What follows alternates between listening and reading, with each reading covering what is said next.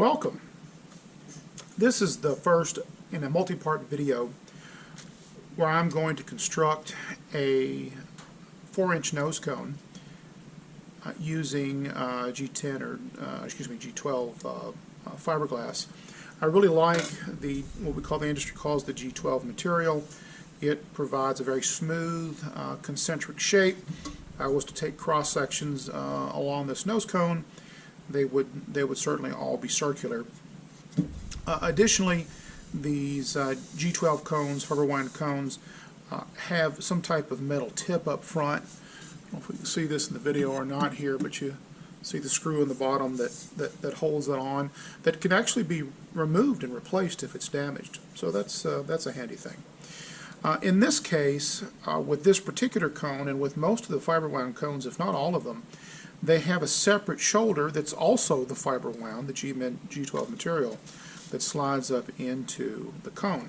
Now this is a very good thing, that it's actually not a second part, or it's not part of the same part, and it is a second part, because what we're going to do is we're going to use the forend of the coupler, or the shoulder coupler, to actually retain around centering ring, and that's very, very strong. In that centering ring will then go an eyebolt, such as this one. This one's a little long. We'll probably use a 3-inch eyebolt in this, but it goes into the centering ring, and then it's backed up by a lock nut, so it won't come out. Now, inside this particular nose cone, we're going to install an avionics bay. That's where you get into the fabrication part of this. The avionics bay, of course, just goes down into the nose like this, and then glues forward and glues aft in the centering ring that will be positioned right here, which means that with the way the shoulder is designed, this also gives us some more volume to the upper portion of the airframe. One of the other things I really like about this approach is that you can treat the airframe as almost like a motor mount, in that you can glue a retainer, like an AeroPack retainer, to the back of this,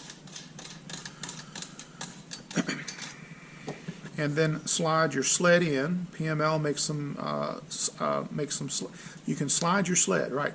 Slide the sled in. PML makes some sled ends. You could also just make your own end if you wanted to, out of a thick piece of garolite, whatever makes sense for your application. We'll use some PML ends to do that. They're made out of plastic, and they're light, and it works pretty well. We'll show you those later. But those are the high points. When we come back, we'll actually start construction. In our last segment, we looked at the parts and pieces that we're going to use to construct this conical nose cone. Since this is part of a larger project, and just for the nose cone itself, I went ahead and laid this out in RockSim, and figured out all my dimensions the best I can determine. We'll try to get this on camera here.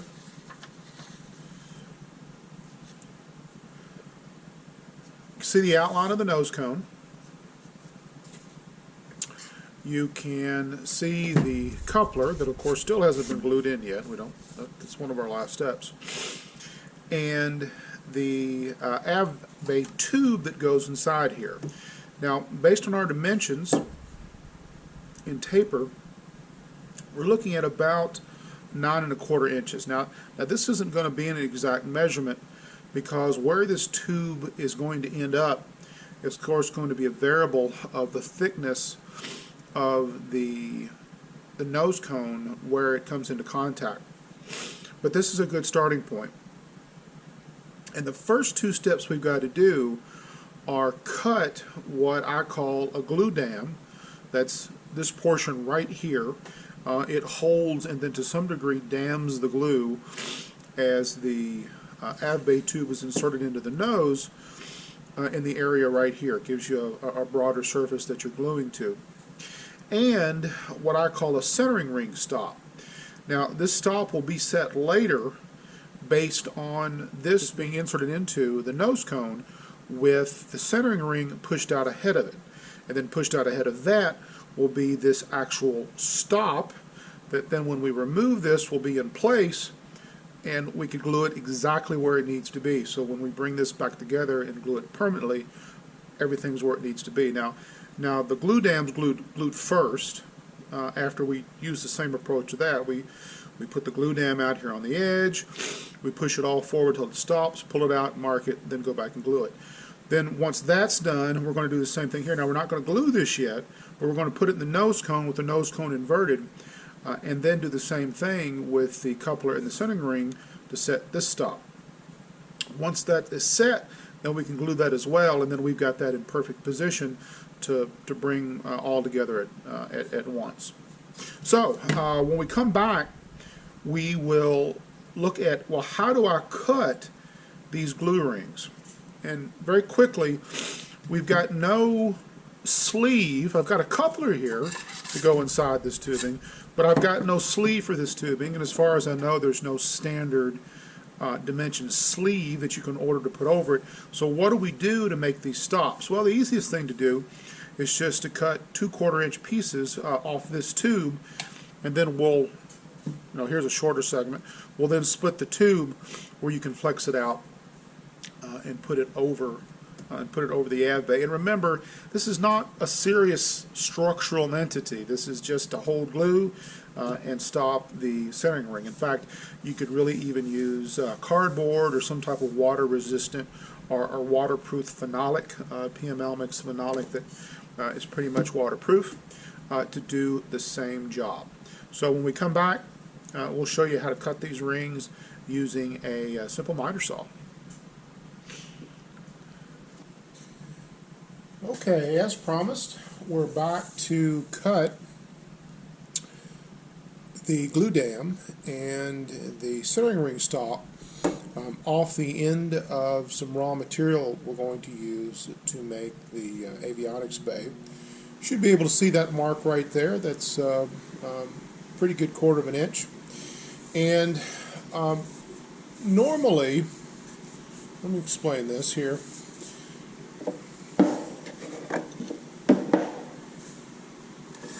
Normally, since I like to work with my right hand on the miter saw, this is going to trail off in this direction, and the stop is actually going to be back here where you can't see it. This is just a little right angle jig used for holding the tube. It's essentially going to work something like this. On the far end, this tube is going to rotate against a flat piece that's perpendicular to the jig. Now, since it fully covers this end stop, the end stop fully covers the tube, it really doesn't even matter if this tube end stop or the tube itself was cut perpendicular. I'll end up with a perpendicular cut. But I wanted to show you it here first before I moved it back to the end. Now, another thing I've got to do to avoid cutting into my jig is elevate the tube. And I think you can see, hopefully you can see this, the mark right here. Now, since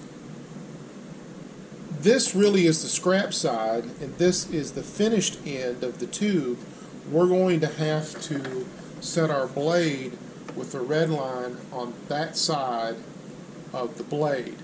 Normally I'd like to have this piece be the finished piece so I could see the tube when I bring this down. It just works a lot easier being right-handed, but there's no way I can do that in that case because obviously I can't, that's not enough to safely hold on to. Okay, I have the tube now in place where it lines up. Pretty close enough for government work here. Let me see if I can swing around here. So there's the end stop, and you can see the clamps I've used just to clamp it to the jig of the frame. Now the trick to making this work well is that with the jig you can then rotate this piece of tube. You don't cut straight through the tube. That's what gives you a crooked a crooked cut. What you do is you barely enter the tube, just enough to get through the material, and you rotate. That way you're really always cutting exactly at the same point.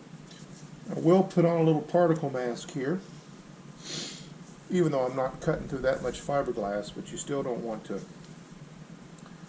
breathe through this stuff, or breathe in this stuff.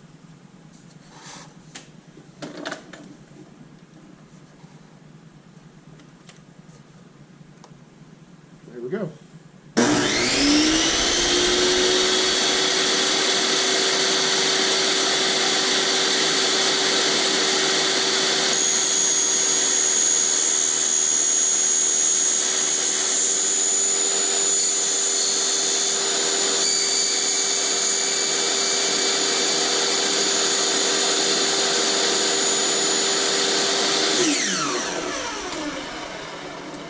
And there you go. Now that's pretty good. You can see where our line started. We pretty much split the line. So we're down, you know, maybe 1/50th of an inch. That little fleck you see of fiberglass is pretty common. You get a little bit of separation as you come around. If I zoom in, you may be able to see why. You can see where the cut entered. You can see where it exited, and it almost forms a little triangle shape. But that's really no big deal. There's very little void. It took off very little extra material, and we'll do this on some sandpaper to clean this up. So we'll do the next one of these. We'll do another 1/4 inch tube, and we'll come back and sand these up, clean these up, and get these ready. In our last segment, we used a miter saw to cut 1/4 inch sections of our tubing that we'll then sort of use as a sleeve. One of these will serve as the glue dam at the forward end of the Avbay tube. The other one will serve as a centering ring stop at the aft end of the tube. And you can see we've got a little fletch right there, a little fletch right there we need to sand off. It turns out an easy way to do that is just to take a piece of sandpaper. This is 120 grit. Just put it on there. And do this. You can even do this with longer tubes, and if you'll be very careful about rotating them, you can get some very precise and square edges. And now you can see that's pretty close. We could do this a little bit more maybe if this was an actual piece of airframe, but all of this is going to be inside the nose cone, so you don't have to be too neat about it. You just want to make sure that you get off anything that might cut you or get into a finger.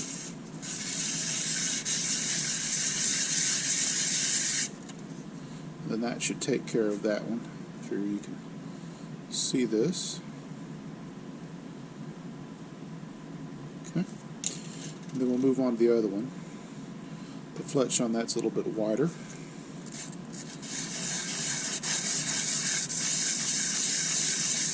And you may be able to see the fiberglass dust that we're leaving on the actual piece of sandpaper.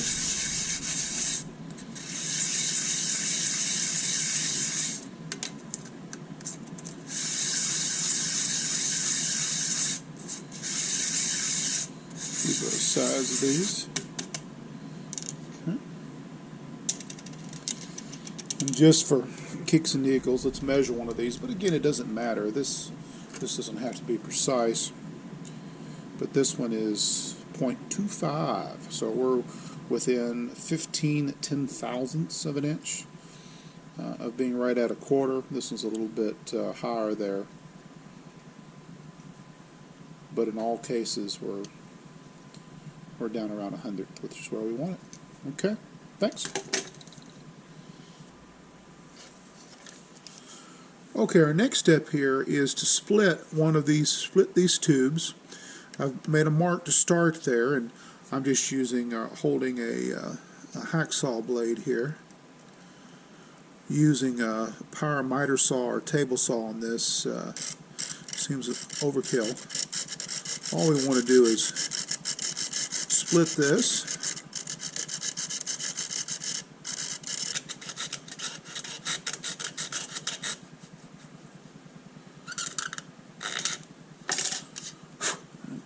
we're through.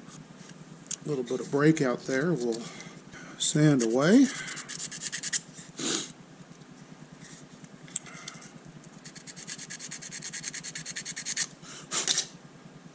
But remember, this doesn't have to be very clean.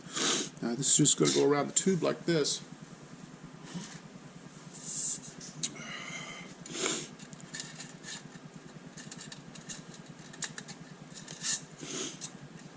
And then this will either go down into the nose, or as I said, it'll be the stop for the centering ring, where the centering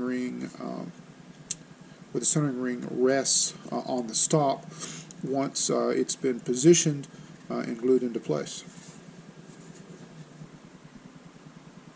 Okay, welcome back. Our next step in the construction of the avionics bay for this conical nose cone was to fabricate the centering ring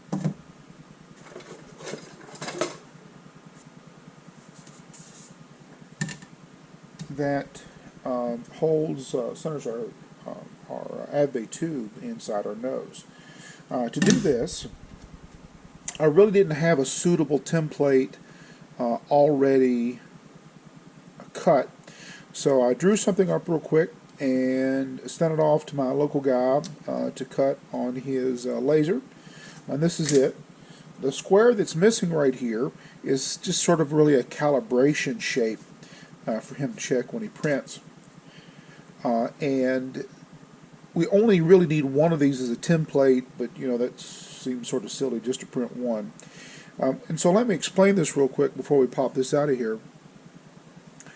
The outside diameter, of course, is the inside diameter of the nose. The ID of this centering ring is, of course, the outside diameter of the avionics tube, which, because this is a thin wall fiberglass tubing, is a little bit smaller than normal, and so I just went ahead and labeled those.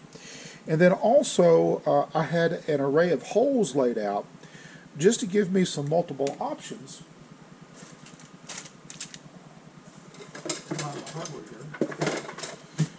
for where I decide to attach the eyebolt for the recovery harness. And this is probably going to be it, but we'll play with 2 or 3 of these positions just to see what we come up with, because remember, we have to clear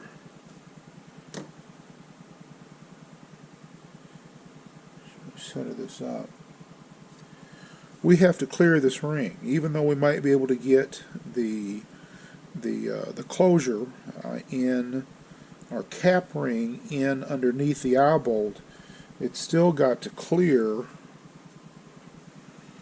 the shaft of the eyebolt itself. So you're talking about at least in here, if probably not up in here somewhere. We'll just play with it and see. So I'll pop these out, and when we come back, we'll take a look at that. Okay, I have punched out our template, so to speak. I've got that all ready to go.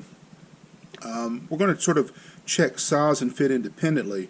Part of the problem is that this is still uncut, so we can't really stick this in the nose cone. It's just too long, and check the fitting of the ring itself and the positioning of the eyebolt. So we'll do that as 2 separate steps.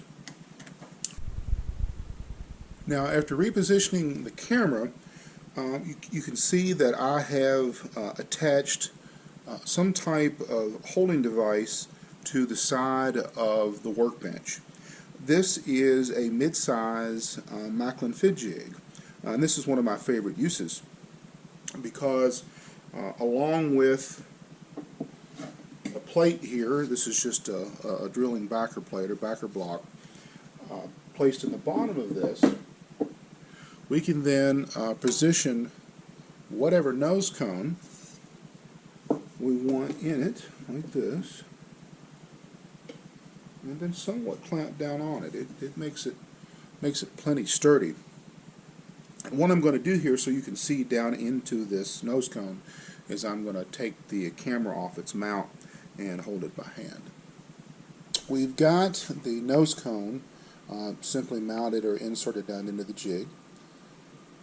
As we come up and around, you see that we've got a real good image down inside the nose cone. So our first step is to check the fit of the centering ring itself around the inside of the nose cone and outside of the avionics bay. And to do that, we're going to start by actually pulling the nose cone out and setting it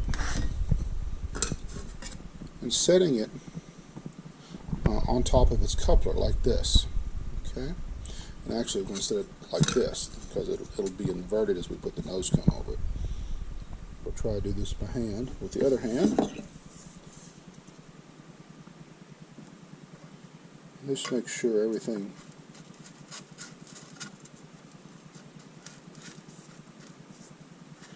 goes in nice and straight. And over there, and we'll push it down a little bit. And if you walk all the way around this, you can actually see, because this is just natural fiberglass, you can actually see the edge of the centering ring up in the nose cone, which of course is what you want. Now right away, it looks like we've got a nearly perfect fit actually. It's really hard to see obviously with the camera. It's really not much easier when you're looking at it by eye. But we know the template's close enough that we can then get a length on the avionics bay tube, cut it, we'll have a much better view of everything, and then we can also check for the fit of the retention here, this AeroPack retainer, and exactly which hole we'll use in that template to mount the hard point. We're going to do the second part of our sizing and fit check. In the prior video, we looked at how the centering ring fit inside the nose cone and how it fit over the Avbay tube.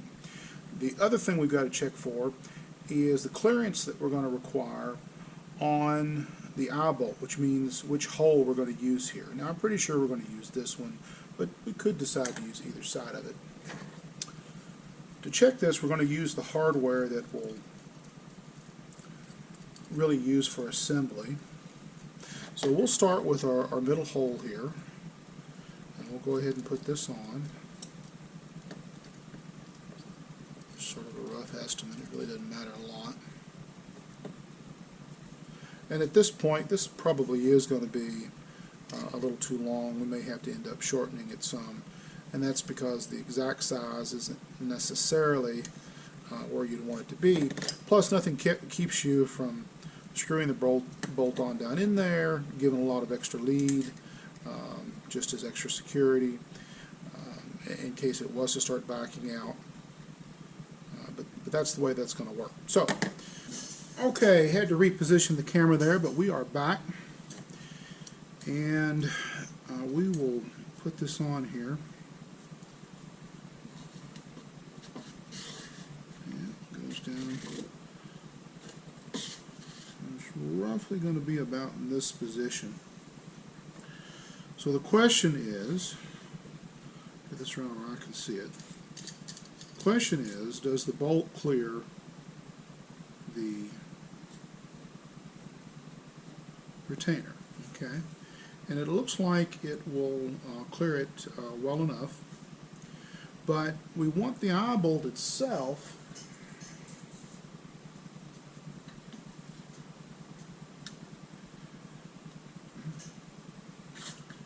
as far away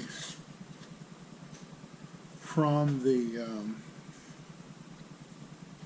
let's do this. We want the eyebolt itself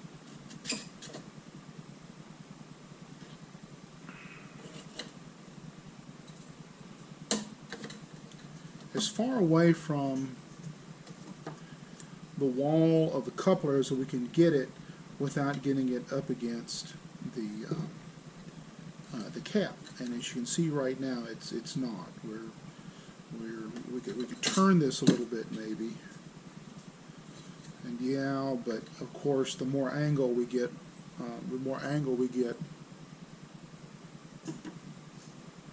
on the eyebolt here relative to this, more perpendicular it becomes relative to the inside of the coupler, the easier it is going to be able to get a quick link around it. So what can we do here? Well, we can certainly twist this, but then it gets in the way, or we can come towards this some. Okay. So we're going to take this thing off, and we're going to move it around maybe a couple.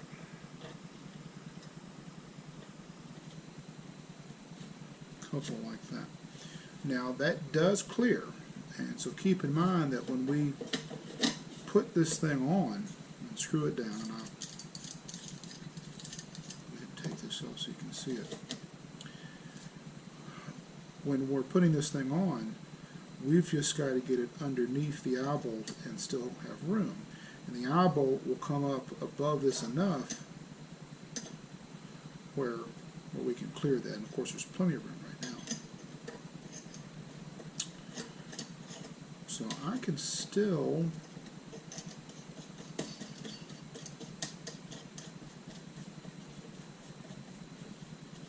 screw it on in that position right there. One of the things I do have to be cognizant of is I still want the nut right there itself to turn in case I need to get in and work with it for some reason, maybe tighten it up or something along those lines. And I can maybe barely do that now. So let's see, if we take this off, we're a little close here.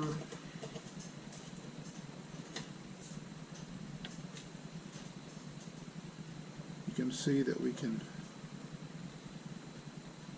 really get that eyebolt almost perpendicular, and it doesn't have to be perpendicular. So maybe the best thing to do is to come back one of these. This will put the hole more in the center of the cup, more in the center of the centering ring, which should make it a little bit stronger.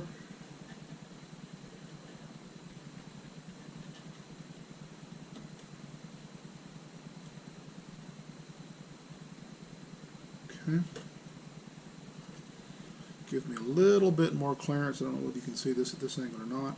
A little bit more clearance between the nut and the retainer, but yet at the same time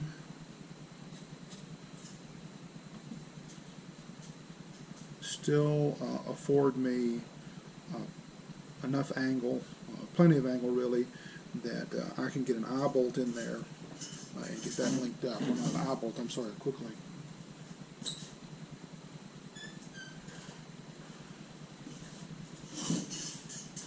In fact, here's a common size stainless link that you might use. You could go even a little bit bigger than this. Whoop.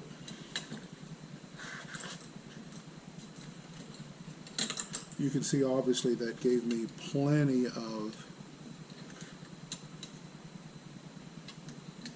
distance in there to hook that in. So now while we're here, we'll talk a little bit about the height. I'm sort of speculating that this will be about the distance that the centering ring, you know, where that sits behind this. And so really you're talking about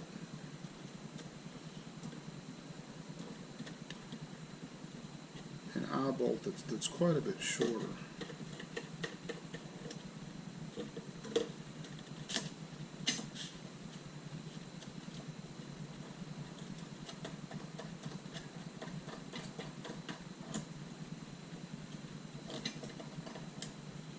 Something about that neighborhood, because you still want to be able to reach into the tube and get this around up under the eyebolt, and you do that at about that point. That fine measurement will do sort of the very last thing before we glue the assembly into the nose cone, since obviously you'll never get behind it to adjust it. But I think we're looking good for the fit, and the hole we decided on is the one that is one position closer to the Avbay tube. Okay, now that we've checked for the size of our template, the next step is to actually cut this out of the G10 fiberglass. In this case, the thickness is going to actually be 1/8 of an inch, so that's the plate we need. The next step is to use a little spray adhesive, believe it or not. I use, I can get it here. Typically use Super 77 from 3M. We'll spray a little bit of that on the ply. It'll stick to the G10 right nicely, and we'll then do a rough cut, basically just cutting this out square with a table saw. Okay, we're ready to cut this on the saw. I went back and simply struck a couple of lines to line this up, to line the blade up, so we can waste as little material as possible. As long as we stay outside that red line, we'll be fine. Another thing worth mentioning is that when I affix the template to the plate, I typically am always going to do that face down. Now the reason of that is you're going to see when we route this later that this side is down against the router table and against a bearing surface, and there's a very small variation. This side of this cut is going to be a little bit narrower than this side of the cut, because as the laser enters, it burns out more material on the top side than it does the bottom side, and we want that bottom side on the bottom, so we get as much material on our template as possible, because that's where the real dimension is. The real dimension is the maximum dimension along the back side, not the dimension on the top side. Okay, we're ready to cut this. This can throw up quite a bit of dust, so I'm going to try to narrate through this with a mask on, or excuse me, a respirator on. Now, as I explained, as long as we stay on the outside of this line, we're fine. You don't want the blade to go up any higher than it needs to. In fact, it can go down a little bit.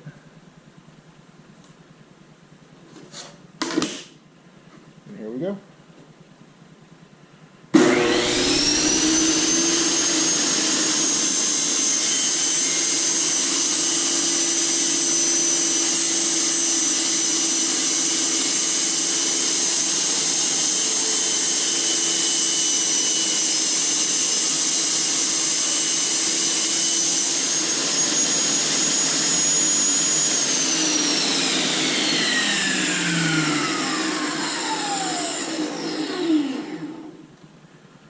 There we've got one cut.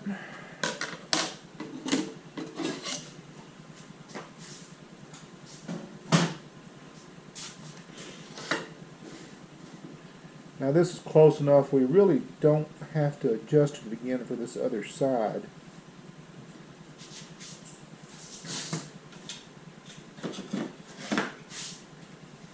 Although I might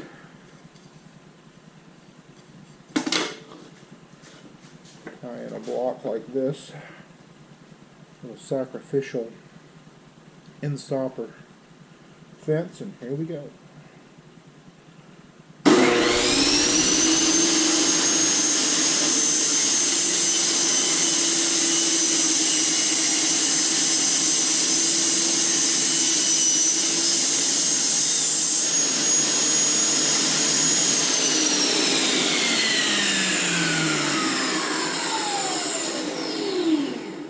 And that's it. Now, unfortunately, this scrap piece is, well, it might just be, well, not quite big enough for another ring, but we may have a smaller centering ring we want to cut someday, and that'll make a nice piece to work from.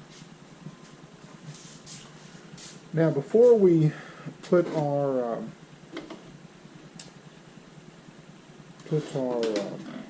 table saw away, we'll crop off some of these corners.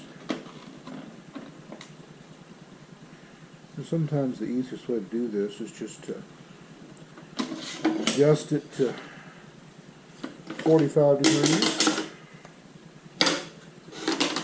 and go to it. Now, usually you can eye these pretty good, but if you want to be absolutely sure, you can always strike a line.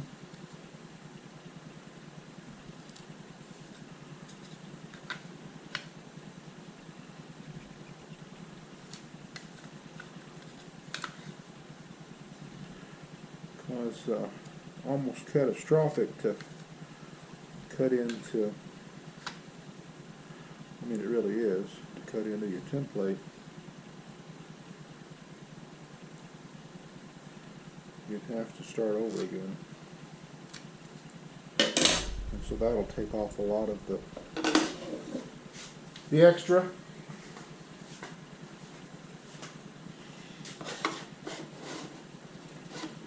Okay, here we go.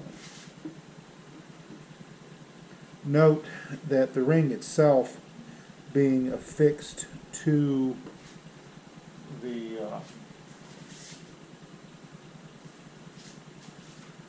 plate gives you something really nice to hold on to. And a little word about safety here. I'm operating this without any type of guards so you all can see what's happening. If you do operate it without a guard, I don't recommend it, but you need to be exceptionally careful.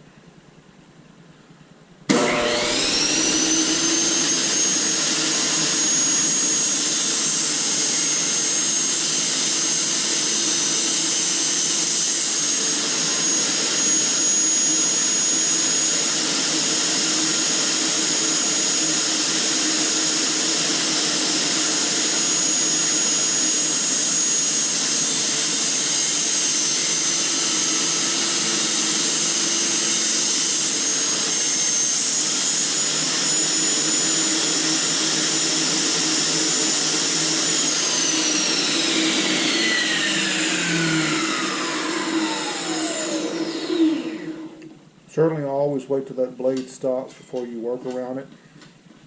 And for safety's sake, always lower that blade back into the table, even if somehow it gets on by magic.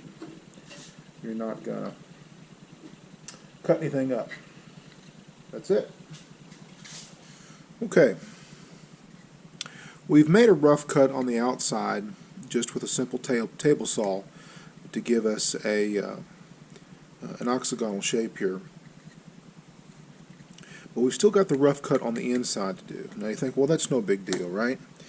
Yeah, and in an ideal world, particularly if we were using a CNC for this, we'd use something like this, maybe with a bit on it, probably with a plunge point.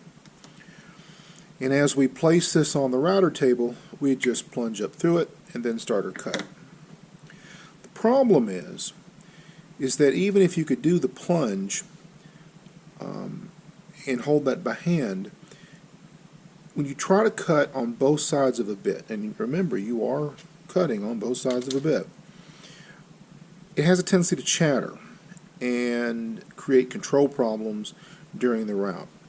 So to avoid that, I use a flat bit, but only after or a flat-ended bit, but only after I've done a rough cut around. Now how do I do the rough cut around? Well, typically, I will take a very small bit. This is, typically I'll take a very small bit like this. This is 1/16. And I'll mount this just up on a drill press. Maybe bump up my speed on the chuck. And then from what would be the back side of the router table, I'll drill a small hole, and we'll see this before we do the drill.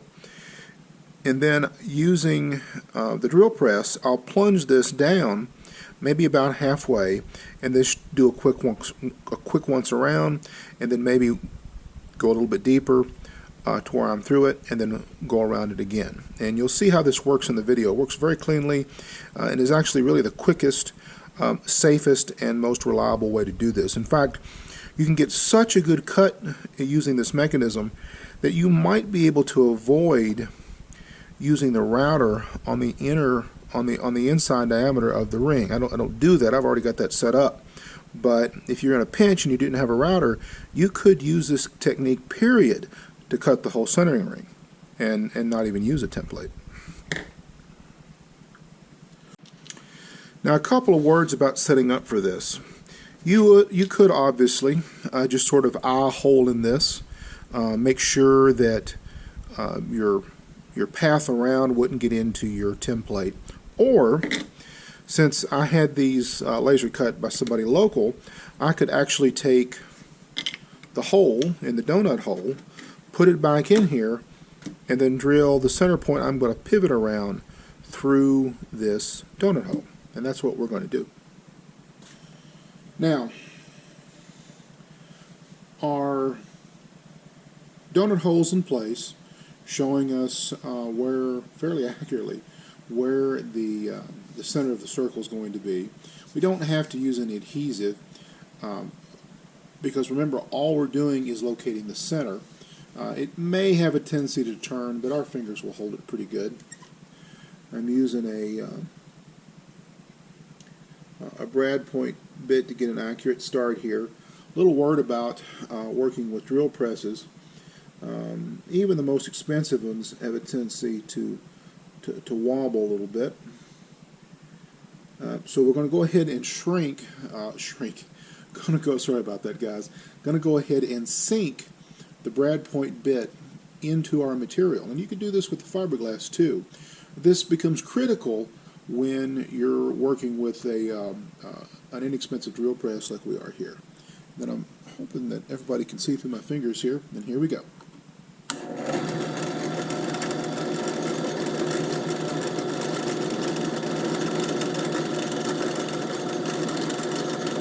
Okay, we're through the wood. I can feel the glass now.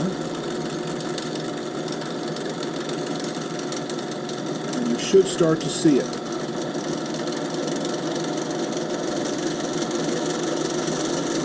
There it is.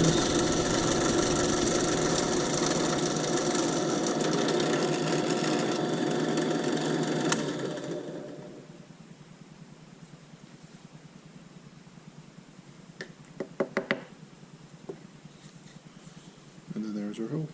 Good and clean. Okay, we're about set here. Here is our block with the pin in it. We'll go ahead and set that down over top. So now that's going to spin. Then we need to decide how we're going to position this. Looks like we've been positioning it on that side.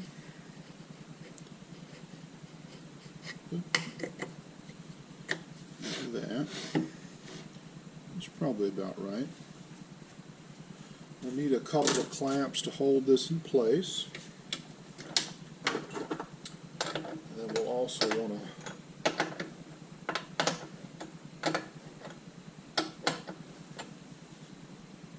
raise our table.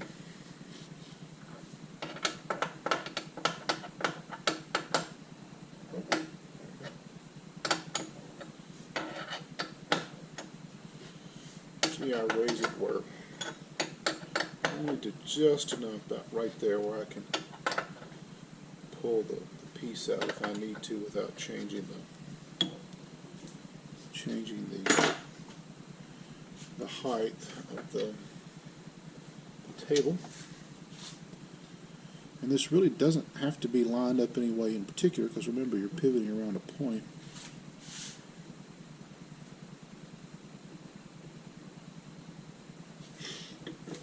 And we don't want to get right up against it because our center could be a little off for some reason. We'll stay a ways from it. Also, you want to make sure your handle clears good enough.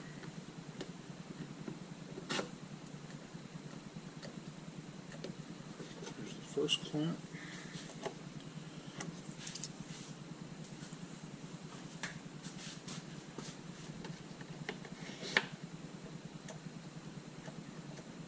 There's the second clamp. And that should put us in a pretty good spot.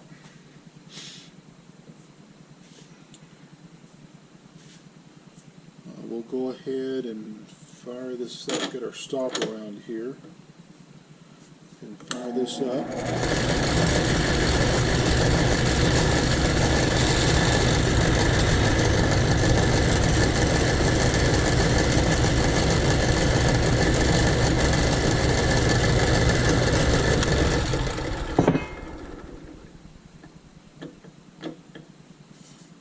Farther.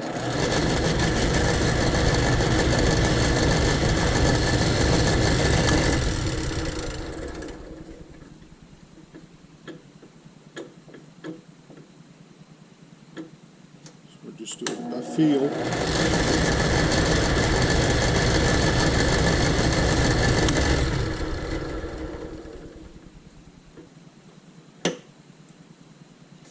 Okay, we'll try that right there.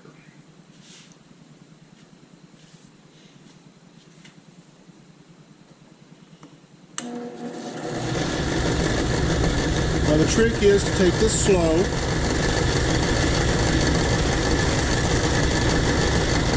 But you'll see it doesn't generate a lot of dust. And then you'll be able to feel it sort of give way.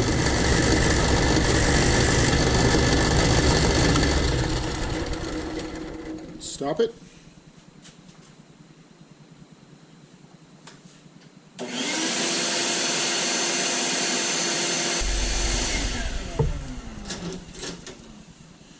We certainly want to use a vacuum doing something like this. You don't want that glass to get anywhere else. You want it to stop here. Okay, we are back to do the finish routing on this. I am going to wear a mask here. Try to cut down the fiberglass that I breathe in, and it's going to be very difficult to hear me if I talk. I'll try to keep it short and sweet. So here we go. And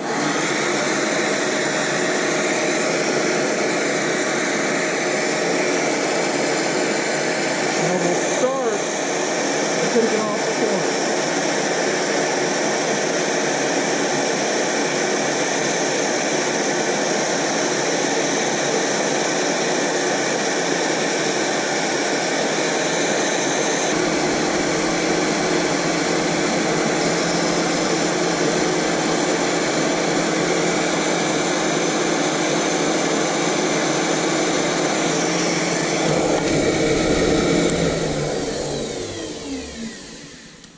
Now you can see what that is doing relative to our template. A little word about safety here.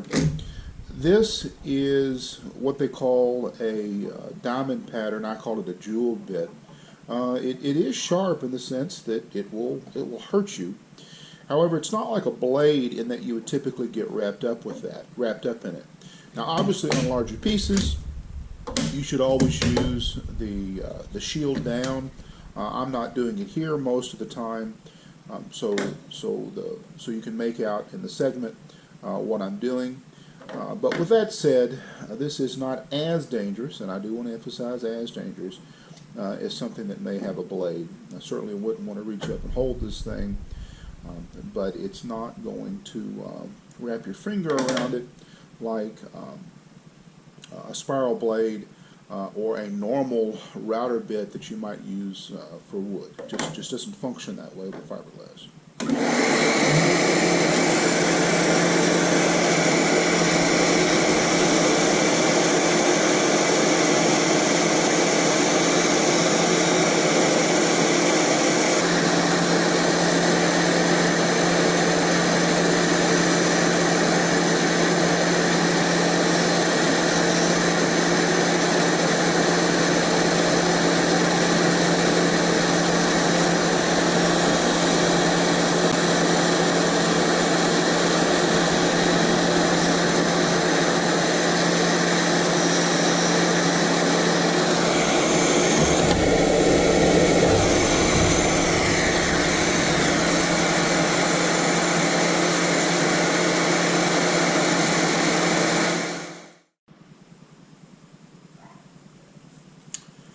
Okay, we're down pretty close to our final pass.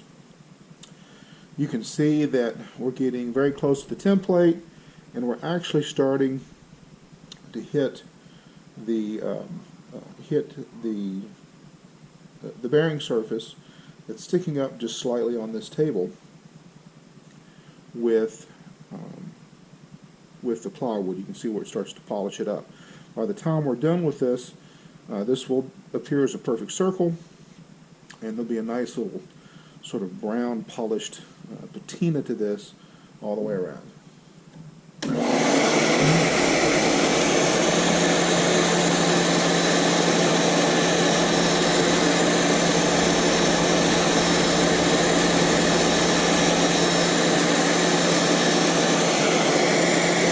how that's starting to look?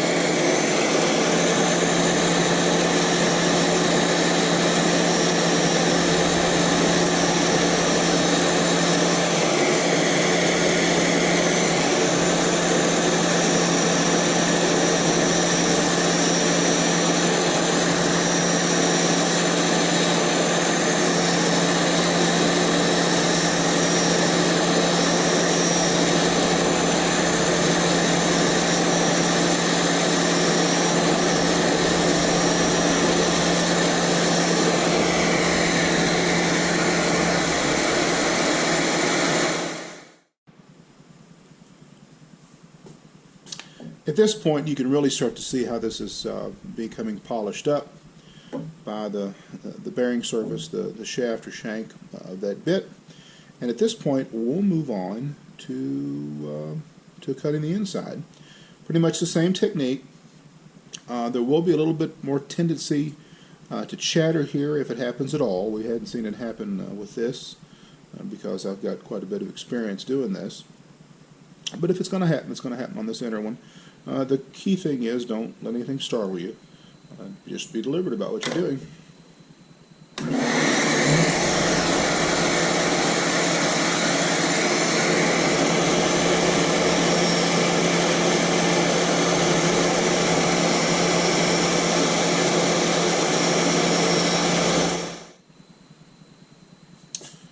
Okay, we've made quick work of the inside of the centering ring, and we're now down into the really sort of the finishing and polishing phase of it. Looks like there's a little spot right there we still need to get, and we'll finish it up. One other word about safety here. If you're not comfortable doing something like this, then don't. Certainly sending them off to be CNC'd or using the drill press technique we looked at in an earlier segment will do the job.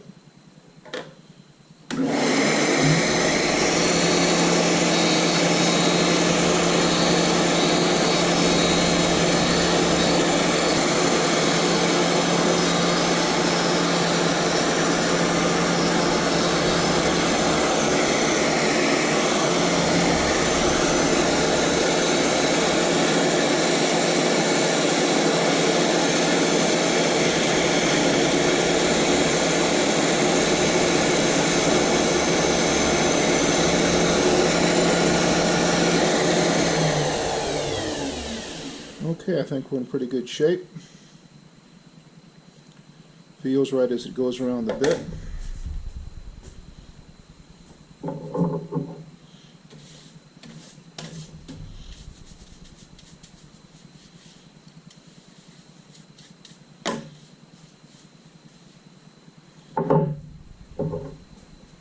Let's do one final cleanup on this after cleaning the bit.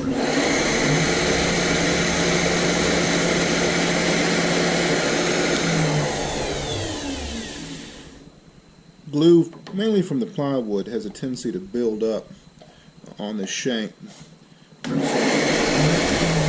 Using a little metal brush like this lightly takes care of that.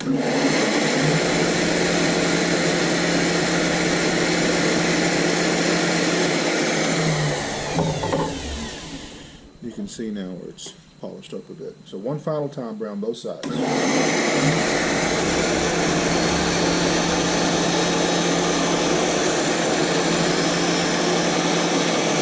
ought to feel very smooth.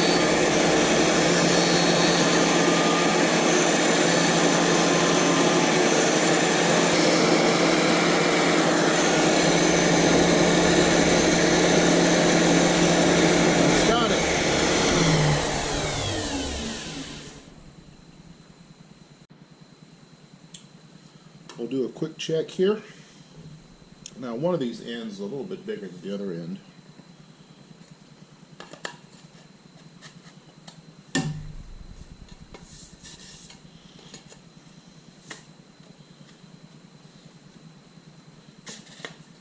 Tight regardless. But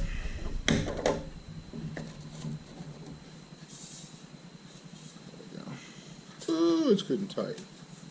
We may have to come back and sand that just a touch with a little barrel sander on the drill press. That's not uncommon. The worst thing you can have happen is it'd be too loose. Also keep in mind that as we glue this, we're going to do a little sanding to the outside of this tube to prepare it for epoxy. But other than that, that's a pretty good fit, really tight fit. Okay. Now on the nose cone, on the outer side, this was a little bit looser to my recollection, and it is a little bit looser. Certainly not as critical because you've got the shoulder, excuse me, got the edge of the shoulder or coupler that goes into this for that to bear against. But it's still a nice tight fit. Last step is to drill for a hole. I think we decided this was probably the center one here. 1, 2, 3, 4. 1, 2, 3, 4. Yeah, and then we're going to do the one that was closest to the Avbay. Okay, we're set up to drill this this hole in the centering ring for the eyebolt, that the hard point that will attach the recovery harness. This is the hole we decided on during our fitting, and I've set up, in this case I've set up just a 1/4 inch brad point bit, and we're going to plunge this thing through. Make sure we got the bit in our template there. Turn her on. I'm going to take this slow, not be too hard on what normally is just a wood bit.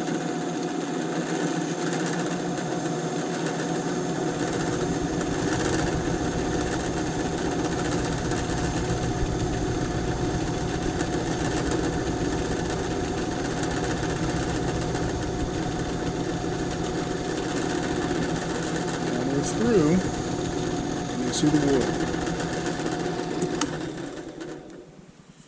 Go ahead and vacuum this off. You don't want to be spreading fiberglass around your shop.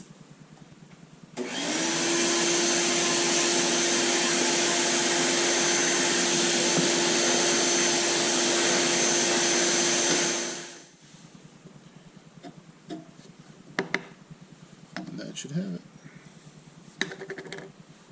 Okay, our next step is to remove our template. There's no more routing or trim work we're going to do to this. Might refine this inner diameter some in case we need to make it a little larger. But we've got our hole drilled, we've got the big hole in the center, so all that's left now is to remove our template and prepare it to go inside our nose cone. Now, if you remember, we used a 3M product, Super 77, to affix this. Well, it turns out that their adhesive cleaner also makes a darn good remover too. So this happens to have a little nozzle on it. We'll just put a little bit on the edge there. Let that run around the edge. Certainly it does nothing to the fiberglass, and really it doesn't do anything to the plywood. The plywood will dry out and you can reuse it, and if you do this right, it'll pop right apart without a lot of consternation. Well, this one's on really snug. There you go, and it'll sort of go all at once now that we've got some gap in there. There it goes.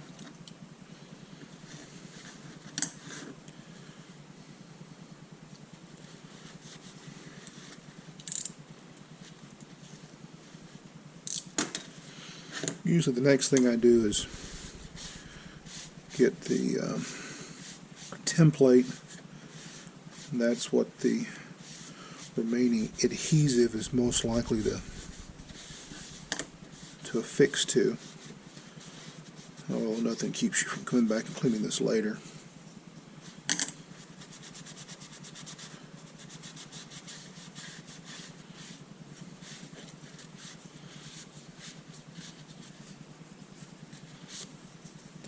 Okay, we've got a perfectly good template to use later. Set this aside, let it air out and dry, and the Super 77 will stick to it in some ways a little bit better. It's a little bit easier to remove the second time, but still doesn't move around on you. Now we're back to the ring. You can see that there's still some adhesive on the ring too. So we're going to make sure we get that off. We certainly don't want that on there when we're gluing anything up. In fact, this general purpose adhesive cleaner is a good way to clean things. If there's a sticker on it, and then maybe do a final clean with acetone before you glue anything. But I've had good results just with the 3M.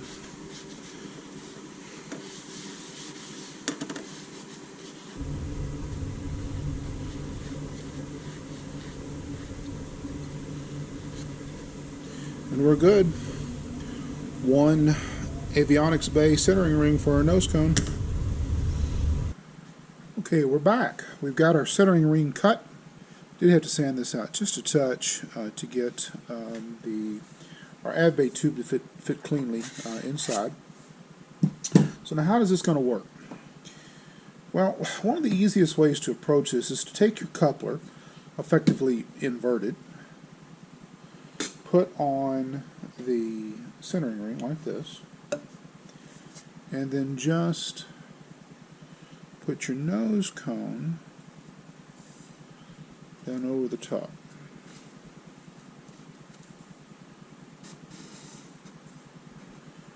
Then push it home. Not too terribly tight, but you want it snug. You should still be able to see the centering ring just a touch there, even though it's the same color as the G10. And then our shoulder. If we measure this real quick, we should see something about right. Let's see here. That's 436. Our measurement's supposed to be about 4346. So that's certainly close enough. That's a little bit longer. That's okay. And then we're going to put our nose back in our fin jig like that. Now that we've got this mounted in our jig here, I'm going to tilt this just a touch so you can see it a little bit better. Not a lot now, because this one actually is a little bit harder to do. That gives you a little bit better look at the nose, or inside the nose. So now we've got this ready to go, and we're going to put our Avbay tube inside here.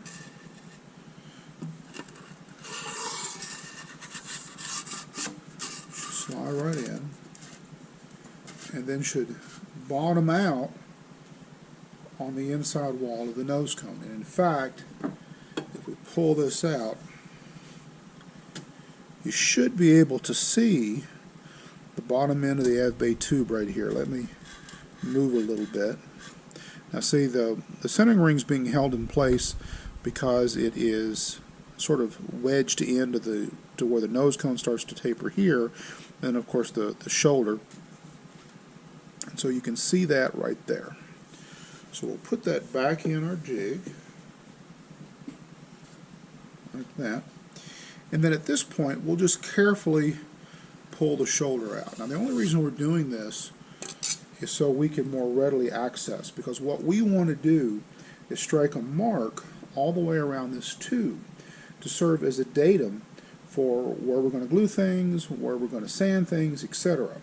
This is the key important point.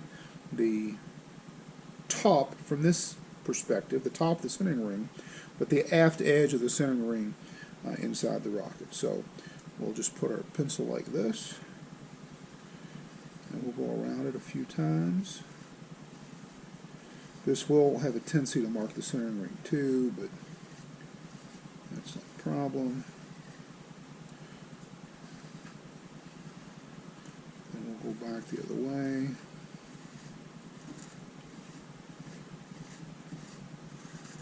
And that should do it. We'll pull our tube out, and then we have a nice line marked. Now, we do want to take note here. This line could not be perpendicular. In fact, it looks like maybe it's not quite perpendicular, and that would be because the centering ring is not necessarily setting perpendicular to a center line going down the rocket. It's sort of unavoidable to do it this way. We did have this sitting on the coupler, so we're trying to mitigate some of that, but ultimately it could be a little bit off. It doesn't seem or feel like it, but we'll check it by taking a measurement here. In fact, let's do that real quick. Sort of do a check. Okay, here we go. This will work a little bit better. Now this says that the top of that centering ring is at 8, looks to be about 8 and just a smidge over 8 3/8. So we'll turn this 180 degrees and see if we've got the same measurement. And we do. It's a little off. This is right at 8 3/8, but still a little bit over 8 3/8. We'll take another couple of measurements. A little over 8 3/8. A little over, just a tad over 8 3/8. Gosh, I don't really see how we could get this much closer. Yeah. So very, very nice. Very nice. Now, so how does that work out? Okay, our diagram calls for a tube that is 9 1/4. So this is the top of the centering ring, so that's going to be a little bit short. If we just sort of line this up, and I'm assuming you guys can see this, if we just sort of line this up, well, that is very close. This might be a little short. I'm not real surprised at that because on this diagram, given the thickness of the wall and the nose cone, this is probably a little forward. So yeah, but it's real close. That's really where I would expect it to be. So our estimate's going to be pretty close. Welcome back.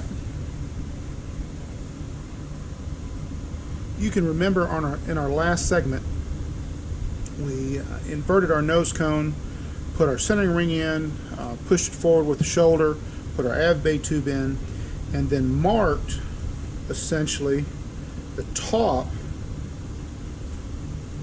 of the centering ring, or excuse me, we marked the Avbay tube where it intersected with the top of the centering ring here on this drawing. And I've got this approximately lined up here. You should be able to see this line wrap around the tube. I've also marked the width of the thickness of the centering ring, which is 1/8 of an inch, and then roughly another 1/4 of an inch for the centering ring stop. It's going to be used to help us position the centering ring. The final thing I did here was just to mark the forward direction of the Avbay tube. In other words, this is going to be the nose, just so we didn't have any confusion about this. So the last thing we need to do, if this is the fillet, if this is the centering ring right here, that will be like right about here. This dimension, or this mark here, is for the fillet. We're going to have a fillet around this. Then we need to come up from the fillet and then mark the forward side of the retainer, and then ultimately the end of the tube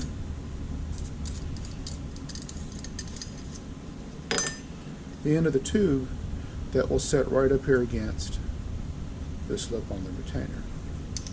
So we'll do that by standing up our avionics bay tube, and we'll do it from this end, although remember that we're going to sort of do our measurements off this end, but it's going to be cut way back here. So whatever we come up for a measurement up here will just be transferred back to our datum line, which is the top of the center. Okay, I've switched camera angles here just a tad so you can get a better look at what we're going to do. First step here is to put our tube in. Now, I'm not going to really do it. I'm not going to do it this way. We're going to work from this end. Now, we're going to measure from this end because it's cut, but in reality, we're going to take this measurement, transpose it down here, and then make our final cut to our tube down here. Remember, this is the forward end that goes up in the nose. So we'll put that down like that into our Macklin fin jig. And then remember, all we're doing is checking the measurement, and I think you can see this pretty good. All we're doing is checking the measurement for the retainer and then the actual end of the tube. Okay, so this is one thing that's nice about using this stop. It's also good, also makes it easy to use right now. We'll push that down. And then we'll go ahead and put our centering on there. So to get things all leveled out where we want it to be leveled out. Now obviously we need more distance than that to affix our retainer. Plus we've got to accommodate a fillet on this side of the centering ring. Now, according to our measurements here, we're really close, I think, to 3/16 or so. So we're looking at from right here to the edge.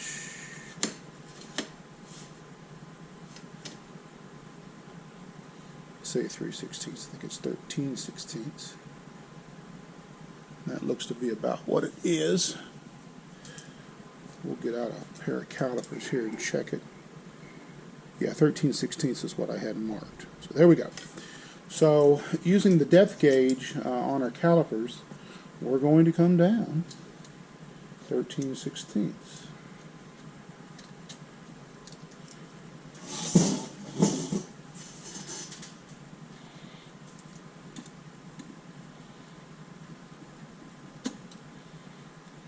There.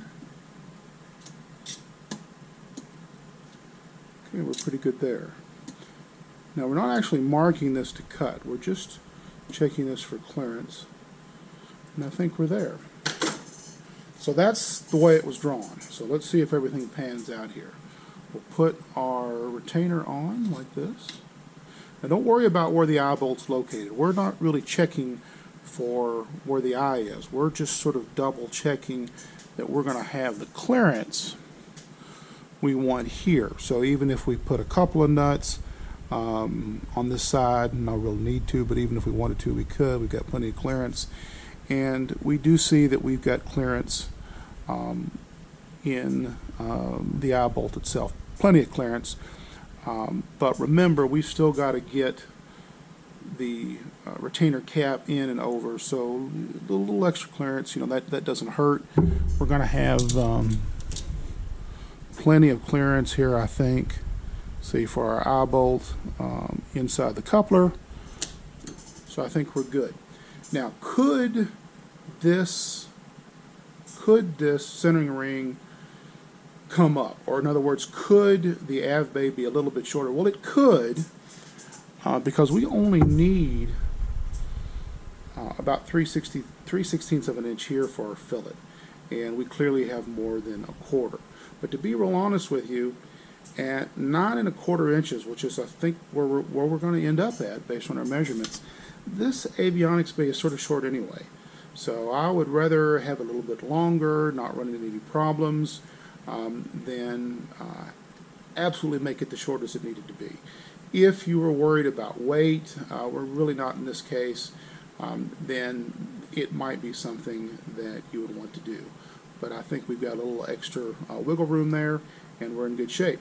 So the next thing is to mark where we've drawn, which is 3/16 of an inch, or excuse me, 13, I keep saying 3/16, I'm sorry, 13/16 of an inch up from the centering ring to the end of the tube.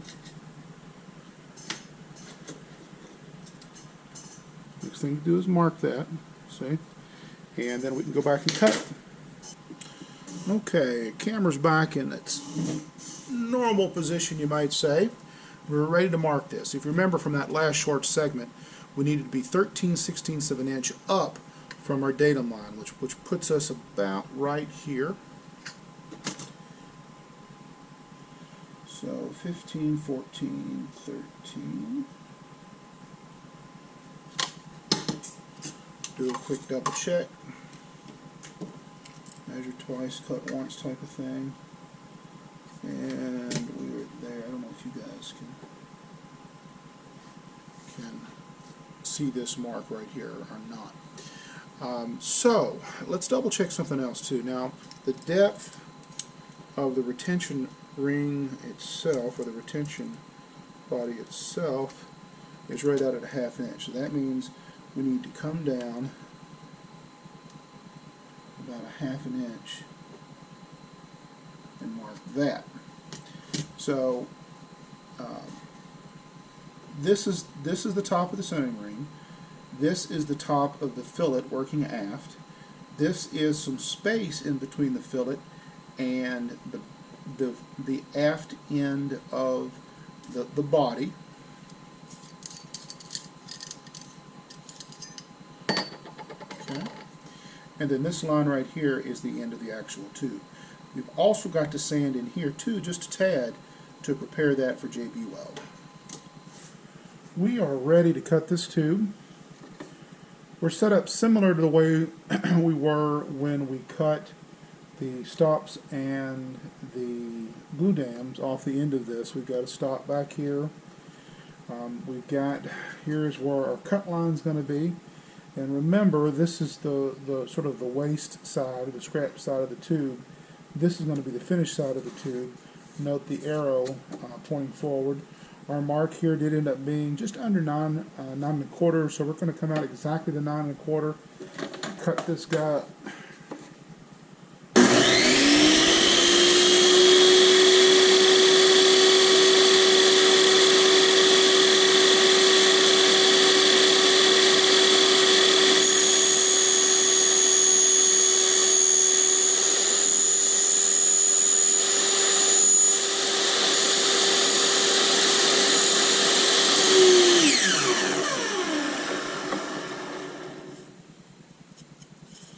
Here, there we go.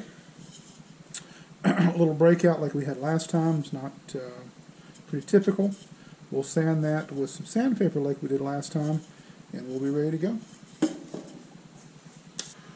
Okay, we're back. In our last segment, we had cut the Avbay tube off to length. You can still see our data mark that we used. That mark represents the top of the centering ring as it sits in the nose cone. Or in this case, it would be the aft side of the centering ring as it sits in the rocket.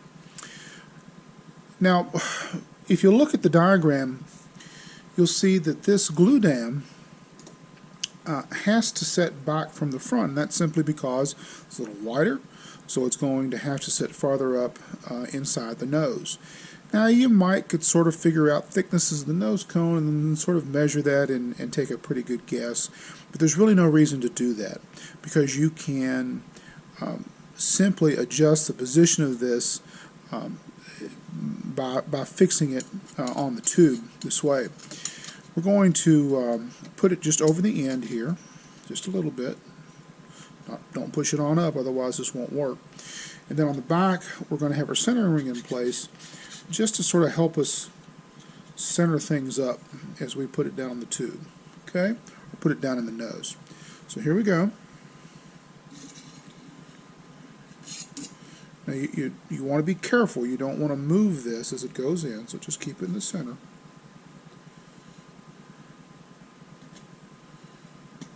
Okay, then at this point we're lined up pretty good. And then at this point it's just a matter of pushing that down into our nose until this stops. And I have a tendency to sort of turn this just to make sure I've sort of got everything where it needs to be, if it will turn. Sometimes it won't, and it's not in this case. Then go ahead and sort of push this down. We don't want to get it tight because we want to be able to get it out of there. And at this point, our Avbay is in position with its ring. And I can already tell by seeing the light come in that this is really where it needs to be. And I should be able to illustrate using this light here. We'll go ahead and pull this up. Okay, with the Avbay inserted, you can actually see where the Avbay ends as it rests against the inside of the tube, and the glue dam as it rests against the inside of the tube. If you work your way up, you then of course can see the centering ring where it rests inside the tube as well. Welcome back. We are now at our next step here, which is masking our tube to sand it in preparation for bonding. First things we're going to bond are the glue dam, which goes at the top end, the forward end of the nose cone, and the centering ring stop. Now, the first thing we're going to start with is the glue dam. If you recall from our diagram, this is fully aft on the Avbay, helps keep the glue contained and on the tube as we insert it in. Now, I don't personally like to sand where something doesn't need to be sanded. There are two reasons for that. One, it's neater. Two, the second reason is that by sanding only where it needs to be sanded, I can do what I call the surface tension test to make sure that I've sanded where I want to glue adequately.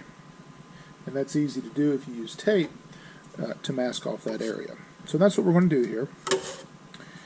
This is going to be the forward section of the tube up inside the nose cone where our glue dam ring is. We'll start with that. Generally just to go up, meet, and cover the line. You can see I'm just using an aluminum angle here. I also use this for marking the tube as well. Just spin the tube around.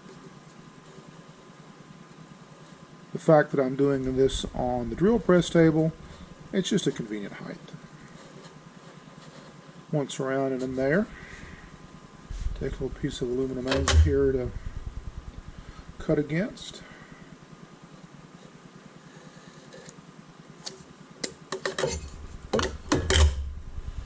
And we're done with that side. So then we'll come over here to this side.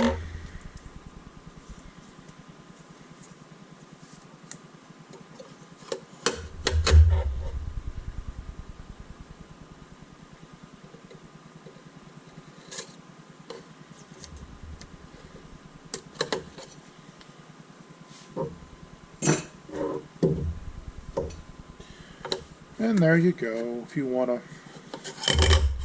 fold this over in the tube, you can. Fine for painting, but it's really not necessary for sanding.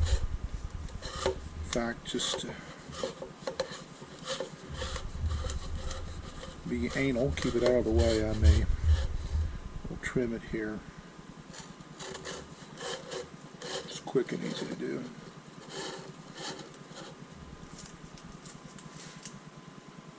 You don't have to use a piece of angled aluminum like that as a brace, but I think you can see how helpful it is. And then we'll mark the other end. Now the other end has multiple sanding points, so let's just review them real quickly.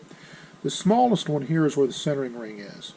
Remember, the top of our centering ring is our datum line, so it's this one right here.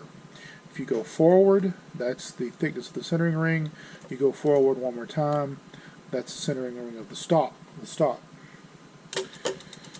You go aft, that direction. This first distance here is the fillet. Then you have a small gap that really you don't need to sand. And then this last 1/2 of inch before the top of the tube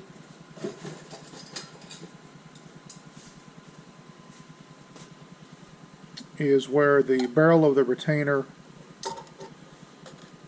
attaches to the avionics base, or excuse me, the barrel of the retainer attaches to the avionics base. So how do we mark this? Well, we could go to a lot of effort and worry about this space in between, but this is the one time I'm going to make an exception and just say, look, sand it all.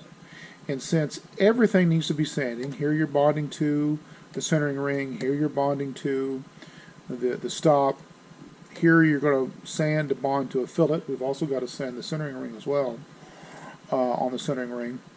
So we'll just do it all. So that means one piece of tape right there. Now you might say, well, Alan, but if you do this, then you're going to lose your lines. Well, that's true. But this datum is so important here. And since we're going to glue the forward, this forward glue stop first and let it cure, that could change our position ever so slightly and effectively change where the centering ring needs to be glued and then this datum line. So what we're going to do is we're going to sand it off, and then we're going to come back and reset our datum line and glue up our centering ring stop sort of all at the same time.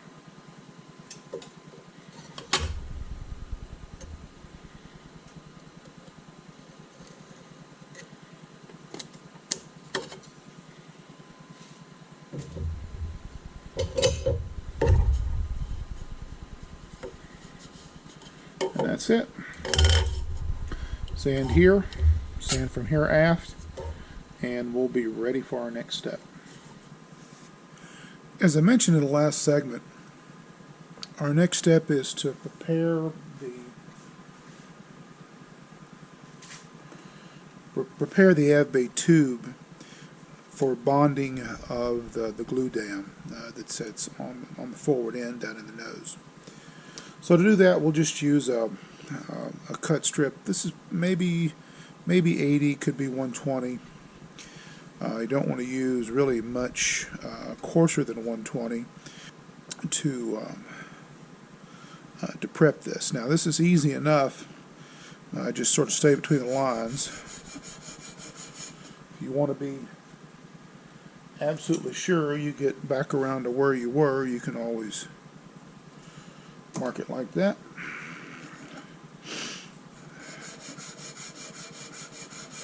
But it actually should become pretty obvious. Okay, and we are back around to where we started. Actually, I made a couple of trips around just to be sure.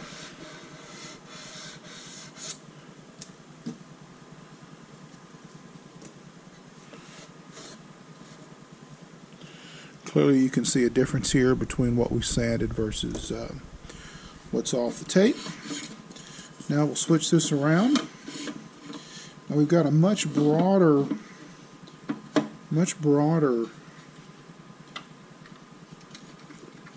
length of tube to stand. So we'll switch away from using this thin strip to something a little bit wider, about an inch or so. Okay, this is not quite an inch, a little bit undersized, but it's already cut, so we'll use it. Make a mark here.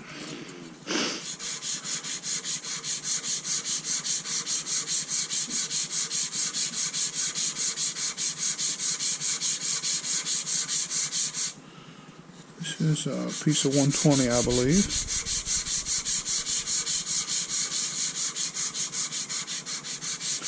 we'll concentrate on the tape side, chiefly because the retainer, the AeroPack retainer, is already loose on this, so we don't want to sand away too much material.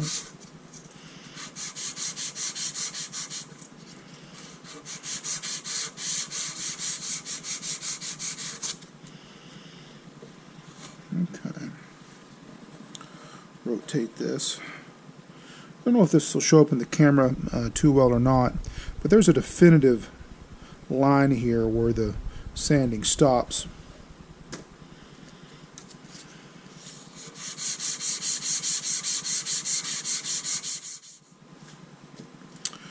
Okay, we're back around to our mark. Actually, it went around a couple of times. Tape just got hung up on the angle. That's why that's pulled away. That's not a problem. In fact, you can then sort of see the difference. Should be able to see the difference, even on the camera, between the sanded and the unsanded portion of the tube. Maybe there's another spot we want to get right here.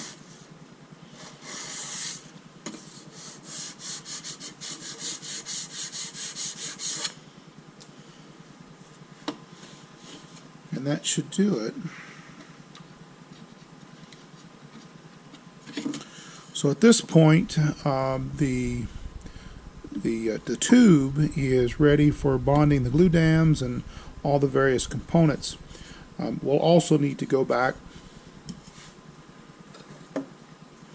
and sand the surface of our centering ring, and then also mask that off for its fillet. We'll talk about how to do that a little later. Okay, our next step here is to sand the inside of our glue dam that goes on the front of the Avbay and the stop ring that goes on the back of the Avbay. Now again, these really aren't structural items, so all we want to do is remove the gloss. Since we're sanding on the inside, this is going to be ultra smooth because this is the side that was against the mandrel when the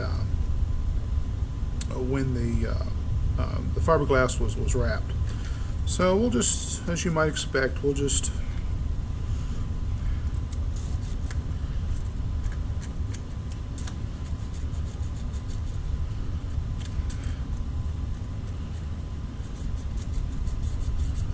take this around. Try not to round the corners, although it's very difficult with something this small. Round the edges.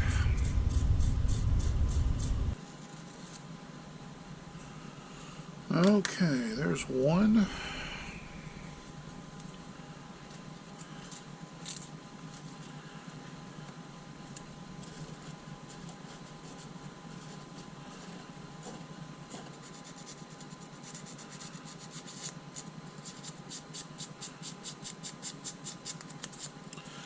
Okay, that's probably good enough.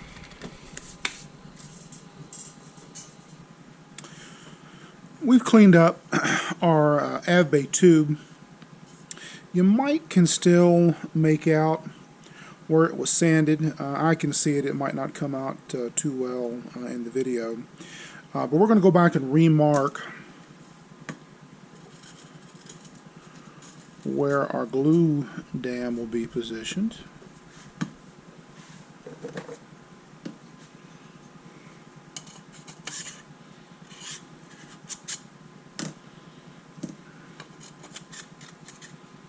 So here we go. Whoop.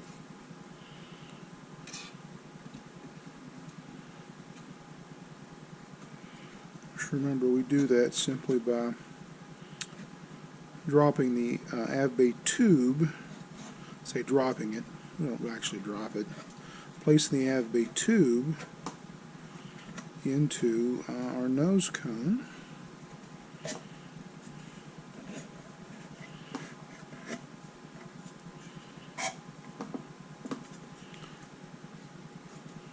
And pushing that forward.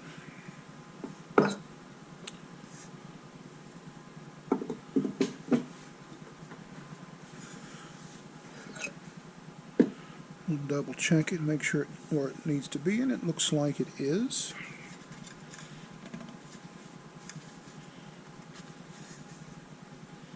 Hopefully you can see that in the light right there. Now that that's been pushed home, we'll grab the ring and the tube here and pull it out.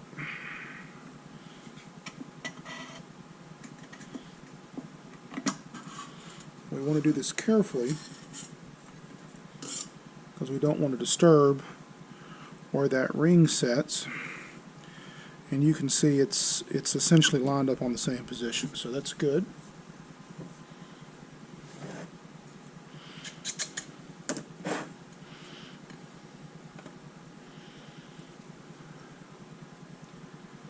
We'll take our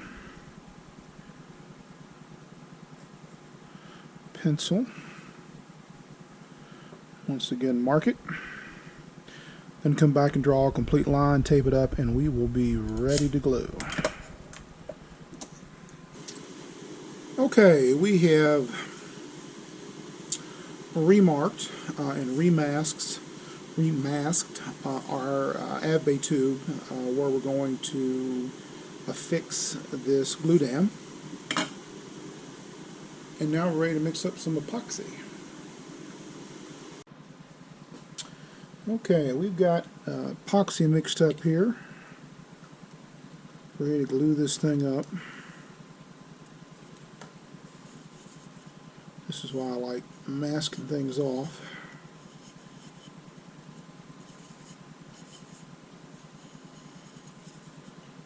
Got a mess everywhere. Although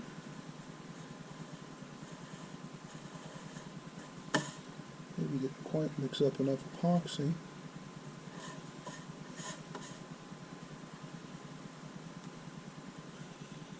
Looks like we're going to have enough though. Remember, this is not a structural member.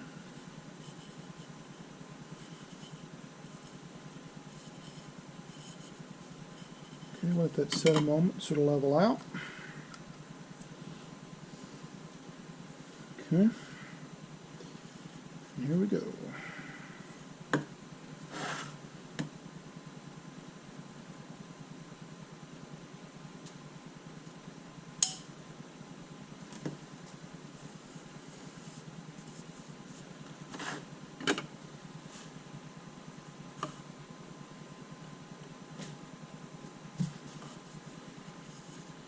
Make sure that you don't get any tape on it, or don't get it over the tape. Make sure it's settled in. And you probably can't see this in the footage, but I can actually sort of see a difference where the epoxy is filling the gap, and I'm sort of pressing it down to make sure that it does. You can see it turn a little bit there on there, or move a little bit there on the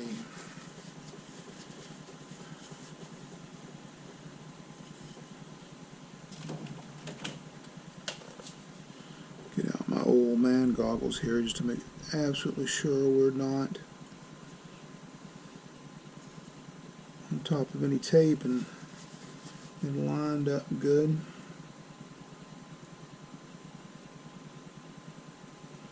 Do a final press and get off any excess epoxy. You can see it beating up a little bit right there.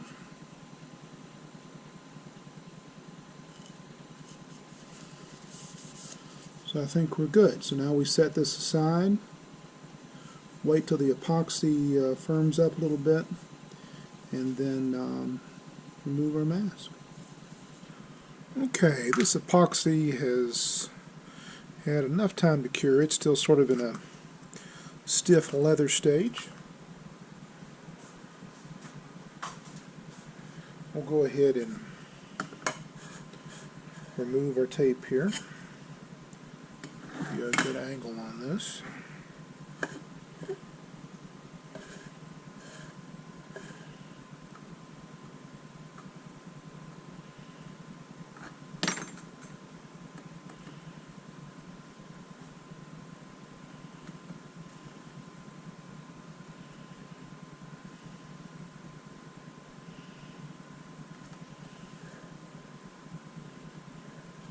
If we do this carefully, we won't leave any behind. The trick is to pull the tape back over itself.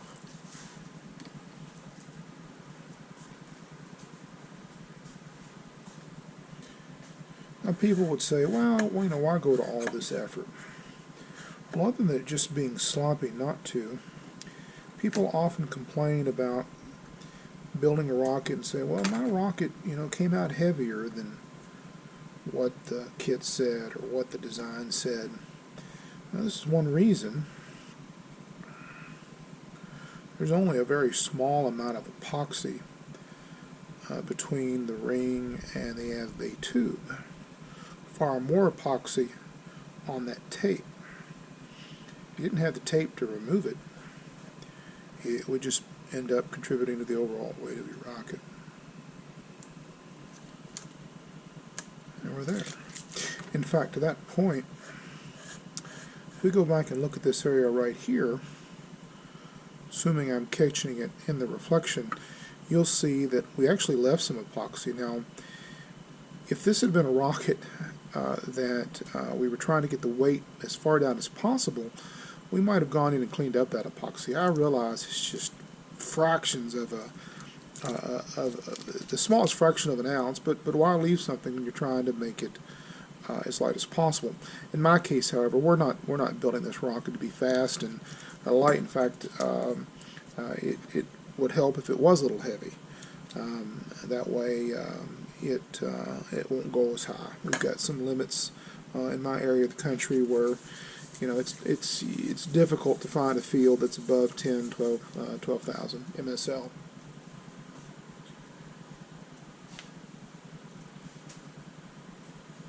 Okay, that's it. When we come back, we'll look at actually using a little spray adhesive to temporarily put some sandpaper on this so we can put that in our nose cone and prep the inside of our nose cone for bonding.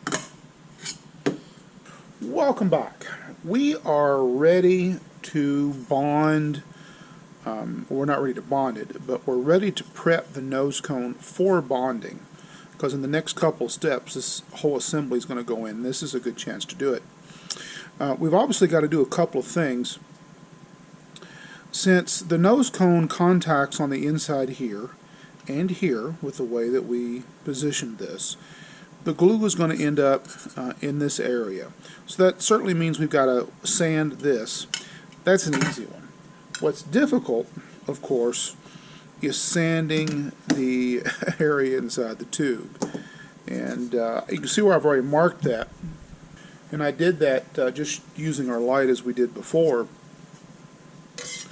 with the tube slid into the nose cone. Now here's the problem. And this is a common problem.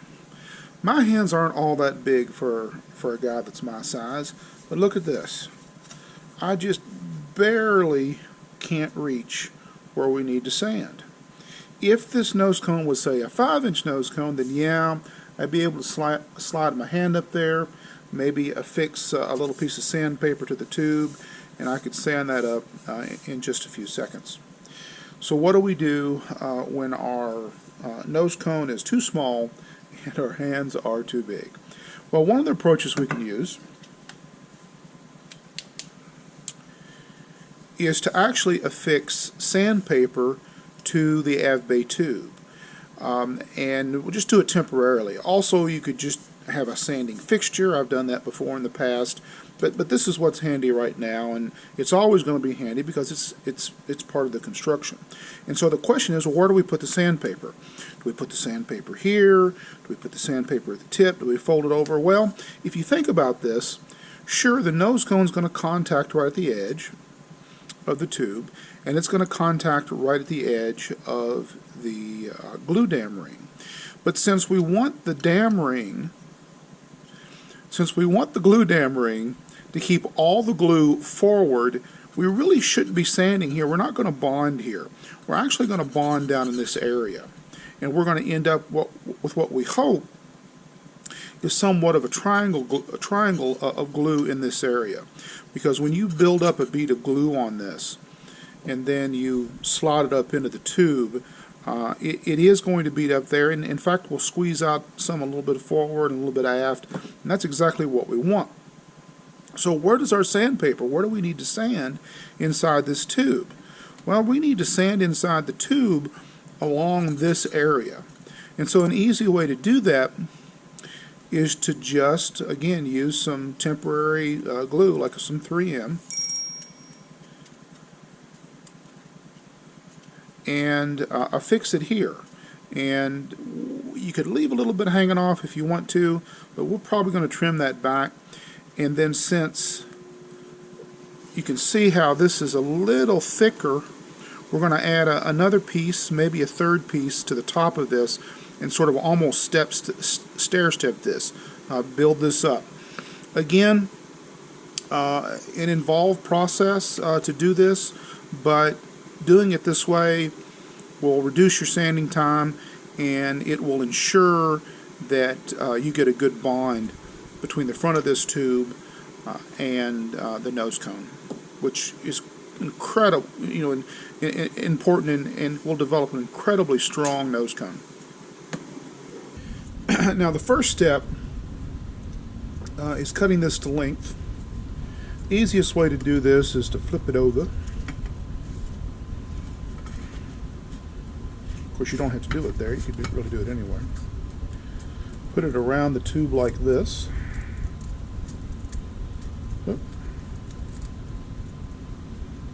And then mark it. Now, it doesn't have to line up perfect. You can have a little bit of gap in it.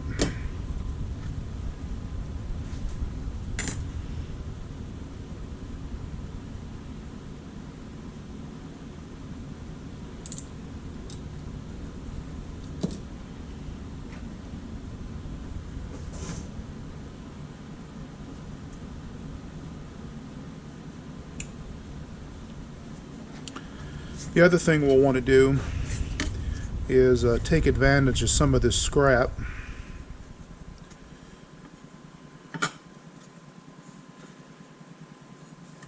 and advance here. So we'll go ahead and butt that up and make a couple of marks here, trim this off.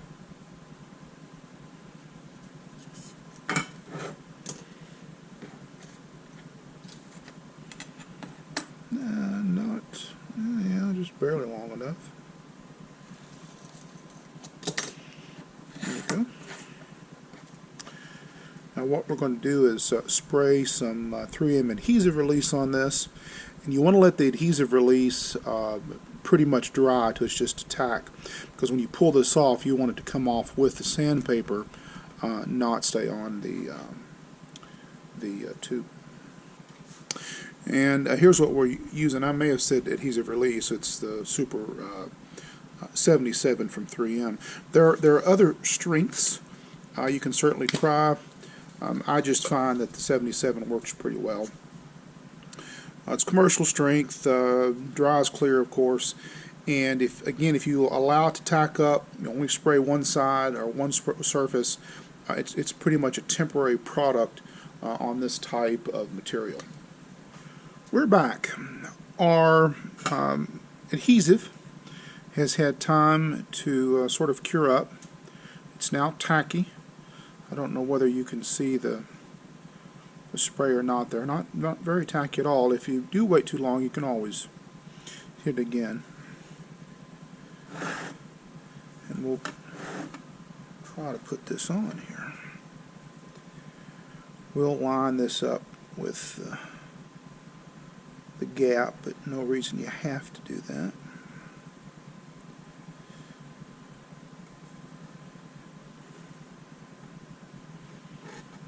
Looks like it may be a little too long, but that's easy to deal with. Still need a little bit more.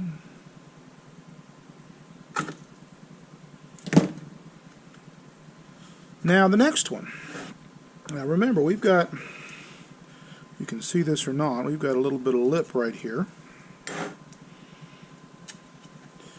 because the tape is not as thick as the ring. So we're going to put another piece It's still not going to be quite enough.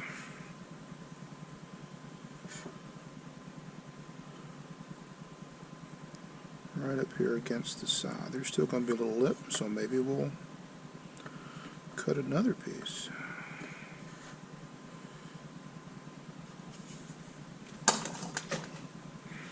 Pull out my old man goggles here again.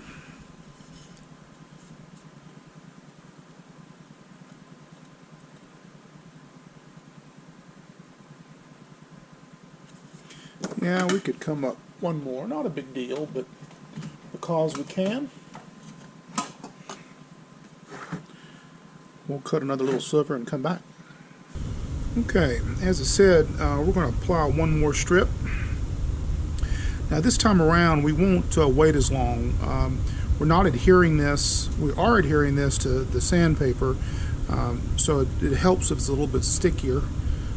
So we're not going to wait the 30 minutes or so we did before, and just go ahead and apply this.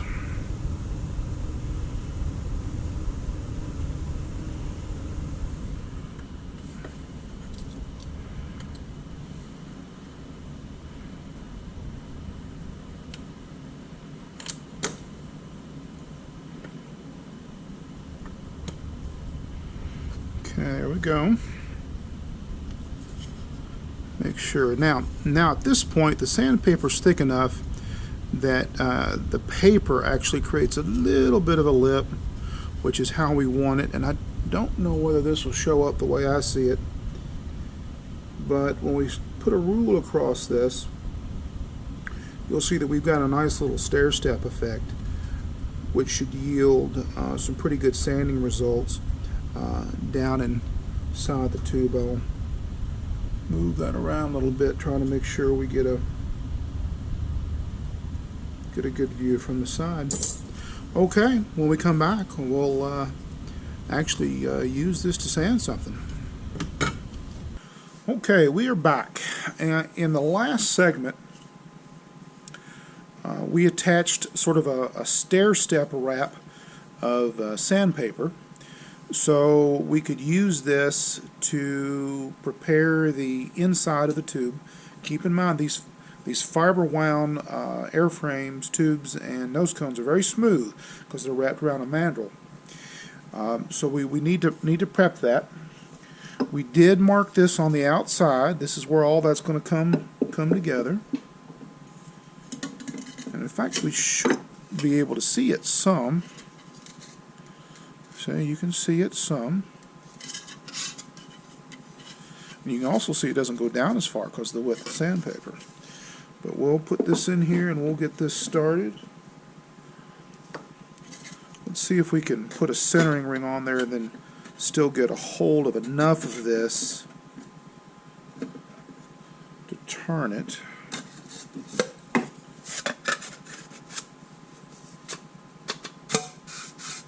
And I think we can. Let's see if we can turn it. Problem is, if there's too much tension, no, I think we can. Okay, good. I'll probably pull this out. And then we'll just start sanding.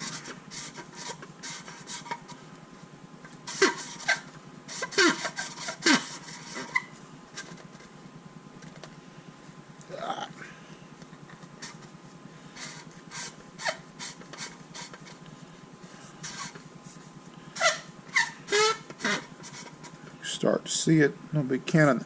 I can see it. I don't know if you can in the video. You can start to see the contact points there.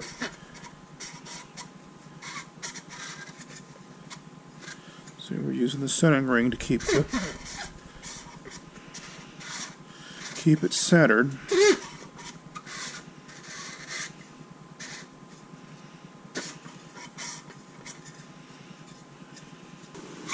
Looks like we've made some little bit of progress.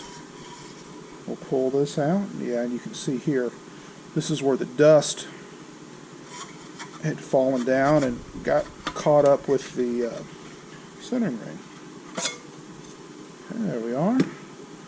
Oh yeah, and you should be able to see this pretty good down in here. Get out our trusty flashlight.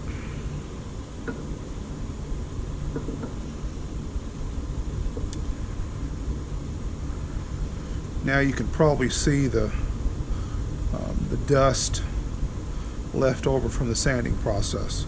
So we're making a little bit of headway there.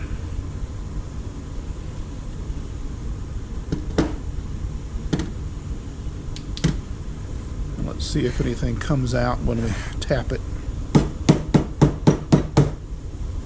A little bit maybe. But most of it's still in the wall. So let's do this. Let me find something that's a little dark here. This is about the darkest thing I think I've got. Let's see if we can get up in there and wipe some of that off. Problem is I just can't quite reach it. Yeah, now you should see the powder here building up on the rag.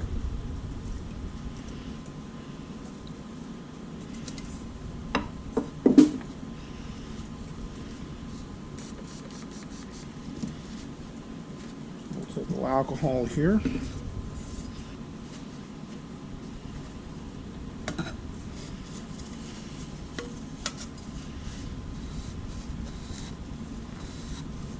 There we go.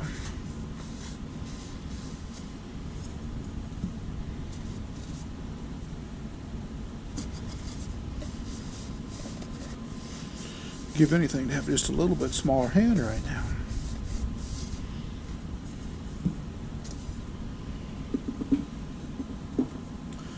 Okay, that's not too bad.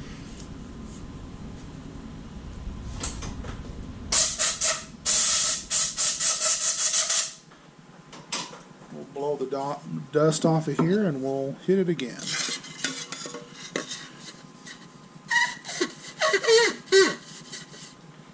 That'll give us just the extension we need.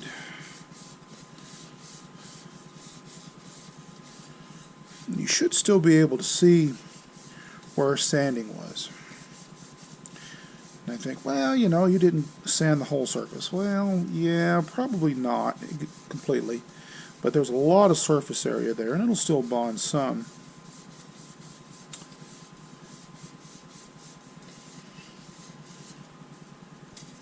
We'll hit it with some alcohol.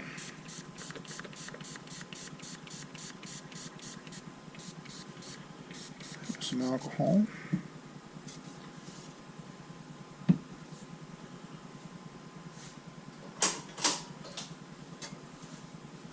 And then the air compressor. And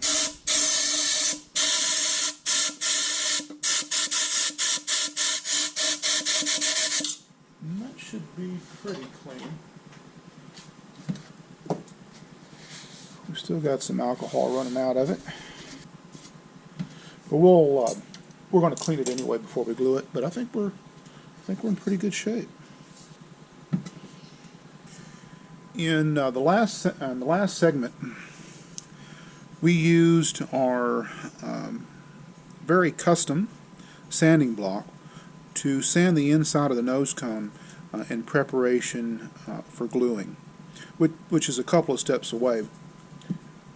That resulted in, it's still a little wet, that resulted in, you can barely see it after it's been washed out, but that resulted in the gloss being taken off the inside of the nose cone where the Avbay tube intersects with the cone. So what's the next thing we got to do? Well, in the process of prepping this for gluing, we ended up removing our data mark that we're using at the top of the centering ring. So we're going to need to add that back. To do that, we're going to have to remove our sandpaper first because that changes slightly where it's positioned in the tube. So when we come back, we'll have removed that sandpaper, which just peels off. Of course, remember you can sort of do this all at once. And I started from different places, so I might have to do it in layers. So we'll remove the sandpaper and we'll come back and remark the tube. Okay, we're ready to remark this tube. Now remember, we've already got our glue dam on here, so we won't be able to slide this through. We're going to have to go ahead and put this on here as we do it. We can't put the centering ring in first.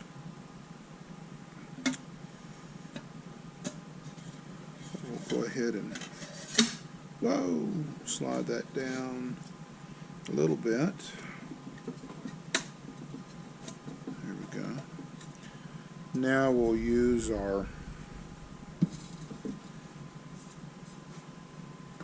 shoulder to slide this home in an even way, and I think we've got it.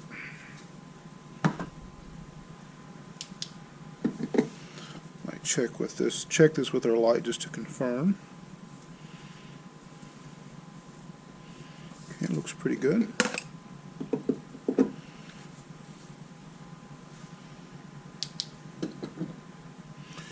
We'll also check with the measurement. You may remember from a last segment that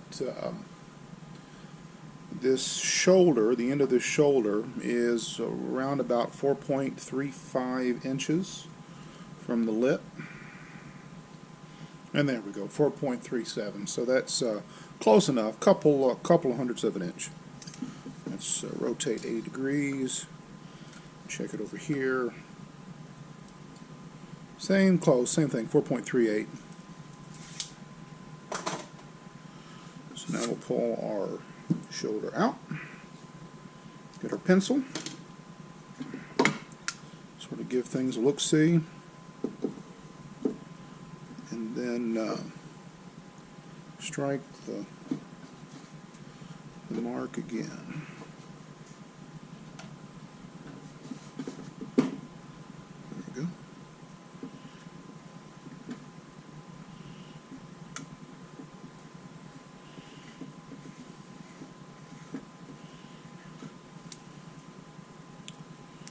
Back the other way with it.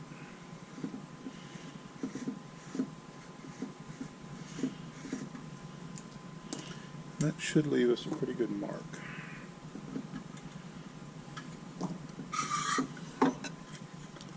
There's your mark. Now to get this whole thing out of here.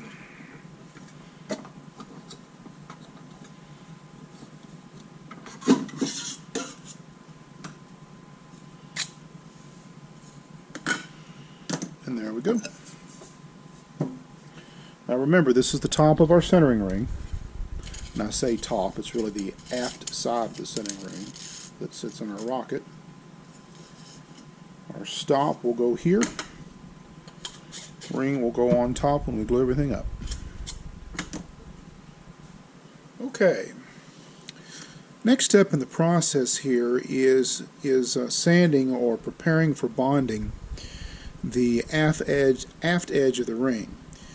We're not so much worried about the forward side because that is not going to have a fillet on it, but because of the ring, the stop.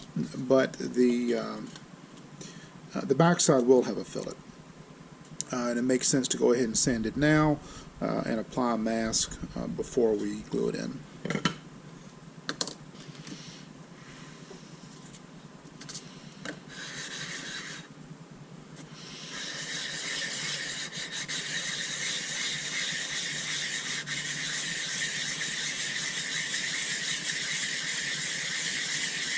We're using some 150, really don't need any more than that. To hold it in place, just using a piece of 60 grit sandpaper. Really only one thing to note, if you're going to use a block to do this, keep your hold point within the extremes of the ring. Don't get out here to the side where this can tilt and you can round that edge. That doesn't help anything.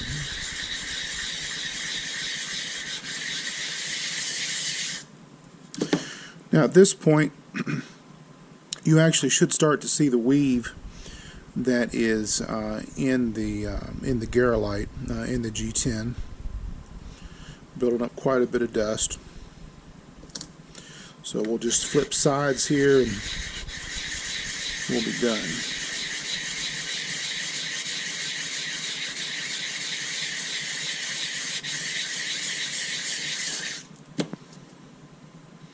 Okay, that should do it.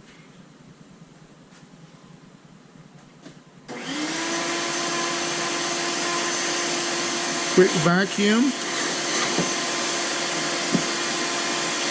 of our part.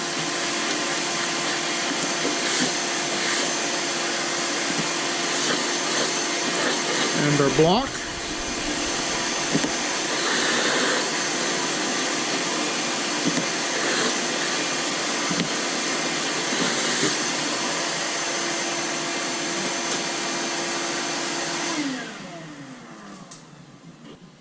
A little cleaning with some alcohol.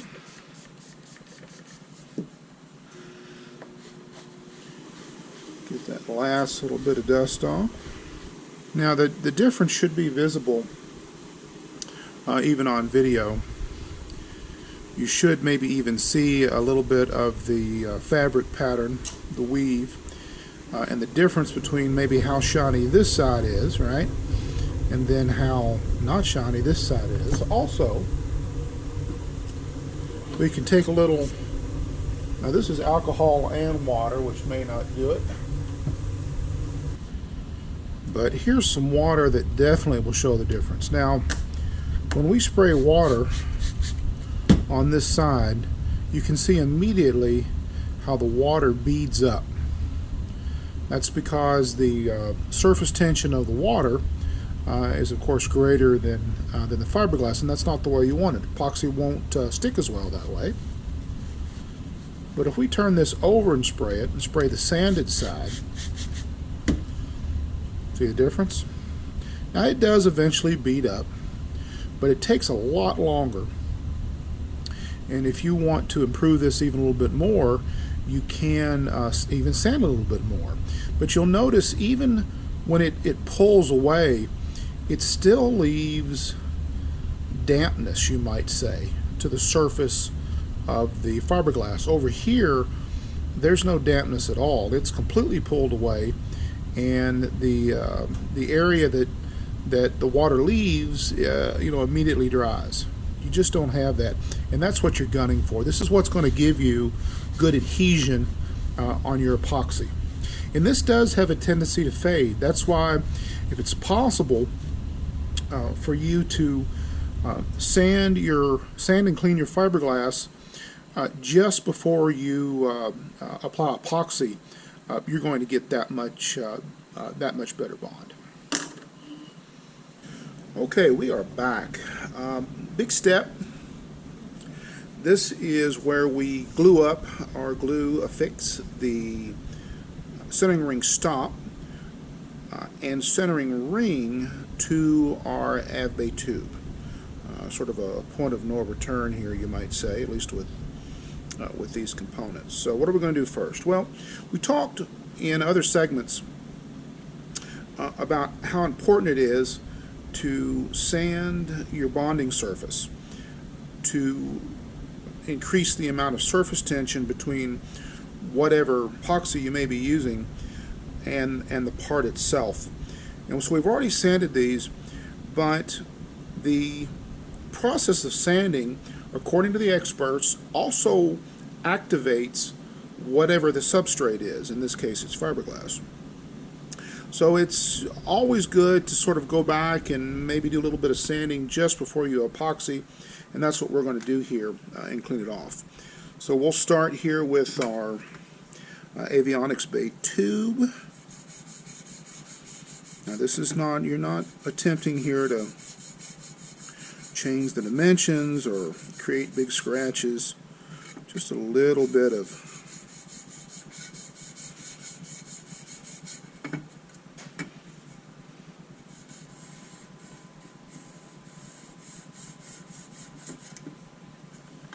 okay, good enough on that.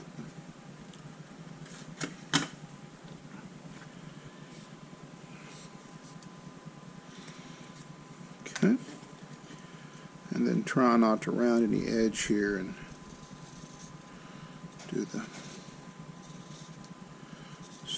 inside of this ring, because that's what we're going to be bonding to. The fillet we'll do later. And there won't be any fillet on this side because we've got the stop. Okay.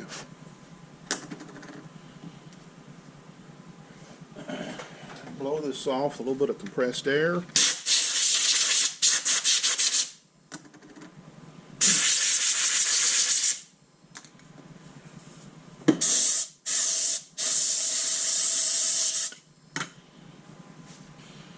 Hit this with a little bit of alcohol.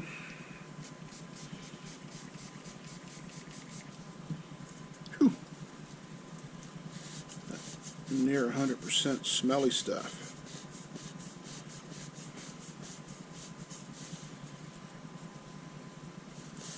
That should be good and clean.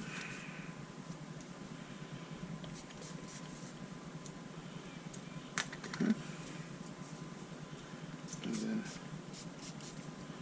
hit this as well. Remember, we're really interested just that inside edge. Okay, we're all cleaned up. Now let's draw out some epoxy here.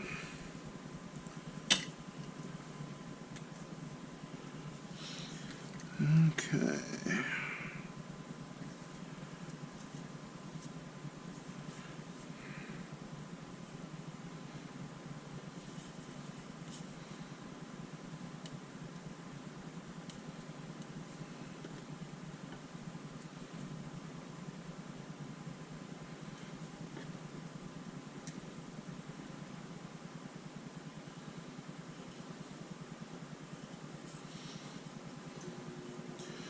Okay, give that a moment to sort of settle out. So I was saying the trick to this is to get this spread apart so you don't push all your epoxy away from the point that you want it. You're going to do a little of it regardless. Make sure we're where we want to be. Is that tape. Ring is down good. You can see how we squeezed out a lot of epoxy. That's good. That means we're getting a nice tight fit.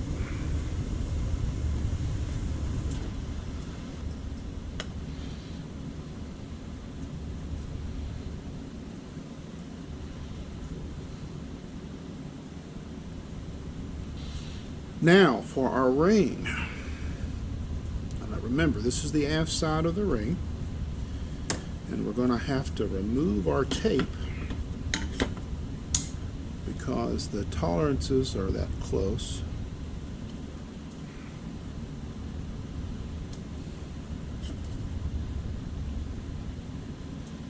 So now we've got a nice, neat band of glue.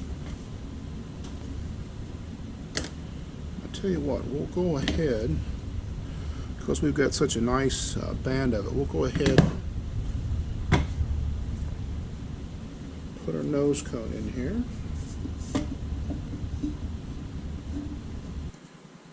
And go ahead and sink this.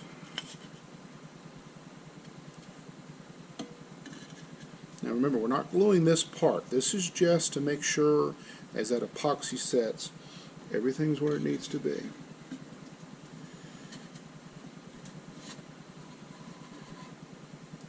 Okay.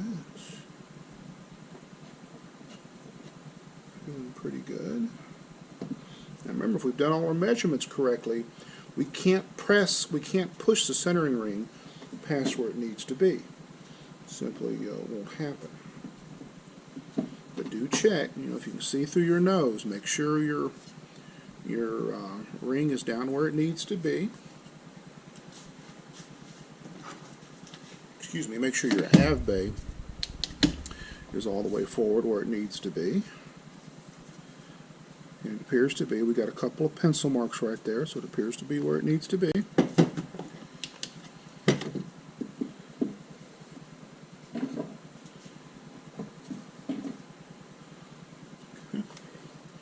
Now we'll just use our coupler that will become a shoulder. Push that forward. And we can even invert this if we want to. Just to make sure everything is down where we want it to be.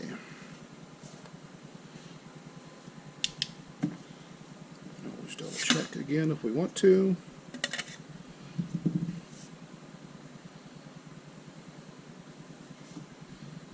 Looks to be where it needs to be.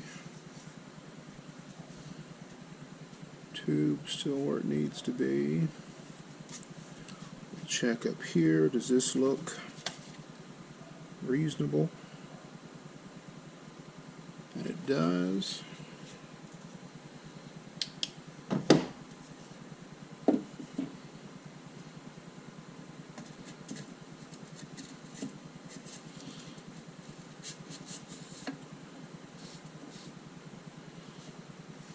Do another check using our datum.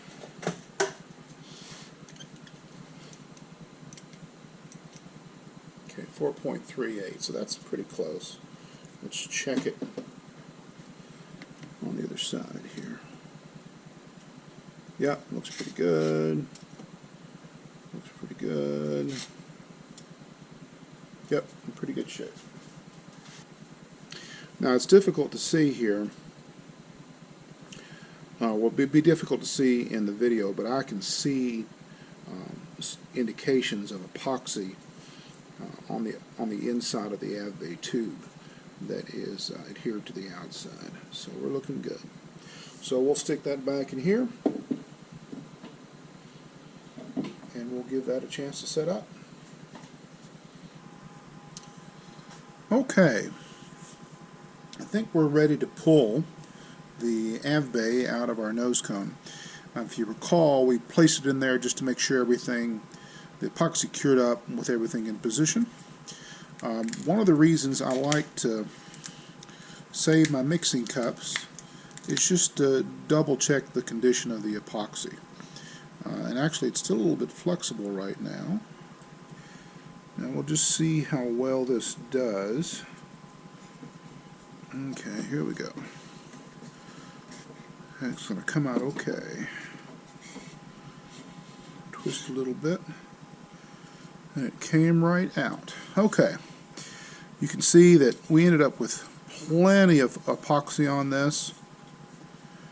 You should be able to see that as we push this down, it created its own little fillet right there, and even its own little fillet on the bottom.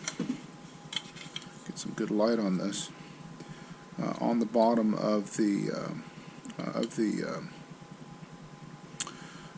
stop. We even have a little bit there, but remember, we're going to come back and fillet that as a secondary step. So we'll remove this tape and come back.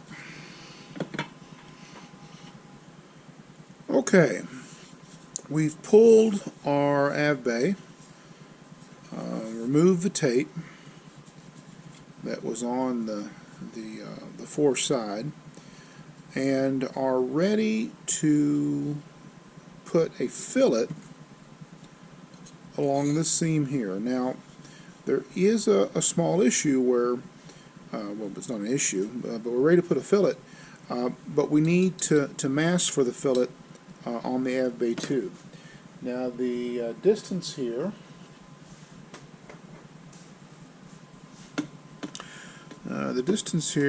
is,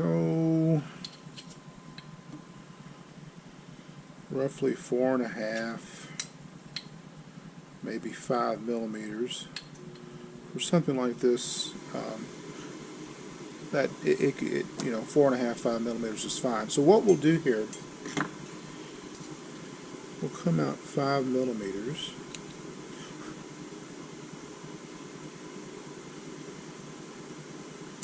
And mark that in a couple of places.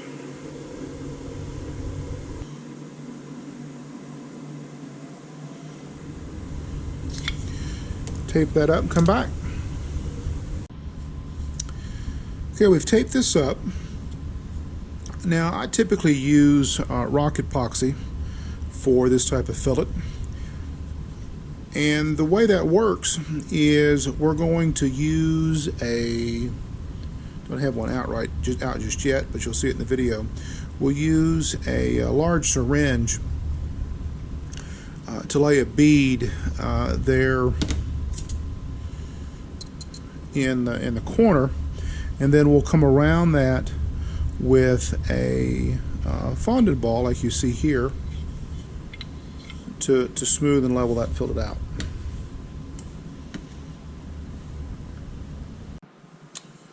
We are back and ready to add a fillet.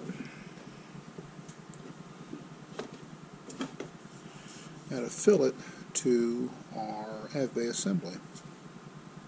I'm going to use rock epoxy to do that, and I'll sort of step you through it as we go.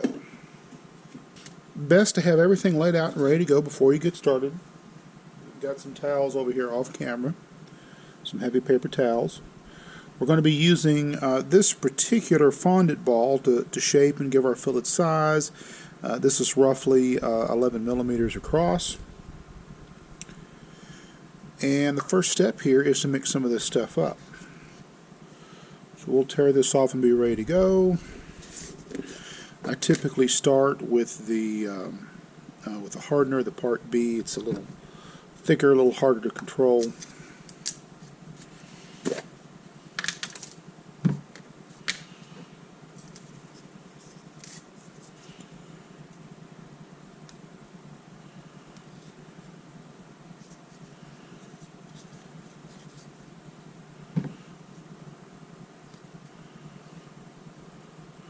More than enough, but this particular batch is starting to get old, and I'd rather have too much than too little.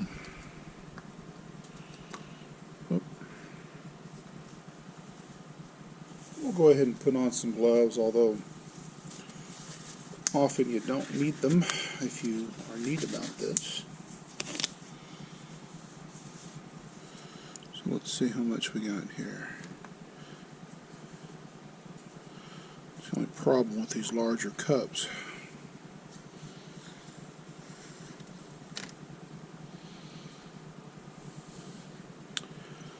So 11.8, that's quite a bit.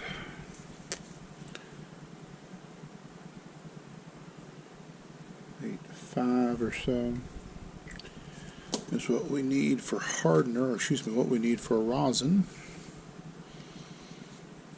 Tear that off.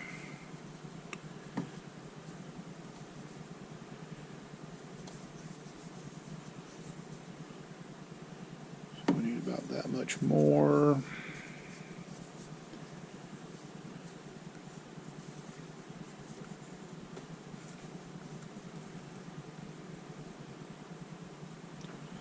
Almost there.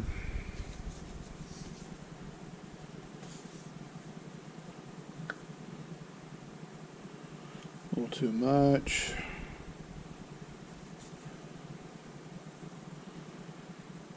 A little too much still.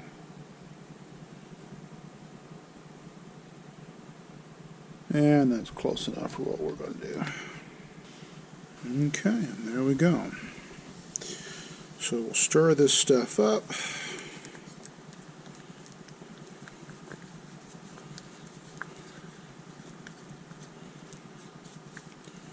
Important to do a good job on this, the way this stuff is pretty thick, and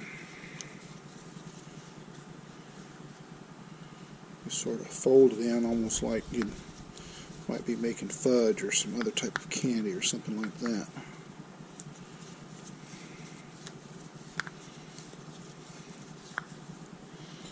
Okay, then you want to make sure you've got a good color, which is going to be somewhere in between the white of the rosin and the sort of the light peanut butter of the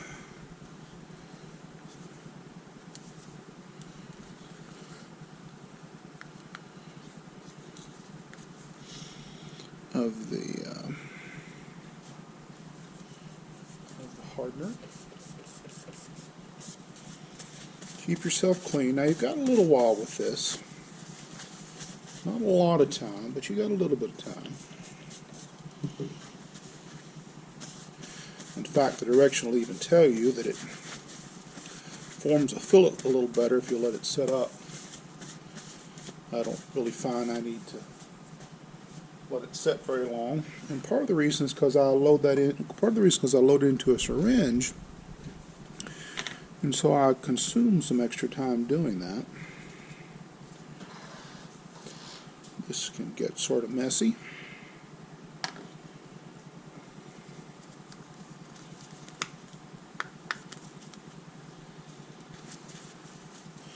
Well, if you'll keep some alcohol around with some towels, it won't be too bad. Use a good shop towel and you'll be in good shape. Now, a little trick to this. You want to keep this open so that when you put this in, when you put your plunger in, your air has somewhere to go. You can see how that's working. And then you're going to press it down to about that point. Maybe stand this up. Keep your cup. You're going to want to have that later. Make sure everything is setting up like you want it to.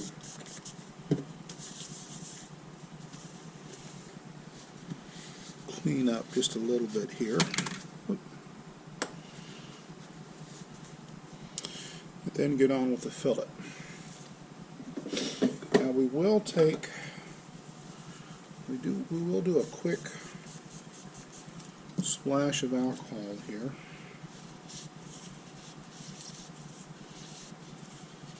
Just to make sure that we're good and clean. Let that set a moment. Okay, and that should get us where we need to be. So here comes the big moment, and we're going to load up here. I'm going to get it at an angle where I can see it, and then start laying down a bead.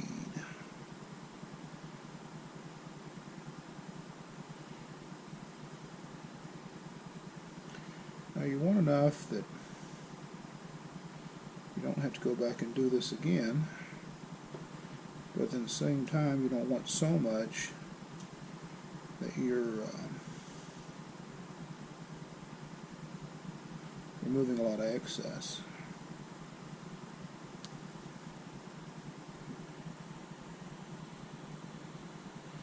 A vertically mounted guillotine jig like this Macklin jig works pretty good.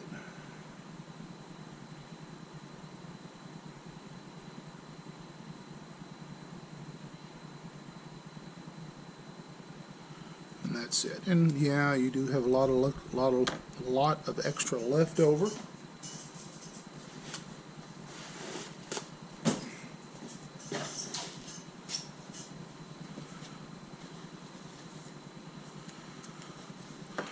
But we'll leave that in case we do want to touch up any spots. So now what do we do here? Well, typically I will start with one that's a little bit larger. Now this is going to be our final. Here's, let's see here, this one's a little bit smaller. Let's see here. Yeah. Let's see. Actually, we may end up with that one. We're going to start out with this one. And maybe even start out a little bit larger here. That's the one thing about using the different size fondant balls. You can do this. Now, what you just saw me do there was hit this with alcohol to lubricate the ball.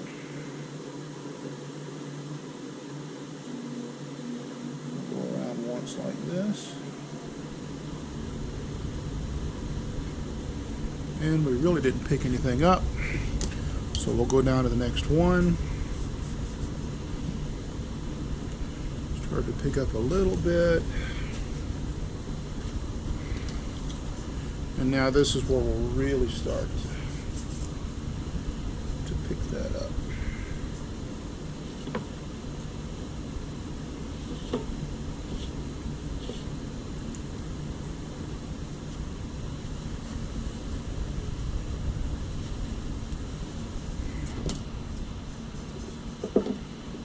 Take a look at what we've got here.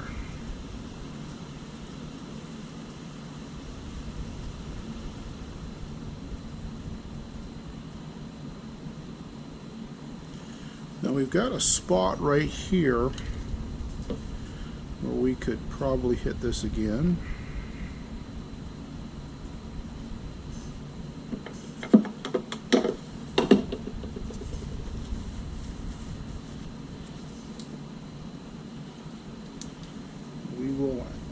Add a little bit to our bead. Normally I don't like to do this.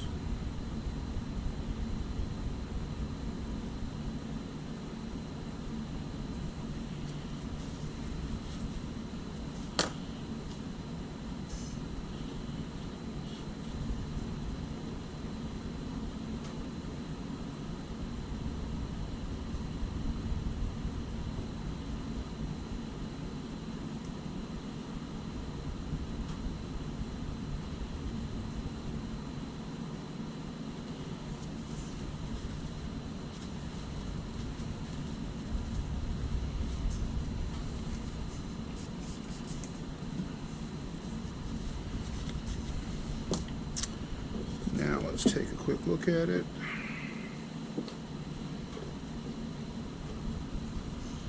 Okay, that looks better. We don't worry about the excess that has ended up on the mask, because that will come off.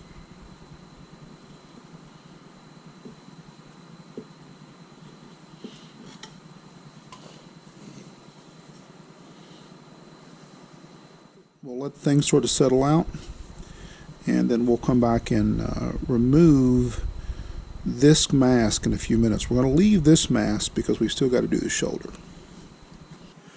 Now remember, we're going to leave the tape on the centering ring itself because we've still got a border or a shoulder to do.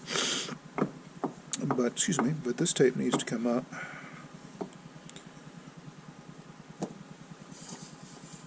A little light on it here.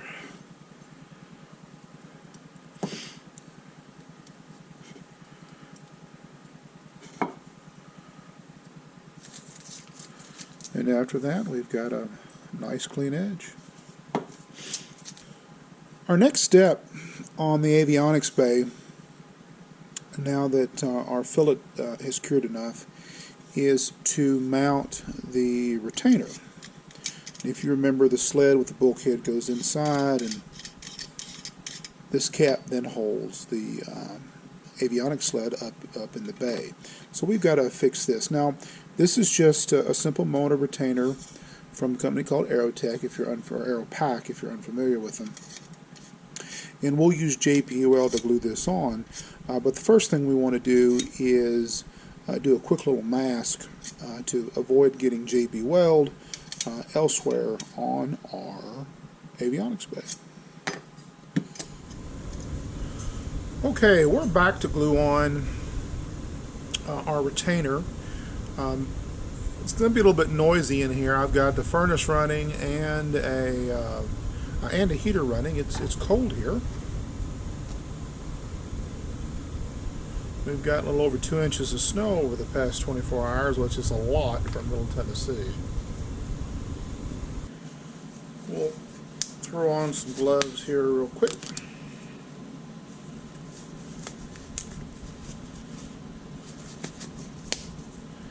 And get started. Now at this point we've sanded to reactivate this, we've taped this up, we're ready to go. Really the only thing to do is to mix the JB weld. If you haven't seen these, I really like these syringe tubes. You don't waste any, it's much cleaner.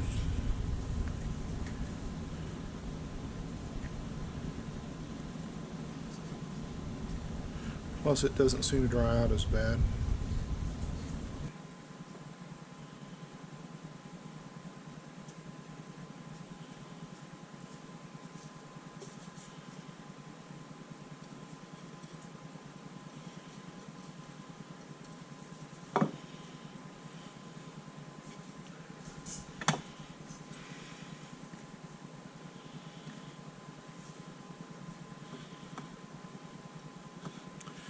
We want to use plenty of this.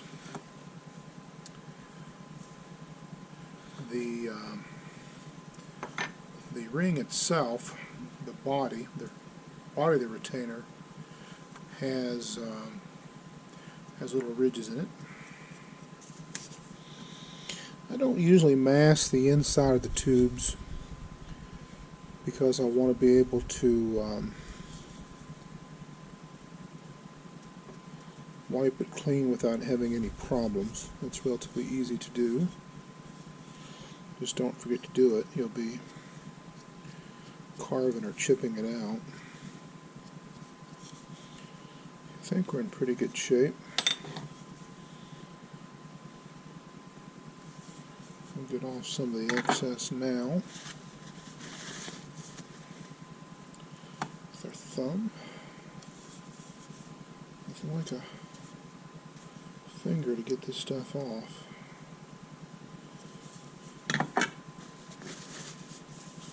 Again, a little alcohol here's your friend, particularly when you wear gloves. It will come off, there's no question about it. Make sure you're clean here. You don't want to be getting epoxy.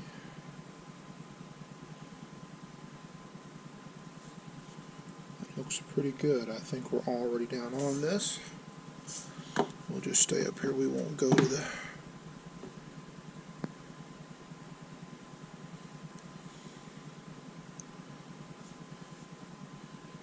should see that bead build up there.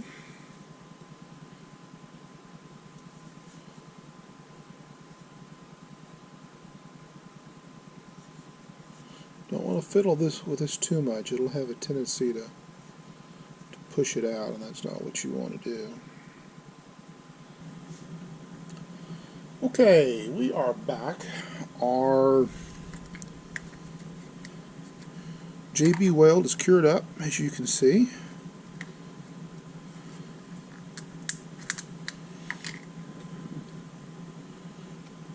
Pretty hard stuff.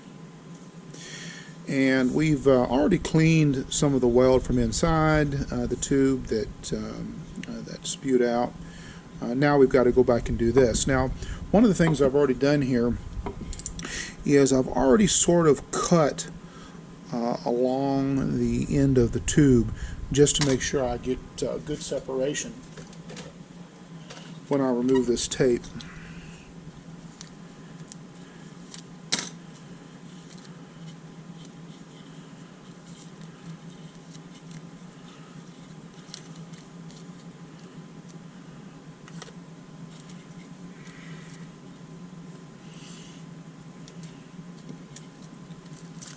Okay. Now for these longer strips.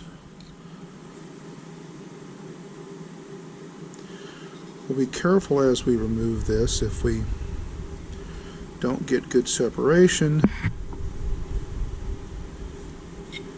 then we'll use our knife a little bit more, say like right there.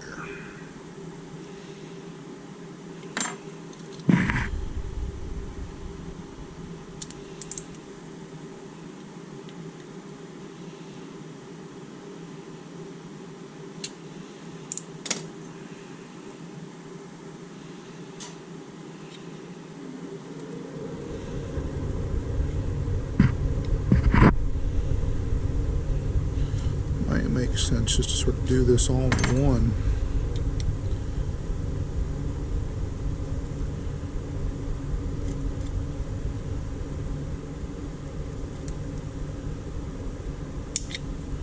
We had quite a bit of glue, probably too much.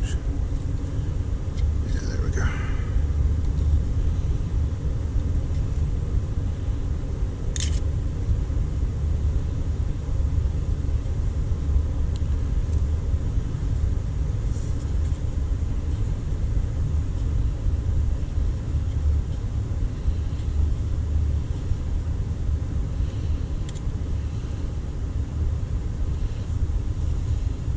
Except for a couple of spots, we've got a good clean mask on that. We'll clean those spots up and then come back for our next step. Okay, we are back and ready to install this eyebolt. Sort of got to do this in two steps. I've got one eyebolt here that's really oversized, but that's okay in this case. I've got one castle nut that we're going to use as a temporary lock nut. This is what's going to go on permanent with some JB Weld. And now I've sort of pre-positioned this nut, although my guess is it's going to be pretty close, because we want to look at a couple of things. First of all, we want to be sure that the nut clears our fillet, and it's a little close there. We'll probably, I can see that go up when I center it, yeah, and then it tilts it out. We'll probably grind out just a little bit of fillet there. That's pretty typical. The second thing we want to check on is its position relative to putting on this this cap. So let me get something on the back here. This is our rear stainless steel washer. It's a little bit bigger, and because we don't have a fillet here, looks like it's going to fit pretty good. This is only temporary, although keep in mind that if you wanted to drill a hole, go to that effort in the necessary position, you know, you were inclined to drill a hole in this, you could use a castle nut and a cotter pin. No reason you couldn't do that. Okay, so we're good on the back side with that size washer. On this side, we might have to, we are going to have to grind that down a little bit.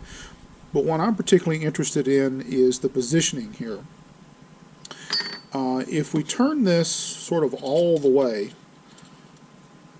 to where it extends over and interferes with this as much as possible, it's a good place to start.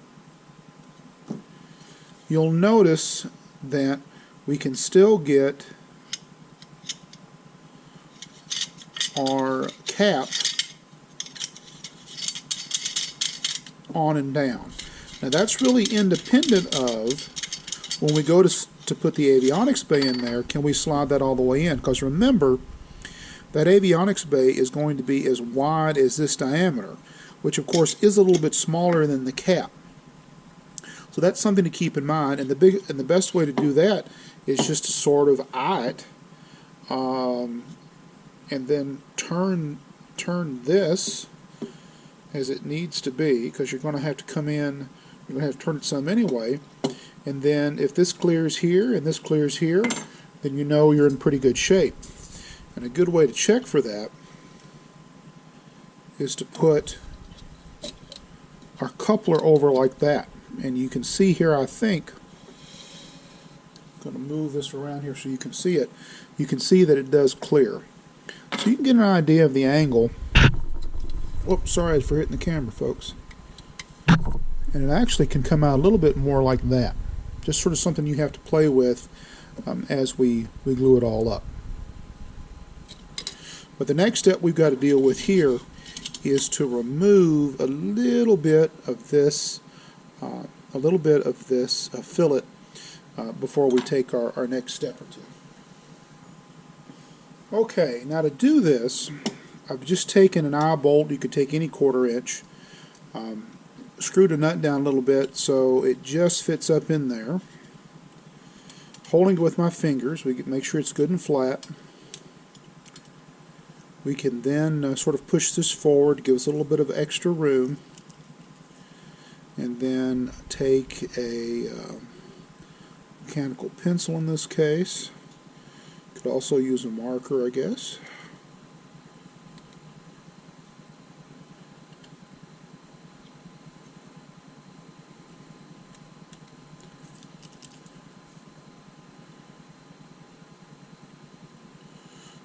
Mechanical pencil where you can push out the lead helps make the cut, and then or helps make the mark.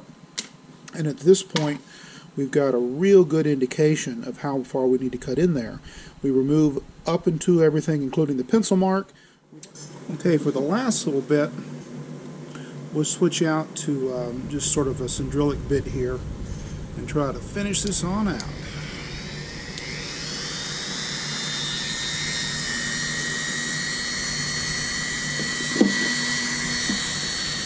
Change my angle so everybody can see here.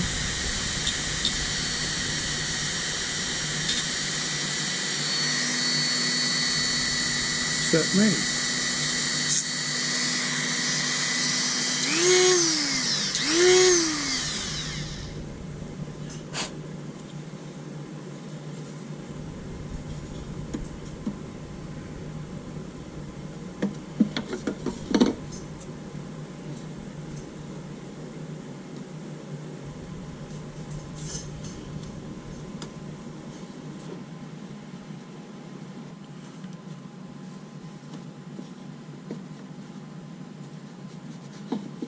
Okay.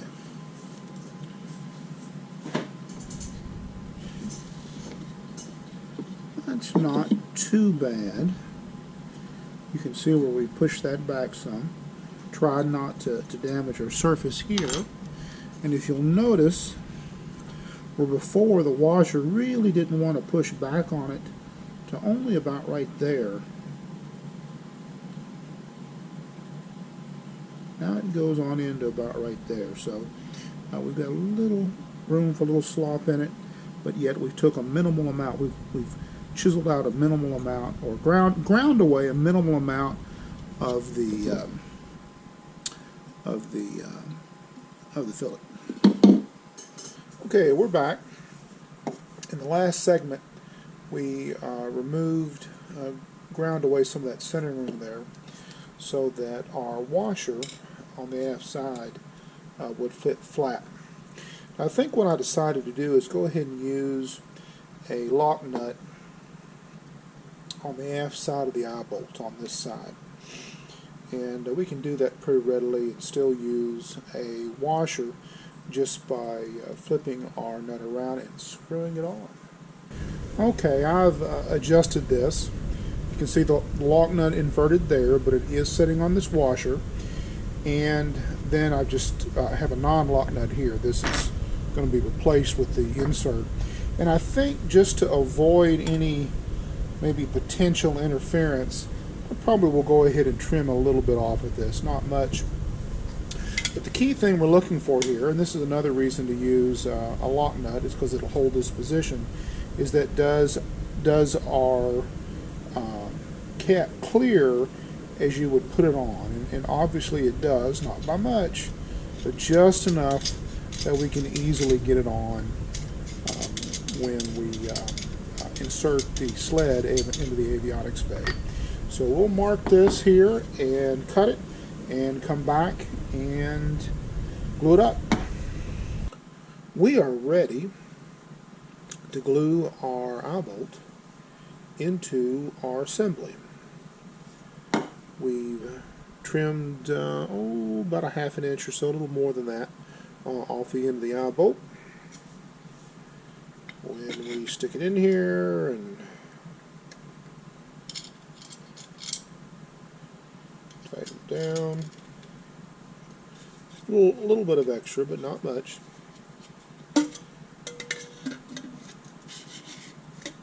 Should clear okay. So let's mix up a little JB weld and get ready to put this in place. That's a temporary one. We won't use this. We'll actually use an insert. Okay, I've decided at the last minute here to simply use a clamp. Make this quite a bit easier to do. And we'll put our little washer on first. Remember, we've still got a little bit of epoxy on these threads, which is the way we want it. Then we'll put our assembly on. And then a large washer. And then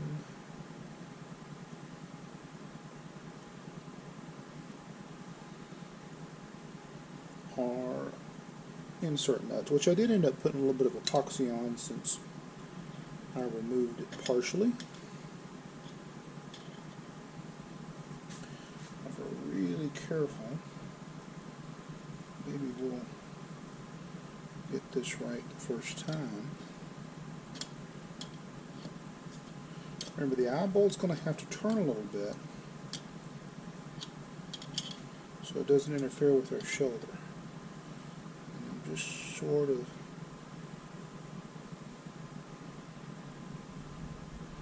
on it down right now.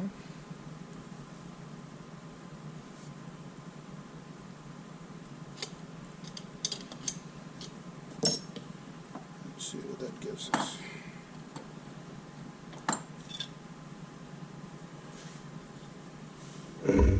Oops, didn't mean to bump the camera there. That looks pretty good.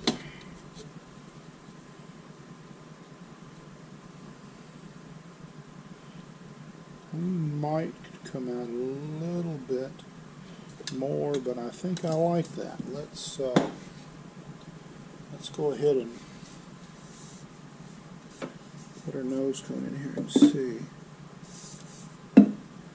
Check and make sure I don't have any errant epoxy.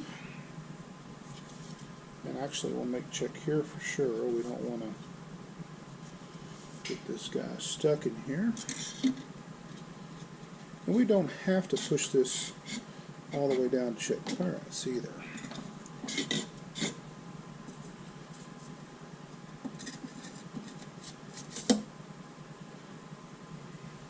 Okay, I found a quick link here that should be sized about right.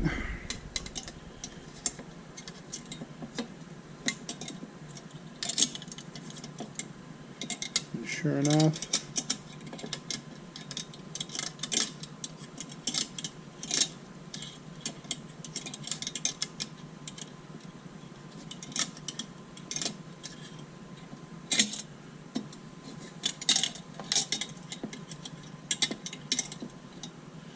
you can get this one down and then back through. So I hope everybody can see that. And then I've got another one here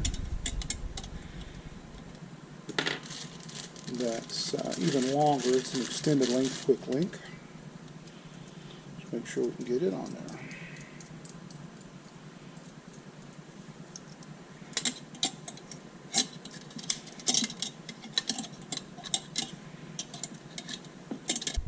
And we can. So now how does this fit with our retainer? Retainer goes in. Our avionics bay would go in, or our avionics sled would go in. Our retainer screws down.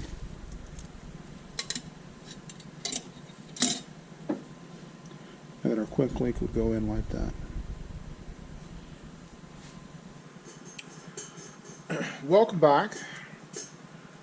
We're finally ready to put this Avbay together.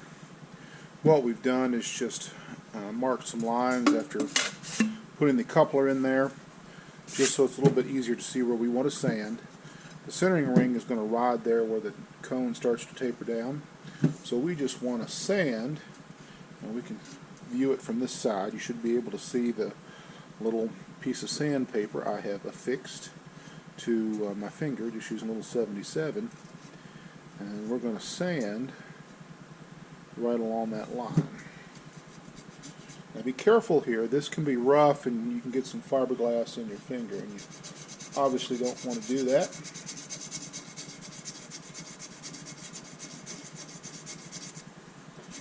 And we'll just work our way around a few times.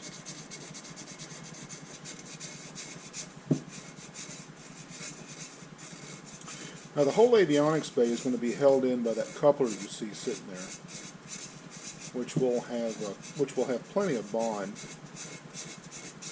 in the sidewall here. But there's no sense gluing something up to a smooth surface. Go ahead and do what you need to do to get a good bond. See how that's building up, and you should be able to see where we're sanding there.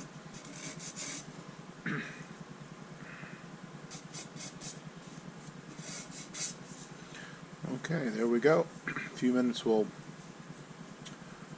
clean that up with some water and we'll be ready. Also, while we're at it, we'll sort of activate sand, I would call it. This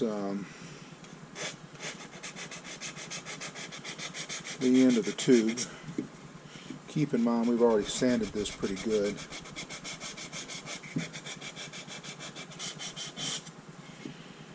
Okay, looking good. We'll clean these up, come back and mix up some epoxy. Okay, we'll mix up some epoxy over here off to the side.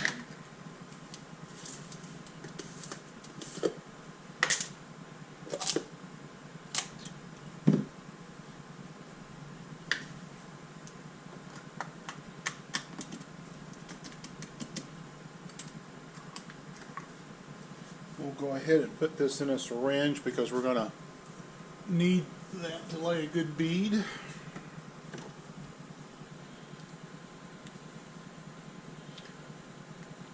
As far as stirring this stuff up, you can see the color change. You also sort of develop a feel for when it's stirred. When your wrist and fingers feel like they're going to fall off, particularly with this much of it. Again, this stuff, you know, takes a while to cure, but we don't want to fool around. Okay, now that's ready. Now this will be good for a few minutes. We can leave it here while we address the Avbay tube. Don't want to get epoxy off on our mat here.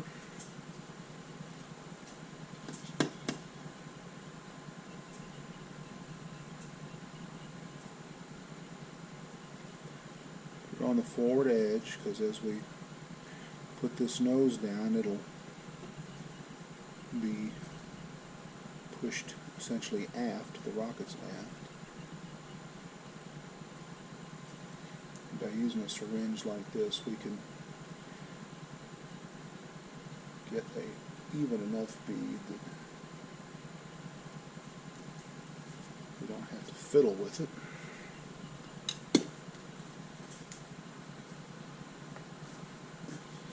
And you'll see that the rocket epoxy is flowing, so we'll put it over here real quick for a few minutes.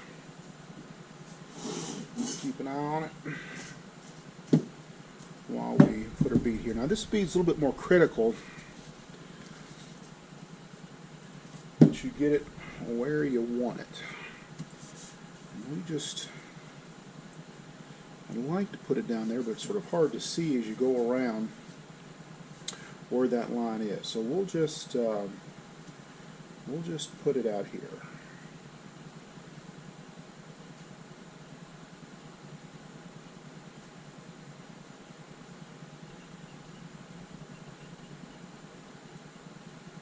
There we go. Same thing here. You want to be careful. You don't want to get it. But we're going to go ahead and do this. See, we did pay attention here, and it went ahead and fell off the end. But that's better that end than the other end. Okay, so here we go. We're going to invert it in this coupler tube like this, just to hold it.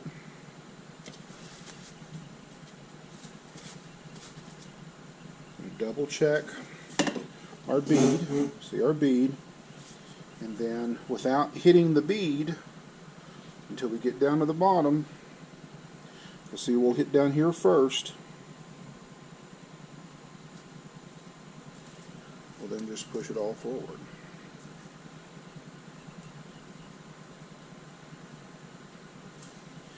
Now we sort of want to do a final sort of twist in position. And you can see our bead. I can see it. I don't know if it'll come up in the video camera or not, but I can see it.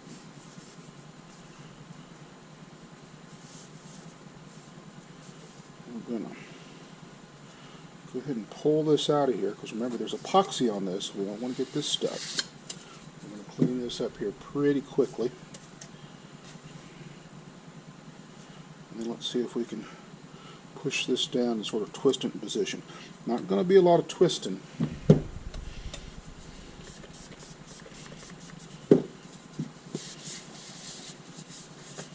Just too gooey. We're just going to have to push it home and let it go.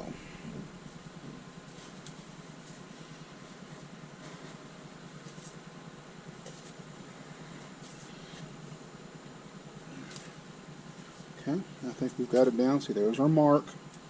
That's where that needs to be. Double check this all the way around. Now, you can see we did get a little bit of epoxy up in the nose cone. Not a lot we can do about that, but most of the epoxy stayed there in front of our dam. See that? See, there's the edge of the Avbay tube, there's the epoxy, and there's the dam. Okay, good stuff. You can see a little bit of the epoxy leaked out around the edge.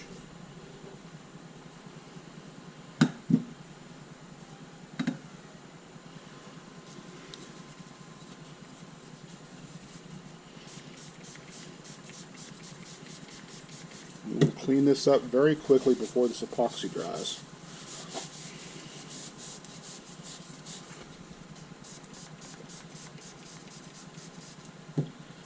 Just sort of using the tube to, using the coupler tube to clean the inside.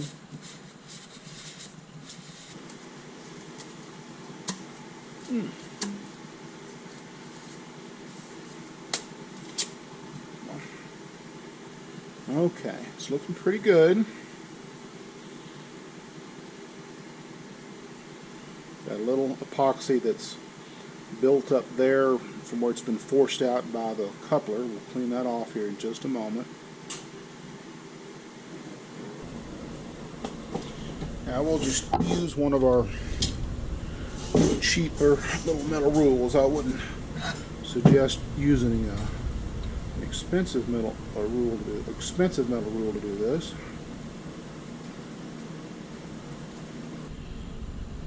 Okay, I think that's about as good as we're going to get it. Use our coupler one final time to sort of clean that out.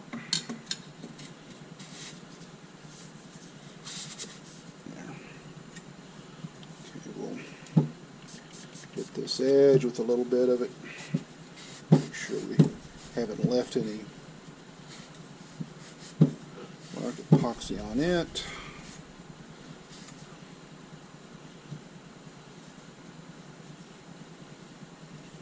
View this at a couple of different angles to make sure we've got everything off that we need to have off.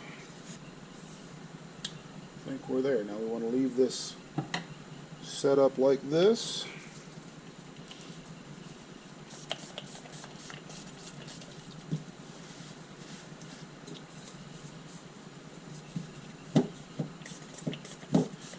Still got a little bit of epoxy on that, but that is not as critical as having it inside. It'd be a lot harder to sand out and smooth out if it was inside that tube than if it's on this coupler.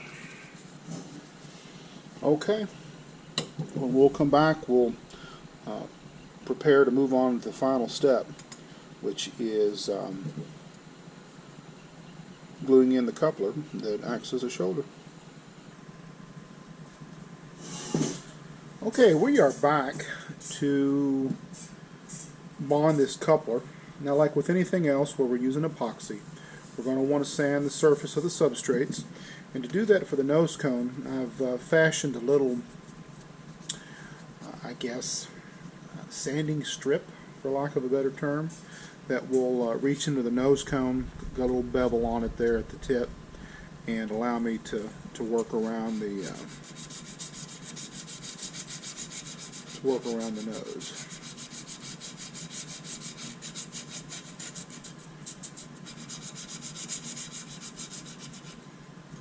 I am sort of flexing it. This is a large popsicle stick, so it does flex.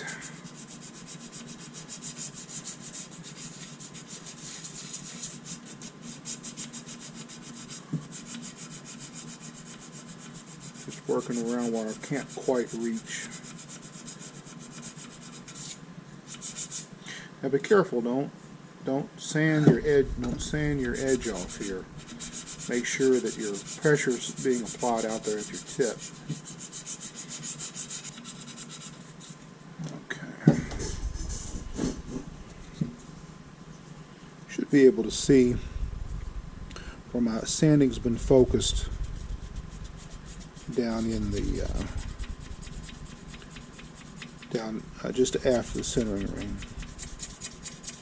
Now, some of what you see there that you might think is fiberglass is actually a little bit, or a lot of it, is the epoxy, the rock epoxy that remained sort of as a residue when we glued up the centering ring.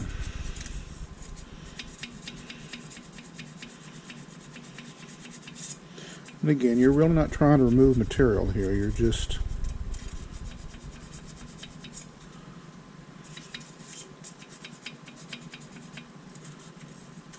sort of trying to activate that.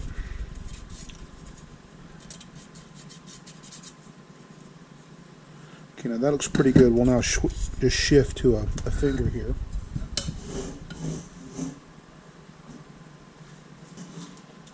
A little trick to keep your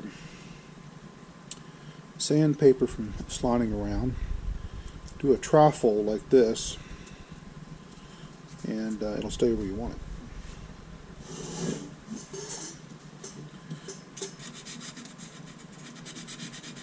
Again, watch your edge.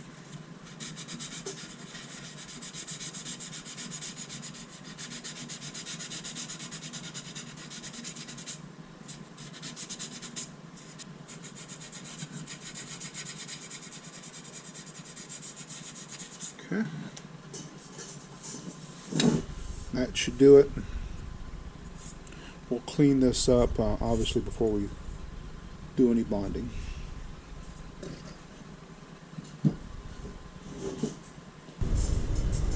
Now, the next thing we need to do is obviously sand our coupler, because we're going to bond here. You don't want to sand out in the field that's going to go in the airframe. You just want to sand the bottom third of this or so. So we'll mark it.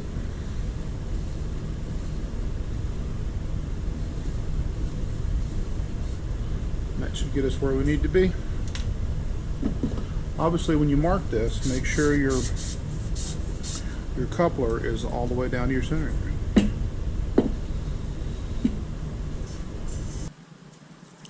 Okay, we'll sand this coupler much like we prepped the Avbay tube.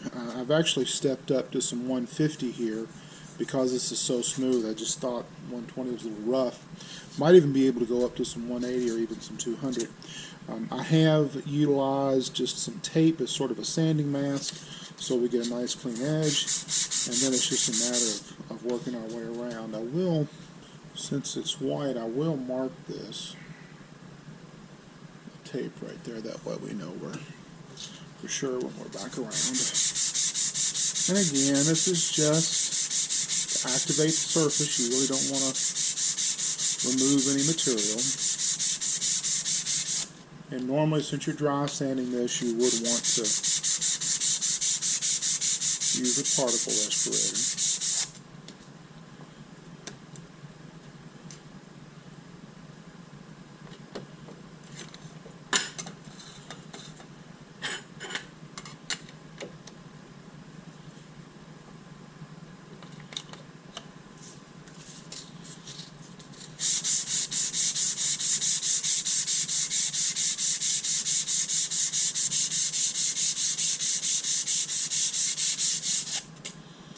That's it, everything's sanded up.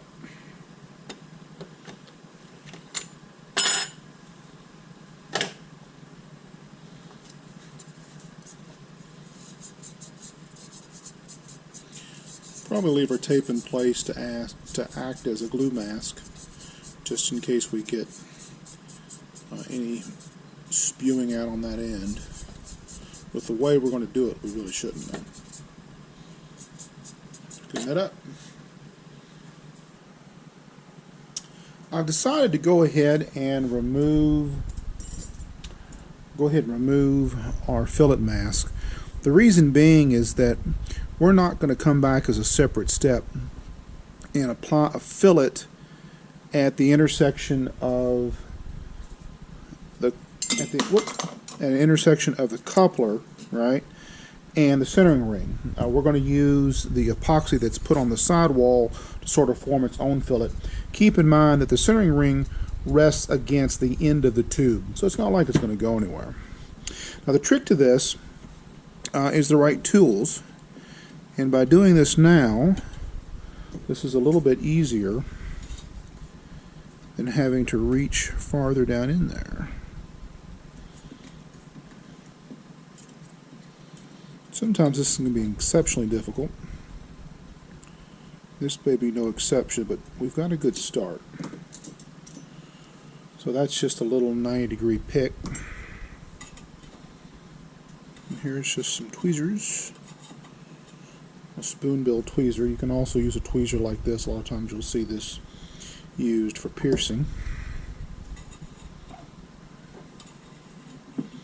And just carefully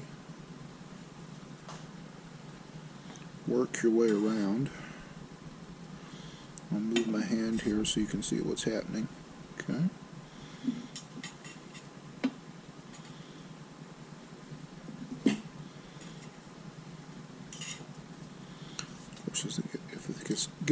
If this gets long enough, you can use your fingers. But we'll stay low, just in case something like that happens. Now that came apart because that was the edge of the tape.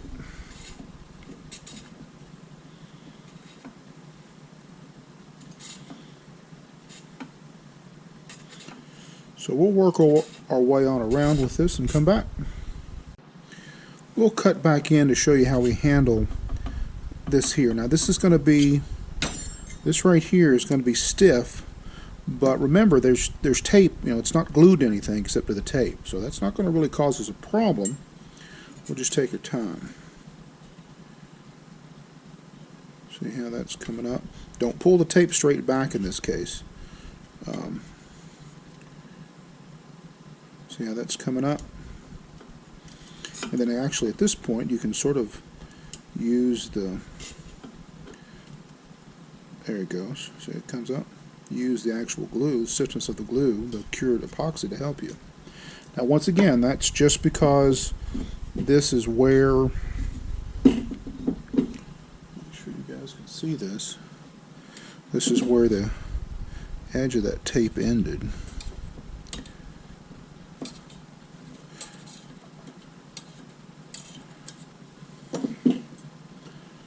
It's getting tougher for me to see at this angle. I think we've almost got it. And there you go.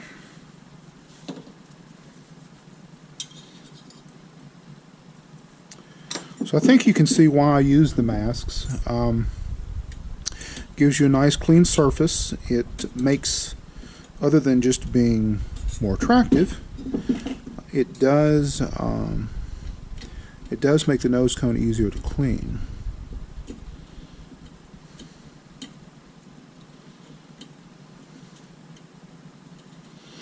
Hopefully this rocket will see the residue from many ejection charges. They may even come from this nose, although probably not. Probably this is just going to be for tracking.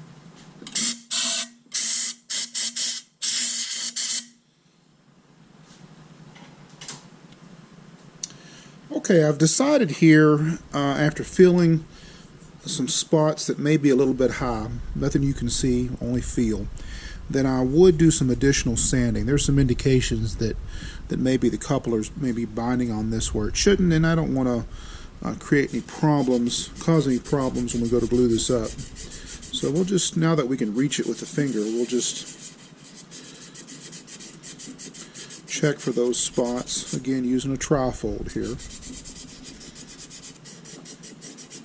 Just address some of these spots that might still have some epoxy on them.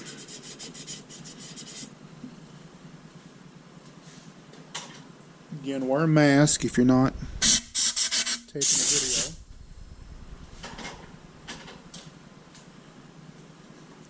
I say a mask, really a particle respirator.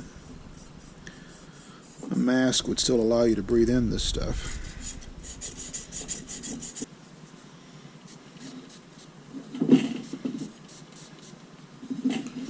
Clean this up a little bit before we check it. We don't want a lot of, don't want any if I can avoid it. Powder transfer, sawdust transfer, or sanding dust transfer to the coupler. Again, be very careful what you do here. You end up with a piece of fiberglass in your finger. And I've got one right now. It's not real pleasant.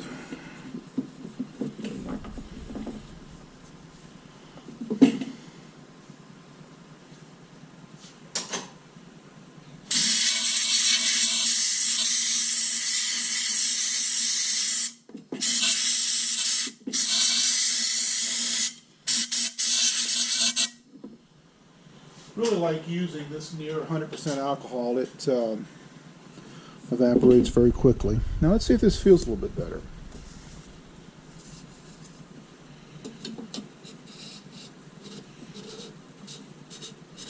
And it does. We're dealing with some close tolerances here, so a little bit of epoxy can make a difference.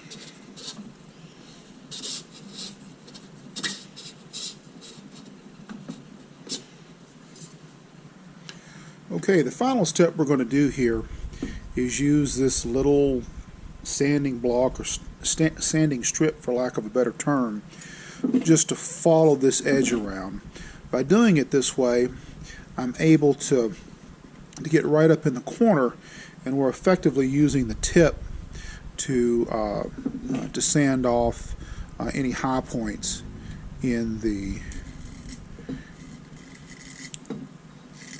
on the centering ring.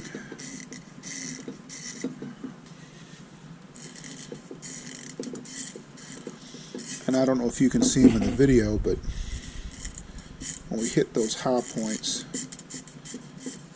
I can see them. See, like right there.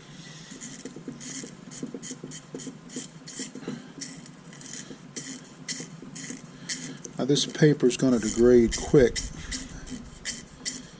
because we're out here way on the edge.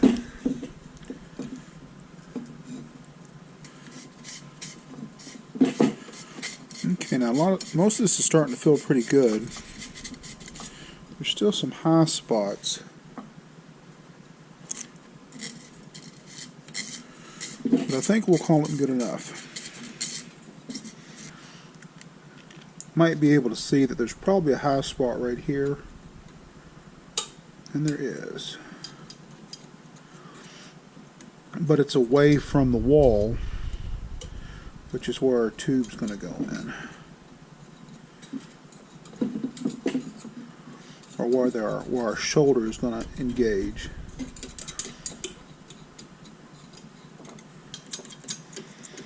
So I'm not going to worry about it. We'll call it good enough. Our tube should go in really smooth. And it does. Feels good.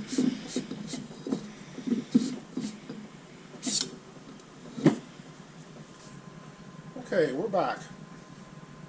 Now for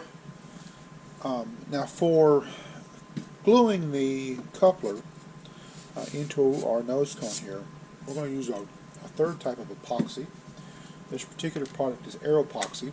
Normally it's used for laminations, but it's also great when you want a little bit of longer handling time, pot life, cure time, and you want something that's a little bit thinner because it's designed for laminations. And so that's why we're going to take advantage of it here. And then just stir this up, and you can tell this stuff is not real thick. It will change color. And generally you want to use this stuff above it's 70 degrees. We are at 7 degrees right now.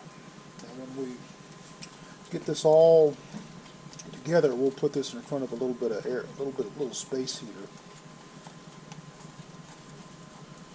to help it out some. Even better, bake it. When I say bake it, I'm not talking about it 325 degrees, just something to heat it up. One of the things you can do with this material, or this epoxy,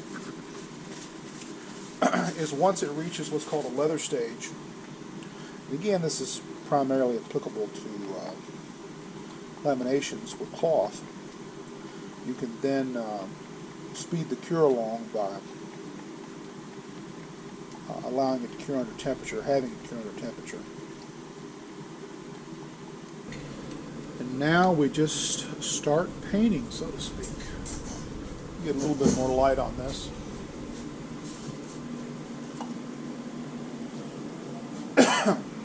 Excuse me.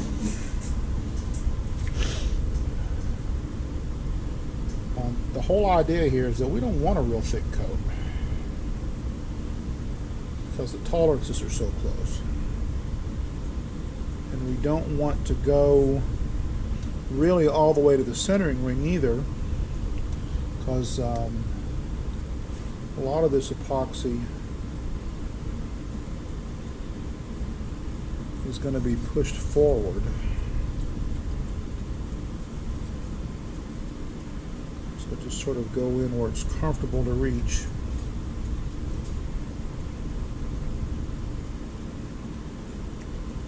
The back 2/3 or so.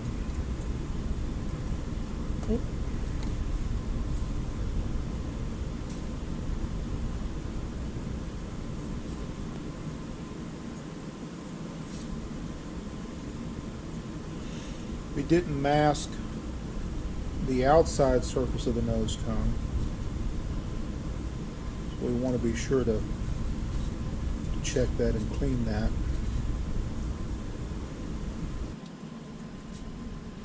Now you can start to feel it sort of get stiff.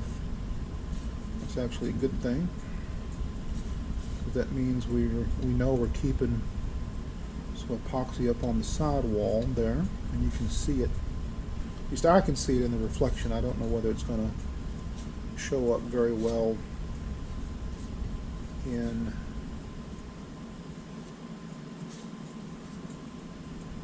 the video. Okay, I'm going to check this for any brush hairs that might have come off. I'm also looking for any places that we missed, excess epoxy, etc. I'm not seeing any. That's a good sign. So I think we're in pretty good shape. We'll also check the outside. I still think we're in pretty good shape.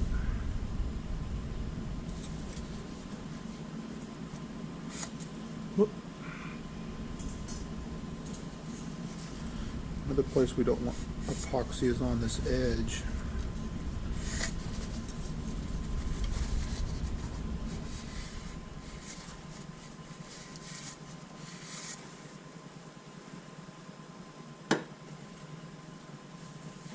Since we're holding the nose inverted,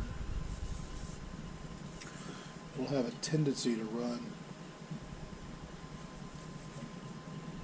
towards the bottom anyway. Okay, we've changed our camera position.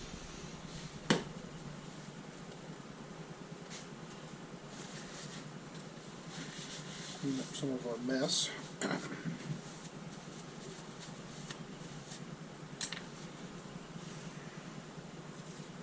Then here we go. We'll sort of double check this to make sure we've got no spots. And I'll also sort of try to align this so this sort of quote-unquote bad area that was the seam in the mold lines up with our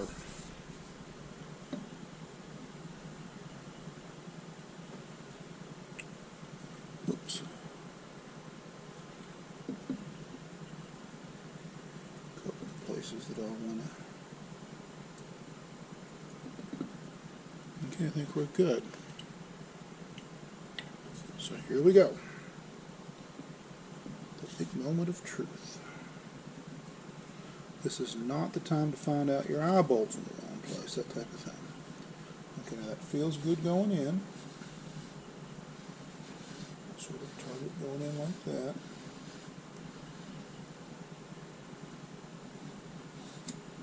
Maybe inspect how we're doing. We are pushing some epoxy forward, so that means we probably got plenty.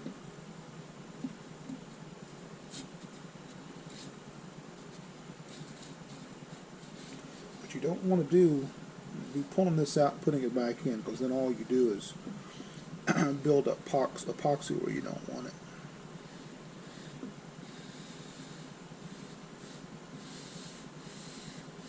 Just romp back and forth until we get it down where we want.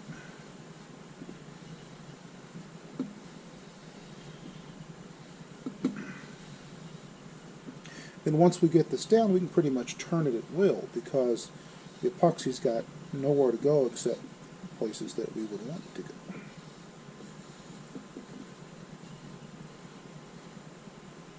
A little bit of drip, reach that or not.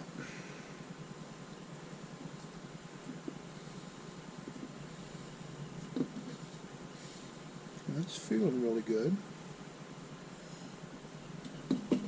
We'll line our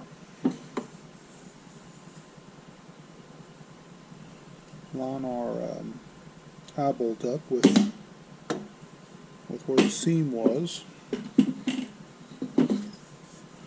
Double check this out here, and that looks good. Our tape's down to where it needs to be. That looks good.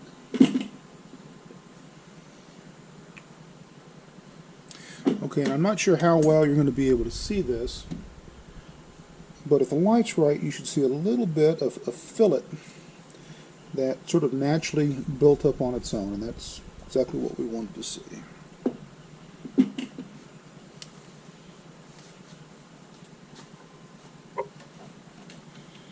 Okay, that's it.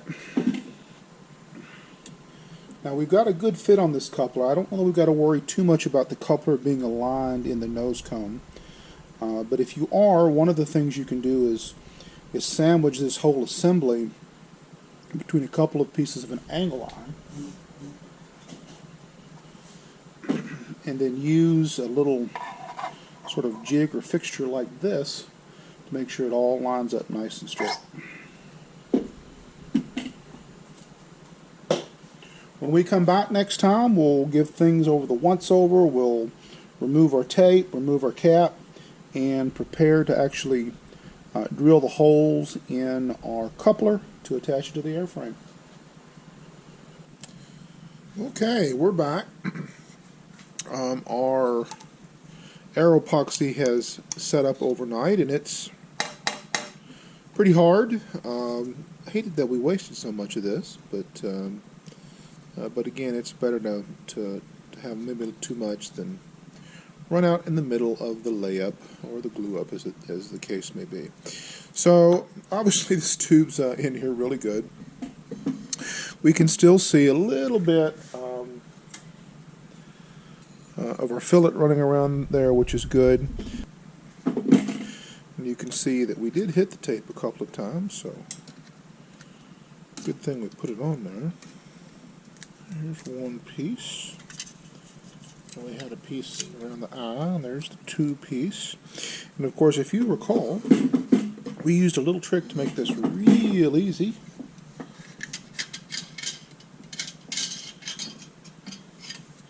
And there's our ring. And of course that also demonstrate our ring goes on and off. So we've given ourselves enough space here to do that. But the eyebolt is still very rigid.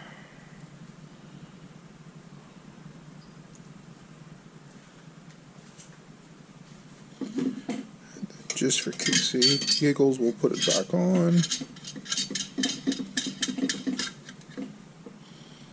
And there you go.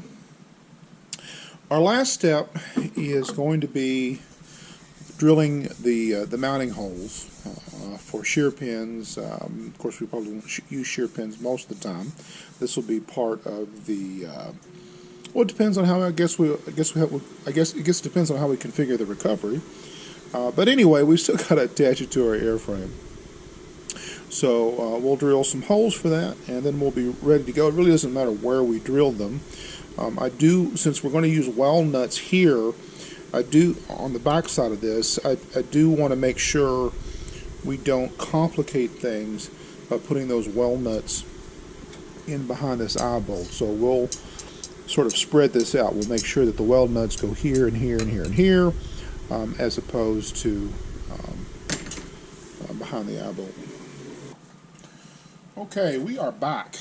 Our next step in this process is to install some nuts. In this case we use weld nuts, or I use weld nuts, in the shoulder of our nose cone. I'm almost set up to drill the holes for the weld nuts at this point. And I sort of wanted you to see this before I talk specifically about the parts and pieces. This is a drilling fixture that has been, quote, developed, unquote, by Hall Rocketry. We'll talk a little bit more about that later. This is just an additive aerospace camera shroud I didn't want to remove. It also demonstrates this is the forward tube on this particular rocket, forward airframe. There's our drill bit. That's where our mark's going to be, or that's where our drill point's going to be, 2 inches down from the edge. And then you can see way out here on the end is just a fixture that holds the nose cone. In this case, just a simple cardboard tube, matches the diameter of the fiberglass, has a centering ring hole in it, and automatically centers all of that up. Now, the first thing we did to prep for this is mark where we wanted one of the holes to be, to sort of serve as an index. The drilling fixture aids us in drilling holes so accurate that you can rotate to any position within fractions of an inch, which are about 50ths, etc. So now, why do we draw a line? Why does it matter? Well, we would prefer not to have a weld nut in behind this eyebolt.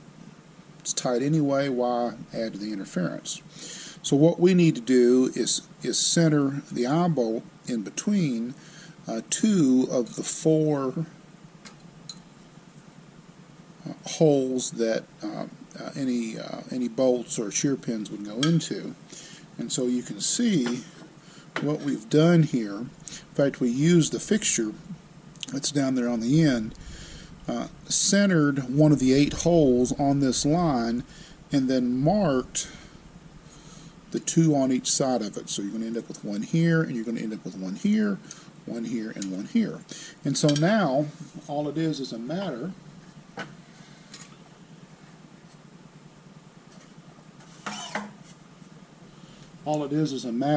of lining your hole up. In this case, since the forward tube is drilled, we can sort of use that as a fixture or template to drill our nose cone shoulder. Now, you'll probably be able to turn the camera just a touch.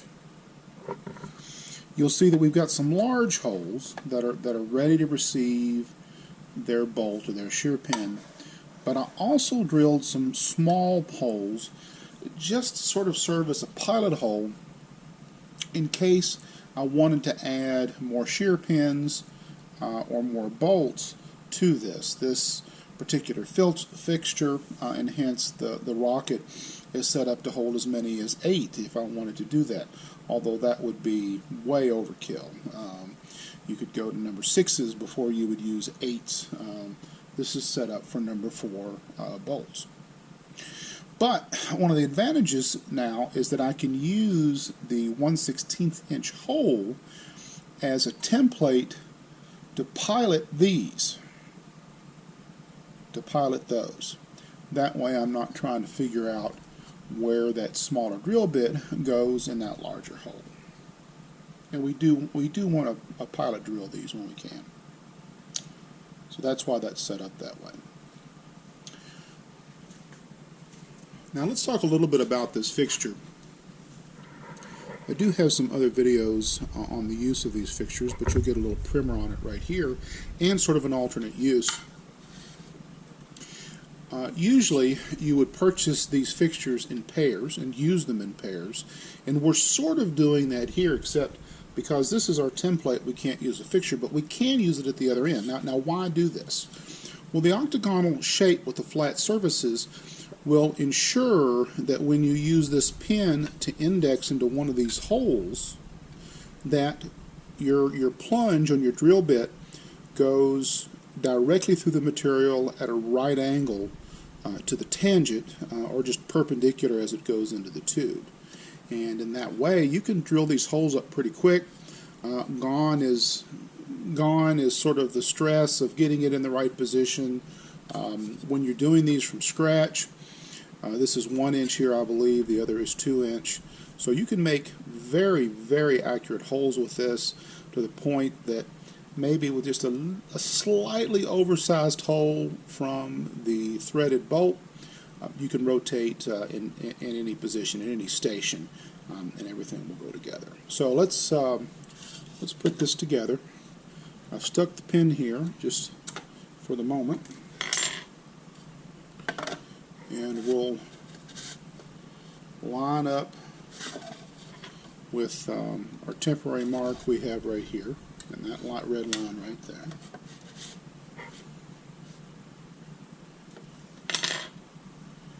And this takes a little practice, but let's see if I can get that in there.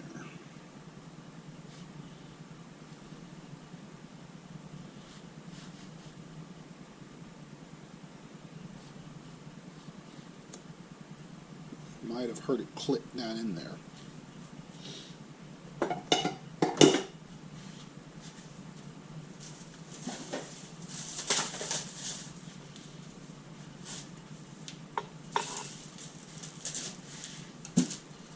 We'll take a small little hammer. You just want to tap it now. It's not like driving nails. Of course, it's down flat, or almost flat. You can do it down flat if you need to. There we go. That way, when you're working with this on a table, on a bench drill, then you can turn it to any position, and you can't quite see it here, but the pin is sticking out the bottom. This is a 1/16 inch pin to match a 1/16 inch drill bit. You know, you can pick up the pins at a lot of hardware outlets, McMaster, Amazon, that type of thing. And so now this is in position. So what this guarantees is that up here, since this hole is in line with this one up here, what this guarantees then is that this drill, when we plunge it, is going to be exactly where it needs to be. And it's also important that when you pin this, make sure that you've pinned this on a 1/16, not the larger hole. That won't give you the accuracy you want. A little more discussion about our setup here before we start drilling. If you're just starting out and you're doing these type of fabrications, larger rockets, etc., or even the smaller ones, your first investment, if you don't have any of the larger tools, needs to be a drill press. Probably just right after maybe a jig like we've seen before to hold the rocket, the first tool, the first power tool, is a drill press. And this one's really not large enough. I've got this one on a bench, but really a floor model would be better. So what did I do? Well, one of the things I did is I extended the bench with this table, sort of semi-permanent table. But even here, I needed more table. So I simply went out and bought a 1 by, I guess this is a 1x6 from Home Depot or Lowe's or something like that in oak. Just make sure you get a good straight board, it'll stay straight. And then just a couple of clamps to clamp it to the table. This right here is 3 pieces of aluminum put together to form a little V-tray, and then sitting in that is a larger piece of aluminum that then holds the whole assembly. Now that's really nice when it comes to holding the nose cone fixture at the end, because that's going to ensure everything lines up. And because the V-tray raises this, raises the whole assembly, then you have to have something to make up for that thickness. It just happens to work out, the math just happens to work out, where another piece of similar 1-inch oak, 3/4 inch oak provides the needed space. Okay, keeping in mind that our drilling fixture is pinned to the left end of the tube, it can't go anywhere. So all we've got to do is really concentrate on the forward end of this tube, and it's simply a matter of sliding it together. Like that. Now I've got this pretty closely lined up in the first place, but any rough adjustment is done by releasing these clamps. There's 4 of them, 2 on each side, and moving this, and then once this is in position, then you do any fine adjustment just by where you position the tray, keeping in mind that because you're using the fixture at the end, everything stays perpendicular. If it hits that hole, it's going to be a perpendicular plunge. Now, another thing, excuse me, another thing that you may want to do, particularly if you didn't have all this set up to maintain alignment, is you may want to tape all the way around this tube to this nose cone. But because all this is setting in a nice stable tray, namely the aluminum angle as a tray, we really don't have to worry too much about that. Maybe the only thing we might want to do is tape these together to keep them from creeping that way, and I think I will do that.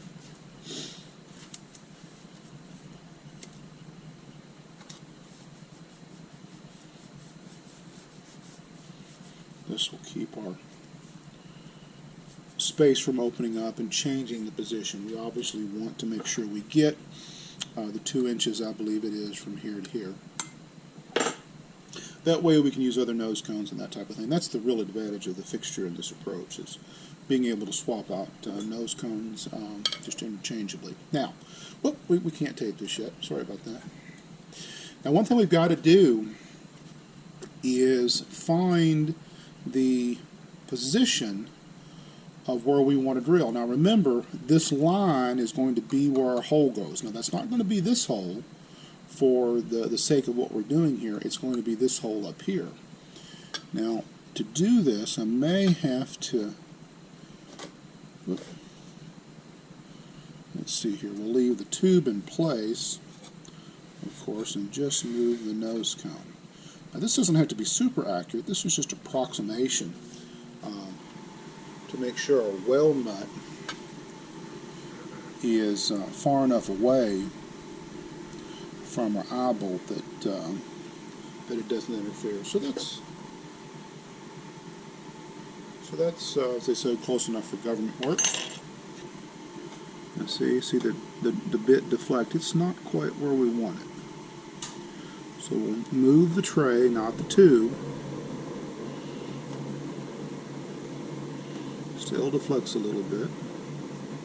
You can always rotate this. You'll notice that it does change. It's pretty good right there. It goes into our hole.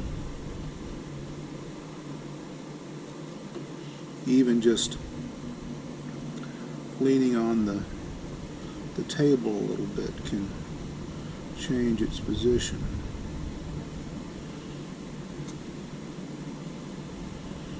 Okay, now I think we finagled it pretty good, so it's down in there. So we'll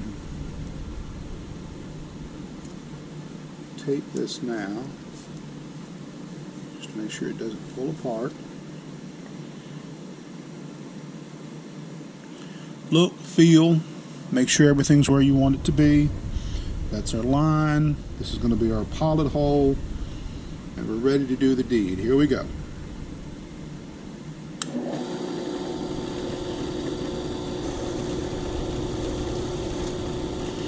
Just take your time, and that'll reduce the amount of breakout on the back side. Not too worried about breakout on the pilot hole, but on the bigger hole, we may put a backer block in there.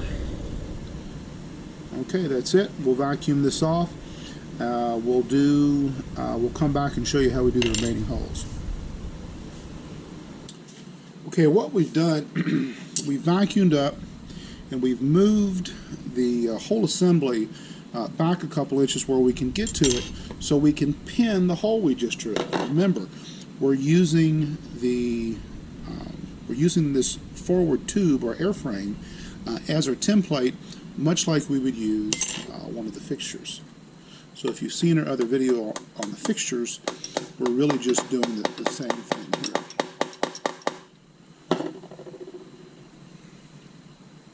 So now we're ready to turn it to the next position. Now, again, concentrate on the fact that we're doing it relative to that line, which you can see on top there. And we're going to then just rotate this guy. We'll move it down some here.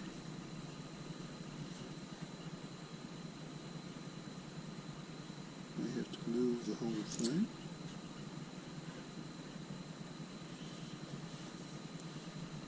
Then rotate to the next position.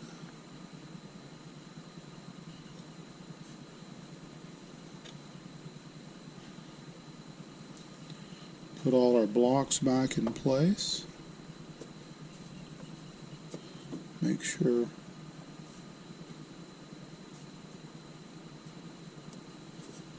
everything is flat and level so we can make it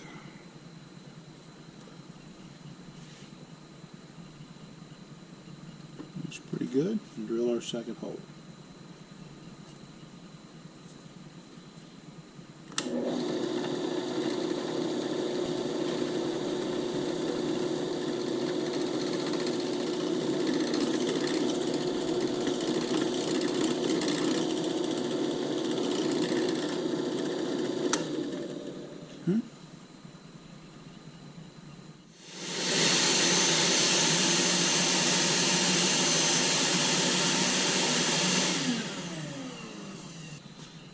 Try not to move stuff around too much, and then pin our second hole.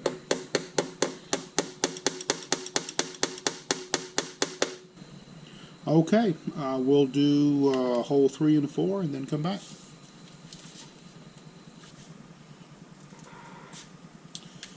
Okay, here we go, 4th and final hole.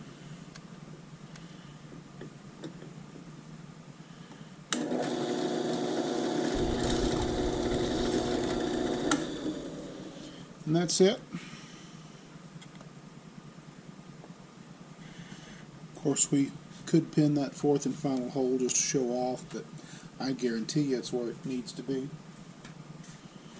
Our next step, now that we've got the pilot hole drilled, is to use a similar technique to open up the hole to accommodate the weld nut. In this case, we'll be using a number 4 weld nut that has an OD of the outer wall, the part that goes up through the tube, around 9/64ths of an inch. So we'll use a 9/64ths inch bit to open those up. Okay, we are back. Now in the last segment we used a 1/16 inch drill bit to drill pilot holes in our nose cone using a octagonal drilling fixture to ensure that they're lined and perpendicular. In fact, we even struck a line on this nose cone, and the hole's not exact. It didn't need to be. This line was just on the nose to make sure that we kept our weld nut, which will be used on the back of this to secure the nose cone as a nut, out of the way of our eyebolt, which is inside. So now it turns to enlarging this hole to accommodate a weld nut. Now, if you haven't seen a weld nut, this is what a number 4 weld nut looks like. Now, this weld nut's actually been modified. I actually used a drill bit to drill the little holes in it, you see.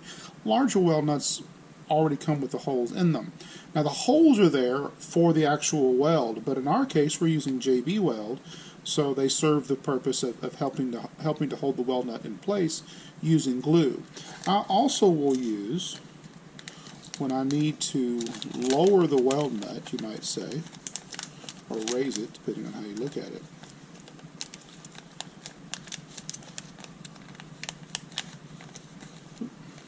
Forever go there. I will also use a Starlock washer on there. Now, the idea behind that was simple. It sort of keeps me from having to drill the holes if I don't want to, and it gives a place for the epoxy to bond and serve somewhat the purpose that a Starlock washer would anyway. Although remember, this is not all that tight. It's certainly nothing to tighten it up until you put the bolt in. But that's another technique to actually lower this weld nut so it doesn't stick through the your airframe. In fact, you can, let me turn this here. Actually, I think you might be able to see it now. Yeah. If you look right here, you can see where these weld nuts, they're also number 4s, are actually sticking through the airframe. And in that case, I didn't use the Starlock washer because I wanted them to stick through the airframe, because the weld nuts actually go up into the camera shroud. But normally you don't want that. Normally you want them to be flat, so your screw goes all the way down. So that's what we're doing with the weld nut. Now what's important about the weld nut? Well, this weld nut diameter here varies some, particularly more as it goes towards the base. For that reason, we'll actually countersink when we don't use something like the Starlock washer. We'll countersink on the inside. But this diameter here is roughly 9/64-ish for number 4. And so that's what we've got to do. We've got to enlarge that hole till it approaches, if not exceeds a little bit, 9/64. So how are we going to do that? There's actually a couple of methods for this. One is to simply, using the 1/16 inch as a pilot hole, chuck a 9/16 inch bit and plunge it in. And to be real honest, that's probably just fine. Particularly if you mitigate breakout inside the tube using something like this. Now, this just goes in, this was sort of had another purpose, but this just goes inside the tube, presses up against the inside, and works just like a flat backer block might. Problem is these are sort of a pain to position. And to work it all, they do flex the tube, change the roundness of the tube, and it can take forever to get through a large number of holes, or even a small number of holes, because of all the position, reposition, etc. So what we're going to do is actually use a hybrid of a hybrid technique, where we gradually enlarge this hole using a larger and larger bit. And then when we get up to almost where we want to be, maybe a 64th or 36 shy of our final size, we'll use a little tapered file like this, round file, to actually enlarge the hole. Now that's going to minimize the breakout that you would have on the fiberglass. But even with the breakout, you've got to remember that this is going to be backed up by a weld nut that has JB weld. You might even argue that a little bit of the breakout may help the bonding between the weld nut, the JB weld, and the tube. But anyway, that's how we're going to approach it, and you'll see that through this video. So the next step from a 16th would be 5/64, and you can see how It doesn't fit in our hole, but it's also sort of going to be impossible, almost impossible, to not get this in here straight. The one problem with this technique of gradually stepping up is it is possible, when we're talking about fractions, 50ths or less of an inch, to get this hole off center. And that's sort of the one thing the filing does in the last step. We can sort of check that relative to, in this case, the tube we already have, and make sure everything's all trued up. But that's how we're going to do that. Now, what's going to keep our tube where it needs to be? In the same way we plunge this, what keeps it all in line and keeps things perpendicular? Well, we're still going to use our octagonal drilling fixture that's out here on the end, but because we don't want to try to drill through one of these larger holes, it's difficult to see in these, we're going to pull this back and keep this separated so we can see. Still use the airframe, but pull this back so we can drill and see directly down to the nose cone shoulder. And how are we going to ensure that's in the right place? We're basically going to use the line we struck to position this hole and then tape it.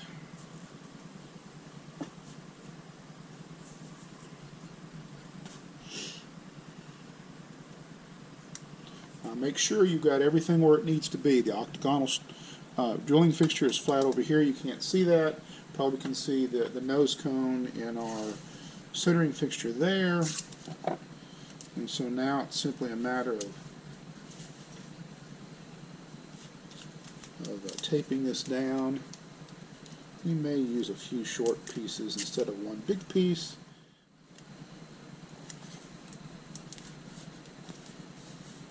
Of course, there's that last one we didn't use. And there we go. You'll see that our alignment is still in place. And so rotate here one panel of the octagon. Now we've got this straight up and down like this. We'll make some adjustments, adjust this under the drill bit when we come back, and then plunge your first hole.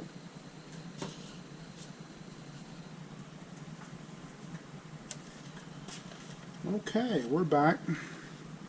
We're going to skip up from the 1/16 pilot hole up a 32nd and plunge this home. Now we're going to start this bit sort of already in the hole to help get the best alignment, but you got to be careful. You don't want to plunge it too deep on the start, otherwise you'll break out on the top, which is not a good thing.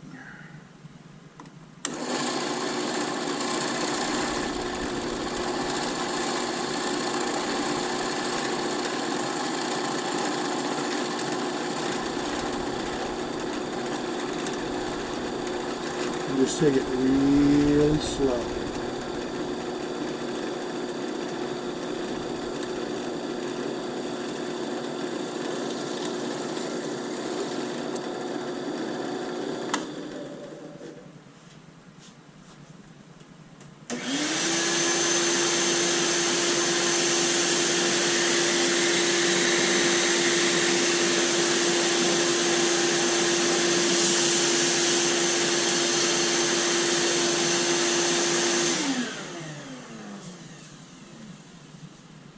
And that's one.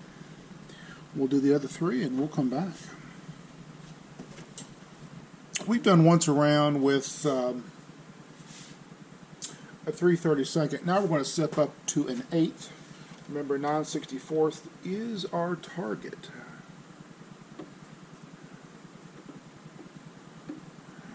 Okay, we'll backspin this a little bit to sort of countersink, and then we'll light her up.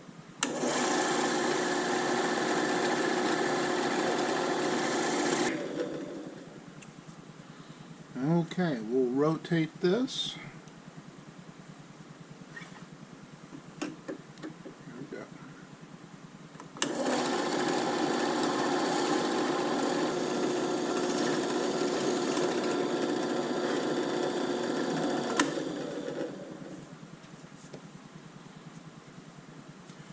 We'll do two more and we'll come back. Okay, we've got all 4 of these drilled out to 1/8 of an inch. That's a 64 shy of our final hole size. So at this point, this is a good point to check to see if our holes crept around any. If it did, we can address that with a small round needle file or tapered. Can't say it. Tapered file. Okay, we're now looking at the holes we drilled, which are at about 1/8 relative to the holes that are in this airframe, which are something in the neighborhood of 9/64ths. They may actually be a little smaller than 9/64ths, and they are. And most of these holes are pretty good. I guess there probably are a couple that could stand a little work as far as just sort of trimming up and aligning with the other holes. So we'll rotate this a couple more positions and see how close we are. Okay, it turns out we really only had one of these that was off. It looks like to be maybe the first one that we pilot drilled. What I've done is use a pencil lead to in the airframe to mark which direction that hole needs to come. Now keep in mind that we're headed for 9/64ths, and we're not there yet. So we've got a ways that we can sort of pull this hole to get it where we want it, and that's basically just that direction around the tube, and that will just be a matter of just carefully following this down. That's why these come in so handy. Why these files come in so handy. And then when we get it where we want it, we'll sort of round it out like you see me doing here. I'm not going to bore you with this whole thing. The key is just to take your time and be careful. You're doing this by hand. So take as much time as you need. Okay, we're right at finishing that hole up.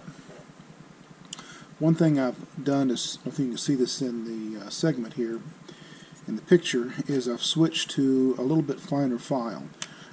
Again, these files are really handy. They're not too terribly expensive. These are some good quality files from McMaster that should run you less than $20 a piece. Depending on the size of rockets you're working with, you'll only need a couple of these. And so what I've done here is we've now taken care of most of our pencil mark and more or less centered up this hole. I am still sort of biasing the hole that direction, and then just turning it down, and we're probably really close. Let's try our weld nut. Now the weld nut will only go in till it hits this fillet, and it feels like it's going to click right in there. And it does. In fact, you probably even heard it. And you'll sort of have a feel for how everything's squared up. I'll turn this so maybe you can see that we're now down, and we're now down to where it starts to curve out, and that's the way we want it. Of course, I told you that we were shooting for 9/16ths, and let's see how close we end up being. There you go, really close. And that's exactly the way we want it. So we'll do the other 3, which are more or less lined up just fine. We don't have to bias one side of the hole to the other. So that just means enlarging them and come back. Now before we finish enlarging the holes with a tapered round file, I wanted to show you real quick what's meant by breakout, in case you're unfamiliar with it in fiberglass. This little feathering right there are the glass strands. This is why you don't want to breathe this stuff. that broke out when the drill press was pushed through. Now it turns out that the nature of the way this particular coupler tube is wound actually keeps those rather small. And you're going to see that those disappear. Let me get around to one here. You're going to see that those disappear when you start to use a file like we did on this hole that we had to make a little oblong to bring back in alignment. We'll take care of that, and so that's why this sort of hybrid approach of pilot and then enlarge and then using a file to finish that enlargement seems to work so well. Okay, we're back. As I explained in the last segment, we were going to use tapered file to enlarge these holes to the final diameter of 9/16 of an inch, and this is a 9/16 inch bit. This is a relatively simple matter, although it does take a little bit of practice and a little bit of time. You want to make sure that the file is perpendicular, no sense making the hole slanted or more crooked. And then usually you'll have to turn, in this case it would be counterclockwise, depending on how your file is cut. Because if you turn it the other way, it'll try to take a bigger and bigger bite, and since you're just using your fingers, you don't quite have the leverage you need the moment you need to turn that. You don't want to do it that anyway, so just turn counterclockwise here until you get it started. Okay, you'll see our progression. I'm sure it's not quite where it needs to be, and not yet. It's also handy to have a finer file. This has a finer grit on it. Sometimes that'll move smoother, and it does. Although it doesn't take off as much material, of course. What's interesting is that if you look real close, you might be able to see the grooves left by the file or rasp. When we go back and do this with the finer file, it then cleans up the groove, so you know you're making progress, and you don't have to make a lot. You can see now we're starting to stick, so we're almost there. We'll cut this a little bit more. Of course, if you want to leave some grooves in this, it doesn't hurt anything from a JB Weld perspective. Okay, so let's see here. Where are we? Goes right in. Nice smooth fit. Let's try our weld nut now. I'm going to rotate this a little bit.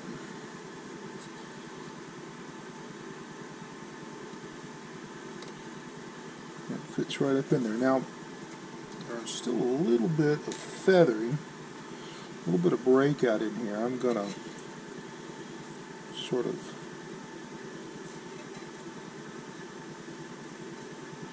file that by doing this. Give me a little bit smoother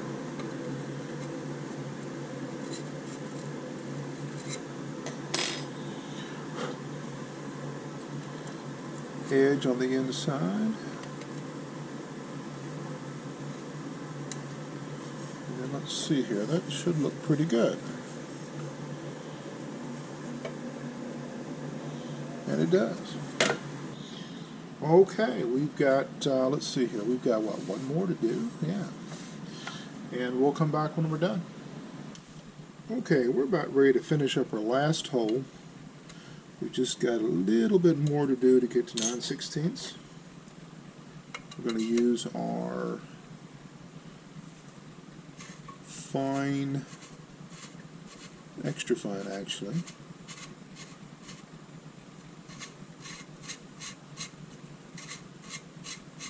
extra fine rasp file,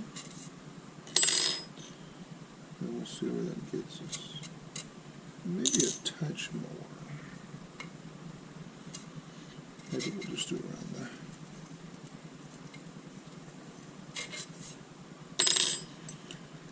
See how our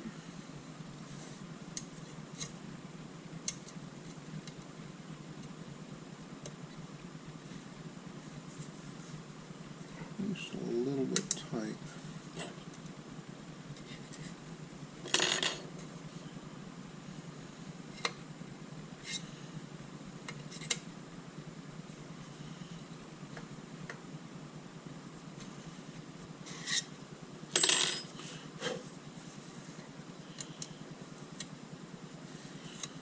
Okay, that feels pretty good. I think comes up to where we need it.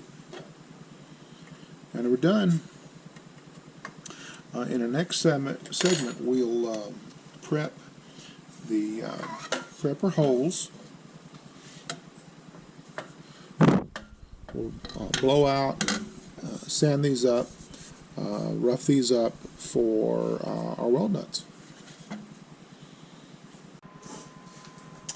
Okay, we're back to install our weld nuts, or at least prep to install our weld nuts in the shoulder of our nose cone. I think I might have mentioned in the last segment, when the shoulder of one of these weld nuts is too tall to fit below the surface of the tube, I will typically go back and just use a little Starlock washer to bring the weld nut away from the tube and reduce the effective height of the shoulder here. This does a couple of things. First of all, it gives us more surface area to bond to, because now the JB weld ends up inside the tooth of the washer. But it also keeps us from having to literally file off surface or the end of the weld nut, so it doesn't interfere with the surface as it slides into the airframe. To make these, I just use some thin instant super glue to make these. Let them set up, and they seem to do just fine, because eventually you're going to have JB weld in and around all this, including up on the shoulder of the weld nut. But we do want to check the fit, and so let's do that here. I've labeled the inside so I can see them as I'm prepping them. I've labeled the inside of the shoulder, giving them a number. So we're working with, this is 3, we've got to be working with, let's see here, working with number 1, of course, right? So I'm just going to stick them up inside, check the fit. This is the one that was elongated, that needs to be brought this way a little bit, and just use your finger to make sure it doesn't stick above. I'm going to even use my old man glasses here to make sure it at least appears, you know, perpendicular and sets well inside the tube.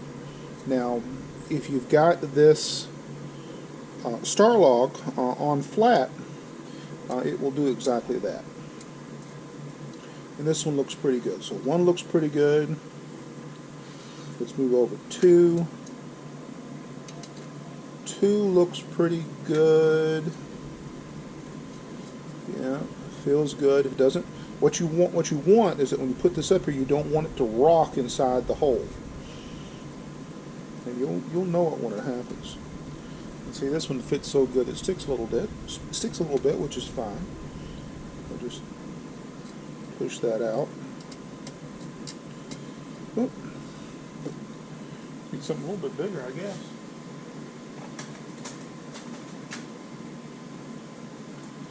Grab a pair of tweezers. We're going to need those anyway. So there's that one.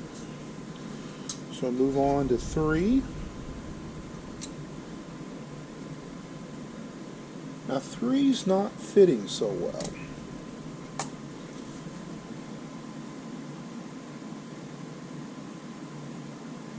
And it could simply be a matter of a hole. That could be it. It could be also that even with this Starlock washer, the hole starts to get a little bit bigger before it gets all the way down to the washer. So we'll chamfer. I normally chamfer the inside edge of these holes anyway. And you think, well, gosh, how do you do that? You know, do you stick your finger in? Well, I'll show you. I've got a cute little tool for that. And then number 4,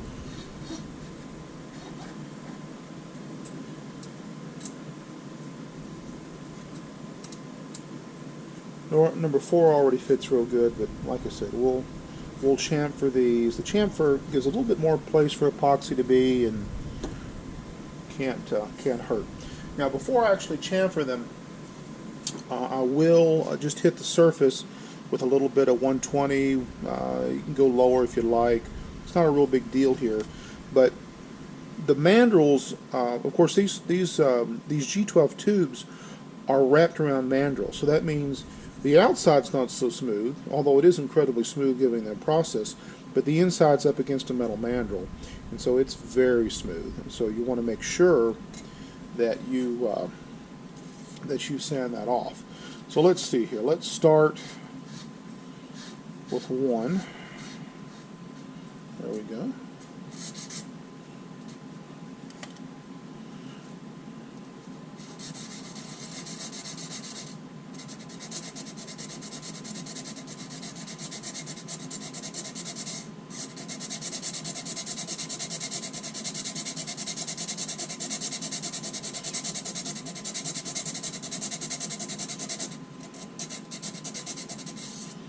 Just a small piece of sandpaper, tri-folded.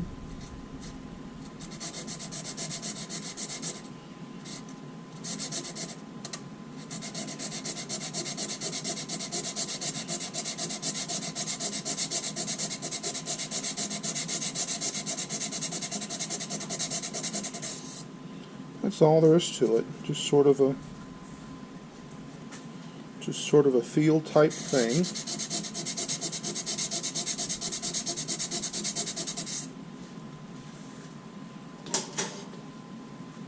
Take a little compressed air if you want to. Now, if you're going to be blowing a lot of fiberglass around, you want to make sure you're wearing a mask. I'm not right now because, make sure you're wearing a particle respirator. I'm not right now because I need to speak to you guys, but just sort of a feel thing. You can tell a definite difference when you feel up where you haven't sanded to down here where you to where you have. So we'll do the other 4 of these, or the other 3 of these, and we'll come back. Okay, we're back for our next step here, which is putting a small chamfer on the inside of the tube.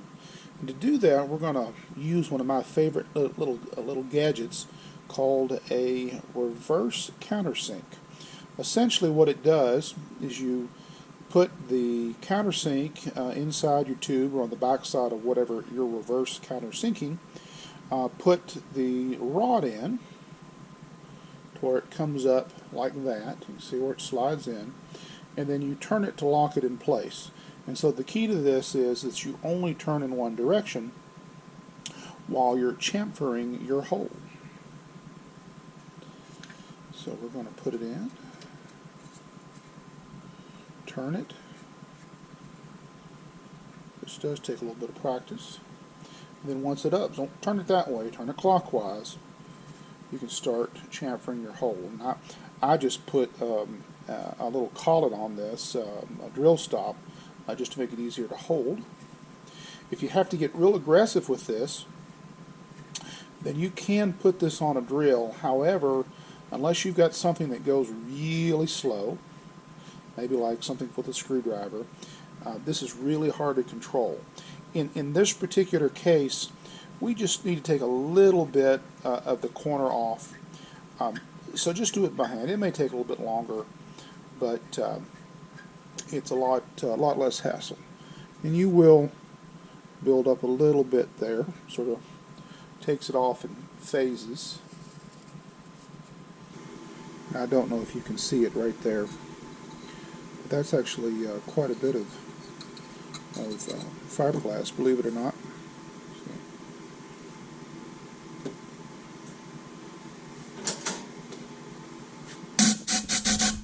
We'll blow this out real quick and then rotate it.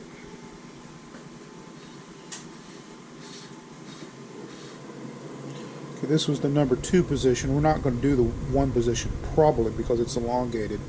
And if you see right here in the reflection, you can see just a little bit of chamfer in the corner of that hole compared to, say, let me show you 3, sort of a bad example, compared to 1 which doesn't have any at all.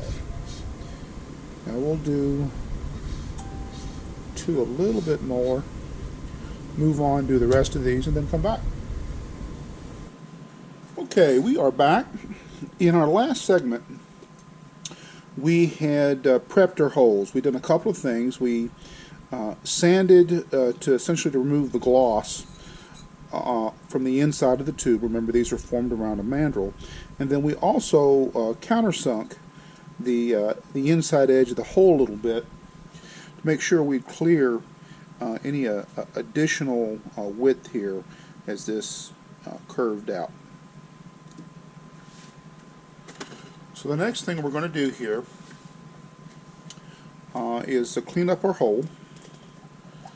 Make sure that there's no grease or oil in and around the hole, since that's where most of the bonding happens, and also in the hole itself. I'm just going to clean from this side, clean from this side, check, and that looks pretty good. Blow it out with some air to speed it along. And now we're ready to glue up our weld nut. Okay, we are back.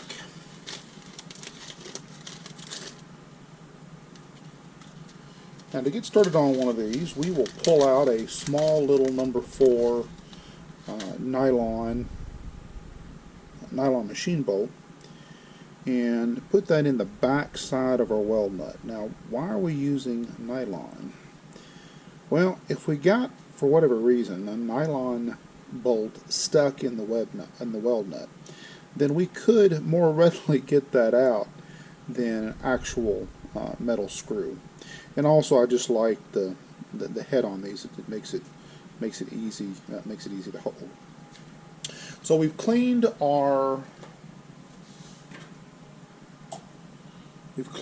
hole this thing is going in, but we haven't done a final clean of our weld nut. So I'll spray a little alcohol on this, and then we'll blow it off with some air.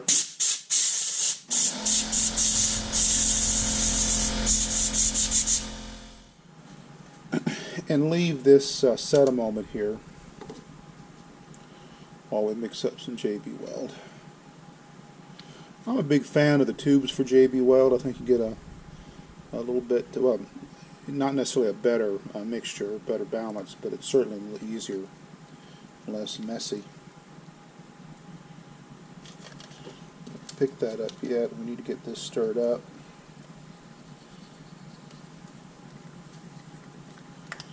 Of course, this particular JB Weld is the long curing stuff, which should be a little stronger. Starts out white and black and then mixes up to gray.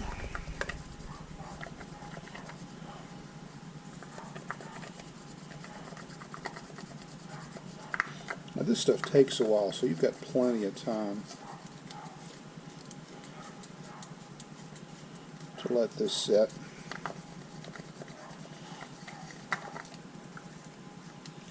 Looks like we've got a pretty good mix.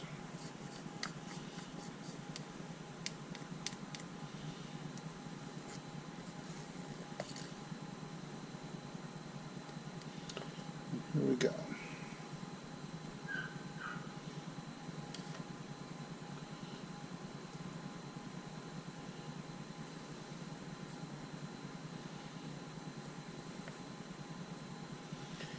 Now the trick is just to go around this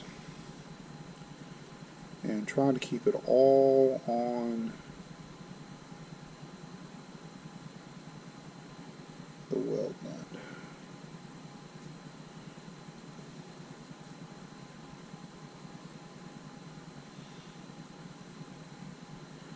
For us old guys wearing magnifiers does help with this. And you want to develop a nice bead on this. I'll look at it from the side a little bit, just to be sure. Don't mess with it too much, because if you do, you'll screw it up. And then what we're going to do is set this aside. Whoop. Inverted. We're going to try to do a little better job of it though. Okay, now we're going to let that sit there just for a few minutes and sort of find its own level. When we come back, we will put it in the coupler. Okay, we are back. Time to put our weld nut in our tube. Try not to drop it this time. Tweezers help immensely. You can see how the JB weld is flowed out and given us a nice little bead. Now the trick is, and I may do this back with tweezers.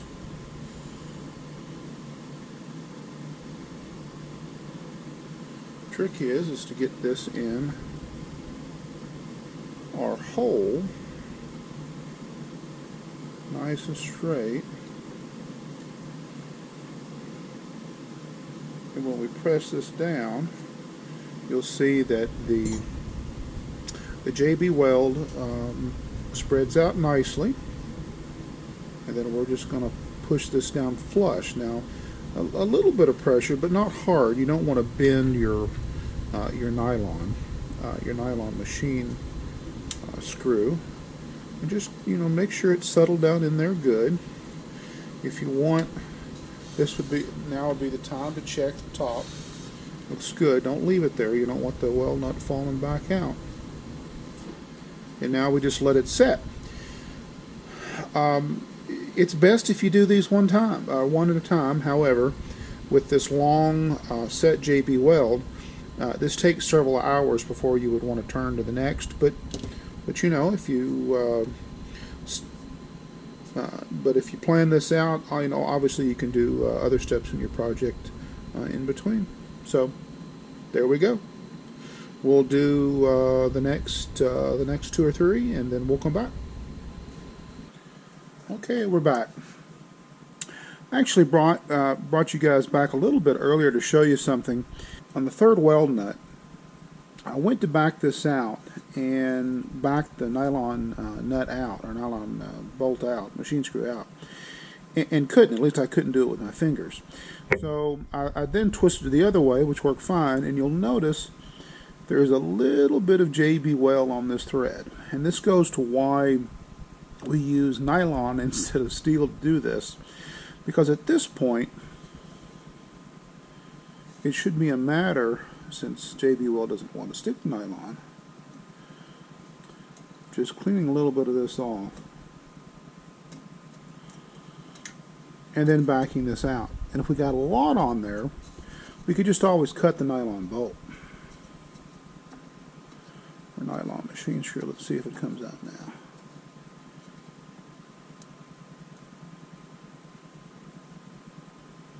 Yeah, it's going to come on out now. And there it goes. Like I said, if it was really bad, we could have even cut it. And then normally what I'll do is I'll just throw these away, or I'll use them for actual shear pins later. You can see where we stripped some of that JB weld away. And then at this point,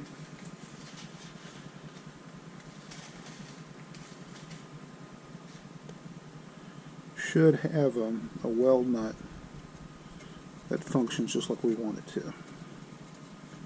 Okay, good clean fit, nice and perpendicular, and then we're ready to do our fourth and final nut. Okay, we're back. We're down to our fourth weld nut. We'll see if we can get this one out without the problem we had in the third one. It does Feel like we did, and it's out, and I don't even see any JB Weld on that one, so we did a good job. So now what's next? I would normally go back as a final step and just double check my alignment. So I'll reorientate here, and that's what we'll do.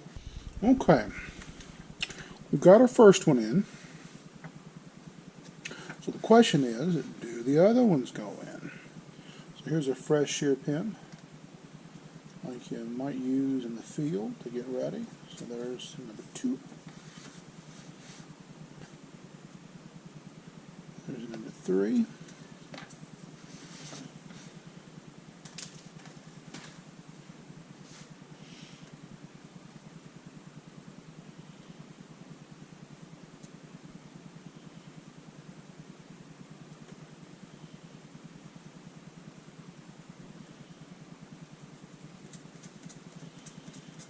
And there it is.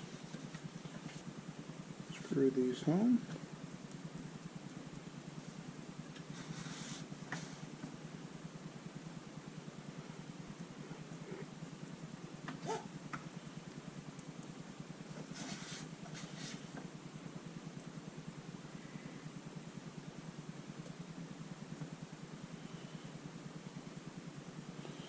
And there you go.